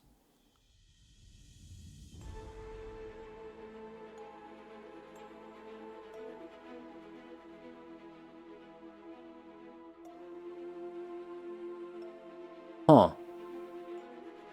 While tormented. Charges instantly. Oh, because I'm not tormented. Right, that's that whole mechanic that I absolutely despise. Which is the thing I never am, right?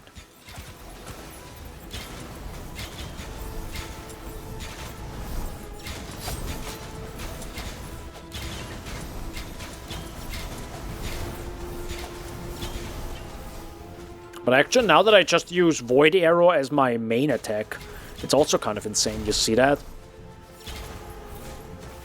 It's just way slower. Interesting. Huh.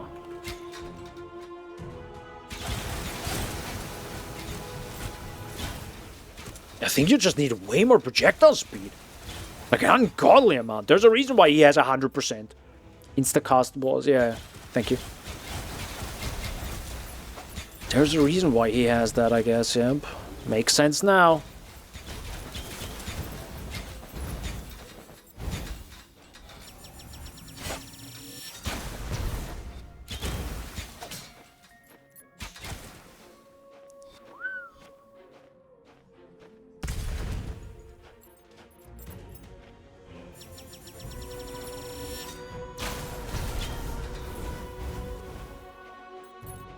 Yeah, the pickup radius would also be very neat. But again, you know, crafting that is gonna be Not a thing right now. Oh, I understand. Wait. That's not how this works, right?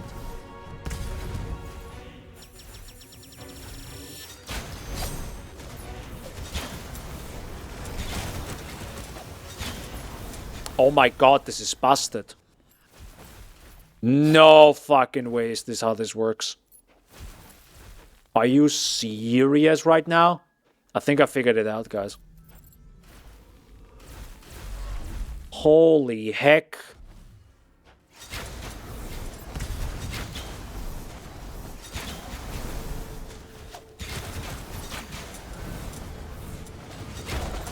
Oh my god, I think it actually is this. Holy heck, this is disgusting then. The heck is this? Okay. Sorry for like yapping and not actually explaining. Sorry, because I'm still trying to figure out how this also like feels. But yeah, I understand now. This is now a 2-button playstyle. I can now consistently have Tormented and stuff. And the way I do it is by using Smokescreen, you instantly get a thing Tormented. So now, when I get out of this, I can right-click and instantly spawn Void Arrow, and it insta-charges. Using it again, though, now, I have 1. But if I use now my normal attack, I am Tormented again, and can insta-charge, instantly shoot Void Arrow again. And again, and now, and 1, and 2, and 1 normal attack, 1 Void Arrow, 2 Void Arrow, 1 normal attack, 1 Void Arrow, 2 Void Arrow, 1 normal attack, 1 Void Arrow, 2 Void Arrow, 1 normal attack, 1, 2, 1, 2. That's insane, bro. That's the playstyle. That is the playstyle. So you go 1, 2, 2, 1, 2, 2. That's kind of it. That is insane. Because that's the whole point was I was thinking, right? How can I consistently do Void Arrow? Because it is so disgustingly strong. But look at this!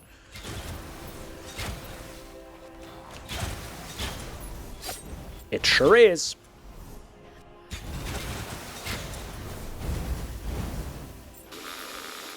Okay then.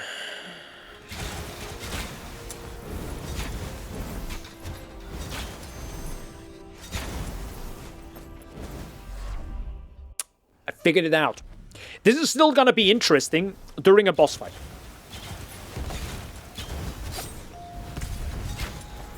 Right? How strong is this truly against the boss? It does feel, I have to say, it does feel a little bit awkward. I'm guessing this becomes less of an issue when you have like 1 billion damage, right? But to be honest, the wormholes also feel really gosh darn good, right? That's the fun part of it as well. It just feels so good.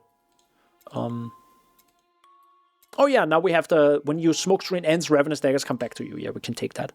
Oh, I can also, oh shoot, yeah, actually I should take this as well, right? That the more conversion is. Yeah, more conversion is better. How do I do this?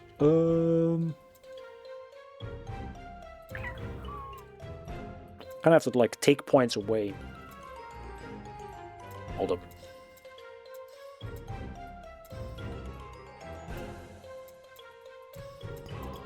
Oh my god, I need 60,000 more.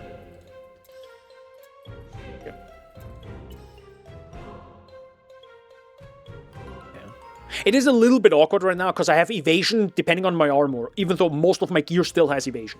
So I would have to like really take time to properly craft my gear and everything. Yeah, that's gonna happen sooner than later, anyways. I'll just have to sit down and just actually do the thing.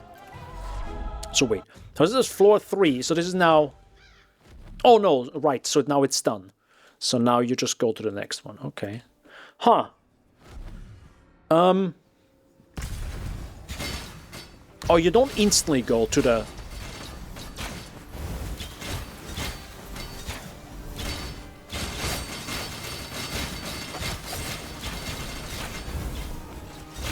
Oh, okay, so you don't instantly drop down to the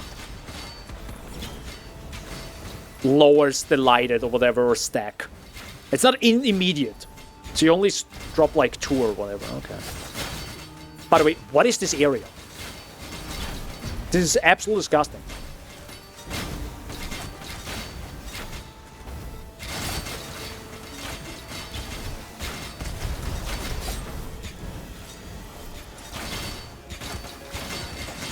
I mean, I'm pretty much playing as the game wants me to, right?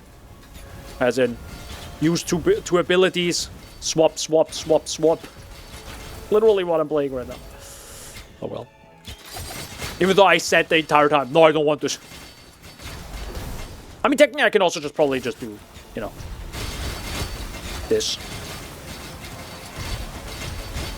And it still works. Fine-ish.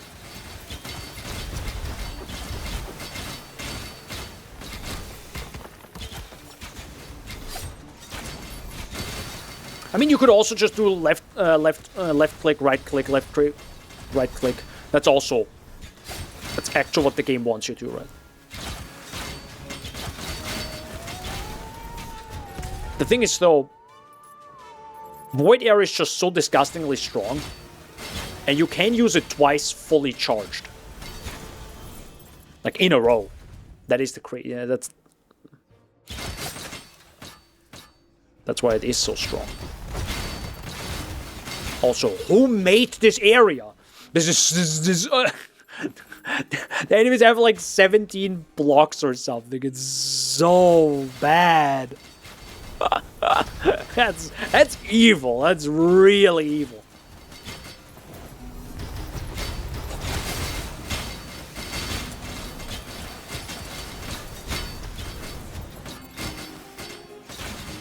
Goodness.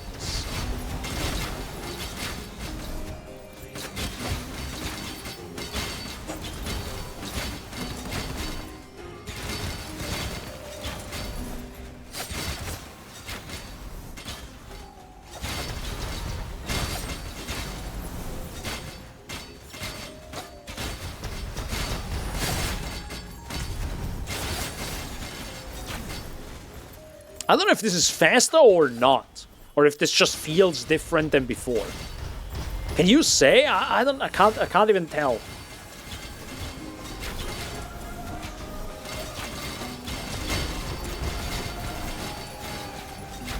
I think it's just different.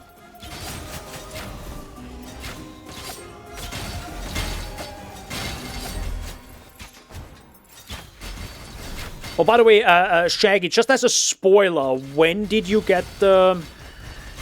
did you get the ultimatum where you can... with the area damage? Did you get that one? Mostly, yeah. They are very whack, I give you that.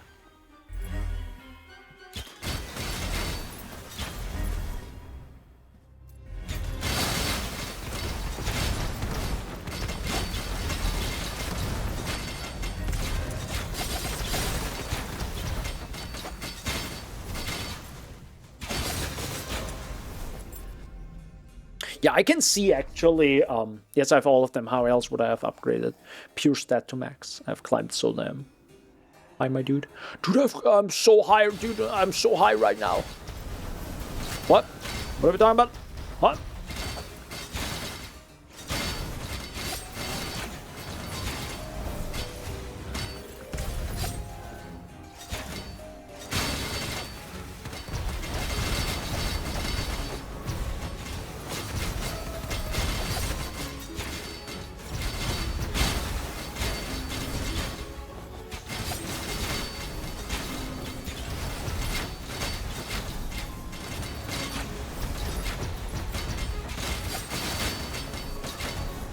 I might have to like jump very quickly into Forge after this.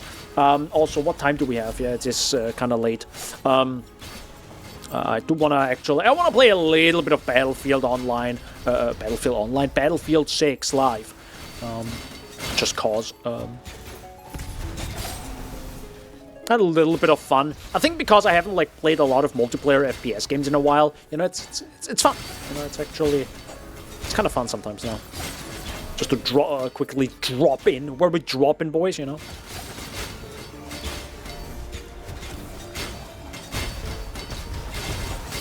Also, it is visually a very pretty game, so that of course helps it as well.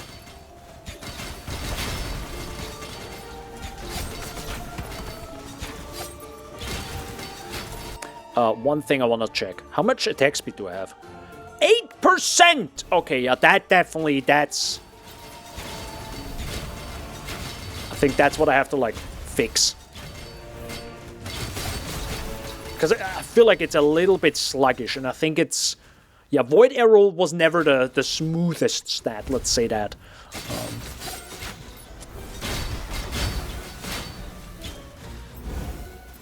There were enemies.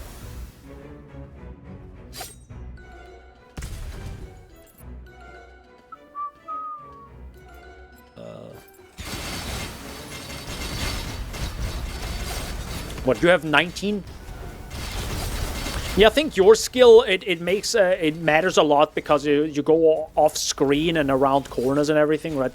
That matters a lot, I think. That helps just, that's like the feeling of the build. Makes it feel better.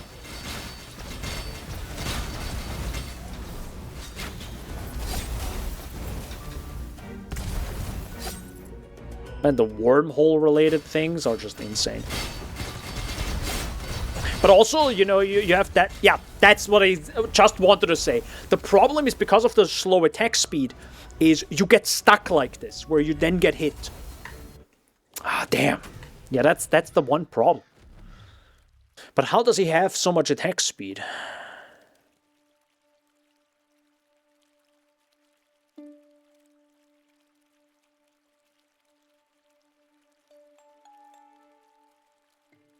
Okay, he has 1 on the gloves,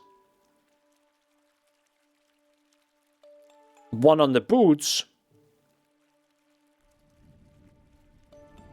1 on the belt, and that is it. And I think the rest just comes from Ancestral Legacy, I guess.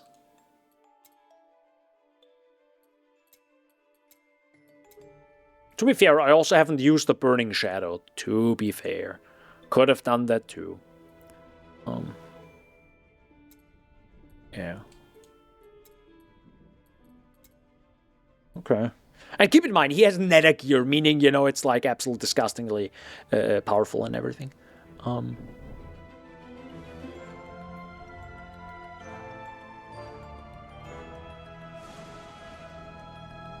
Yeah. Okay.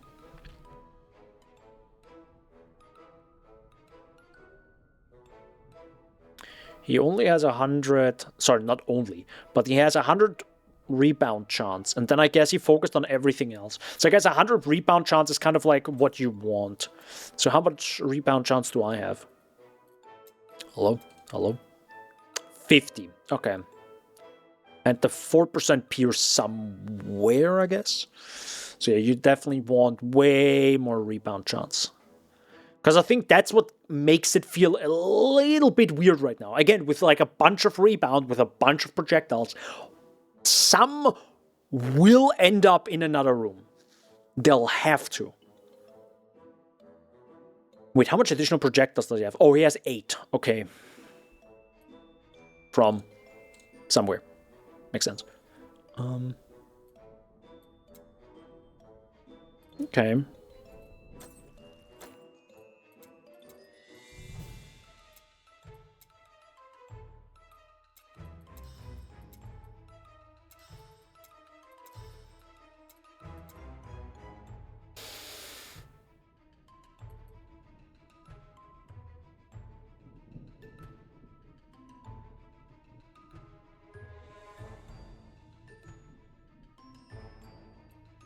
Yeah, he only takes that for the crit chance.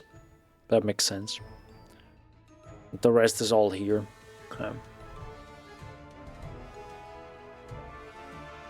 Well, that's gonna be a thing for next time. Or at least, you know... for offline related stuff.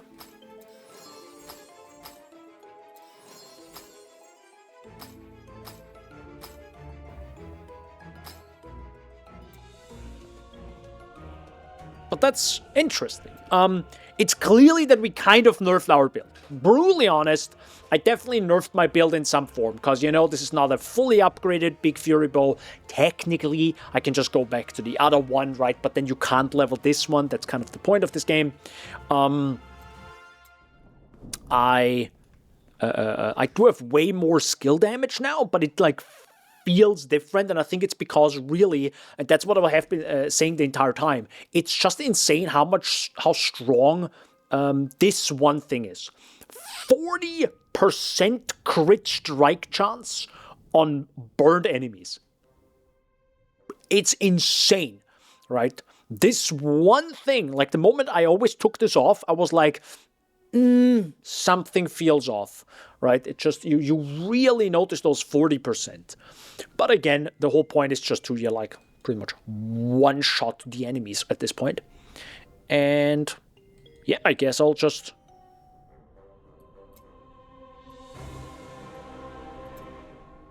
go ham with damage. I think that sounds pretty good. I'll go absolutely ham with damage. See if I can get close to Danbo Crown's build. And yeah, see how good or bad it feels, you know? Maybe it feels crazy good. Or maybe I'm actually just missing going back to what I had earlier, right? I kind of have to accept now that I have to press left click, right click, and stuff like this. I think I probably would survive, of course, if I don't do that. But of course it has its upside as well, right? Because Void Arrow shoots like 5 or 7 arrows that has a 100% rebound chance when fully charged, if I remember correctly. So that's kind of insane, right? So they go like boom, boom, boom, boom, boom. Yeah. The only thing that feels weird is, even though we have more damage, I feel like I have less damage. But I'm also now comparing this to the Nether related stuff, which is like way more than I think most Battlefield I have done so far. I don't know, like, the comparison as in what Wrath 6 is to the Nether area I run right now, like in terms of like monster life.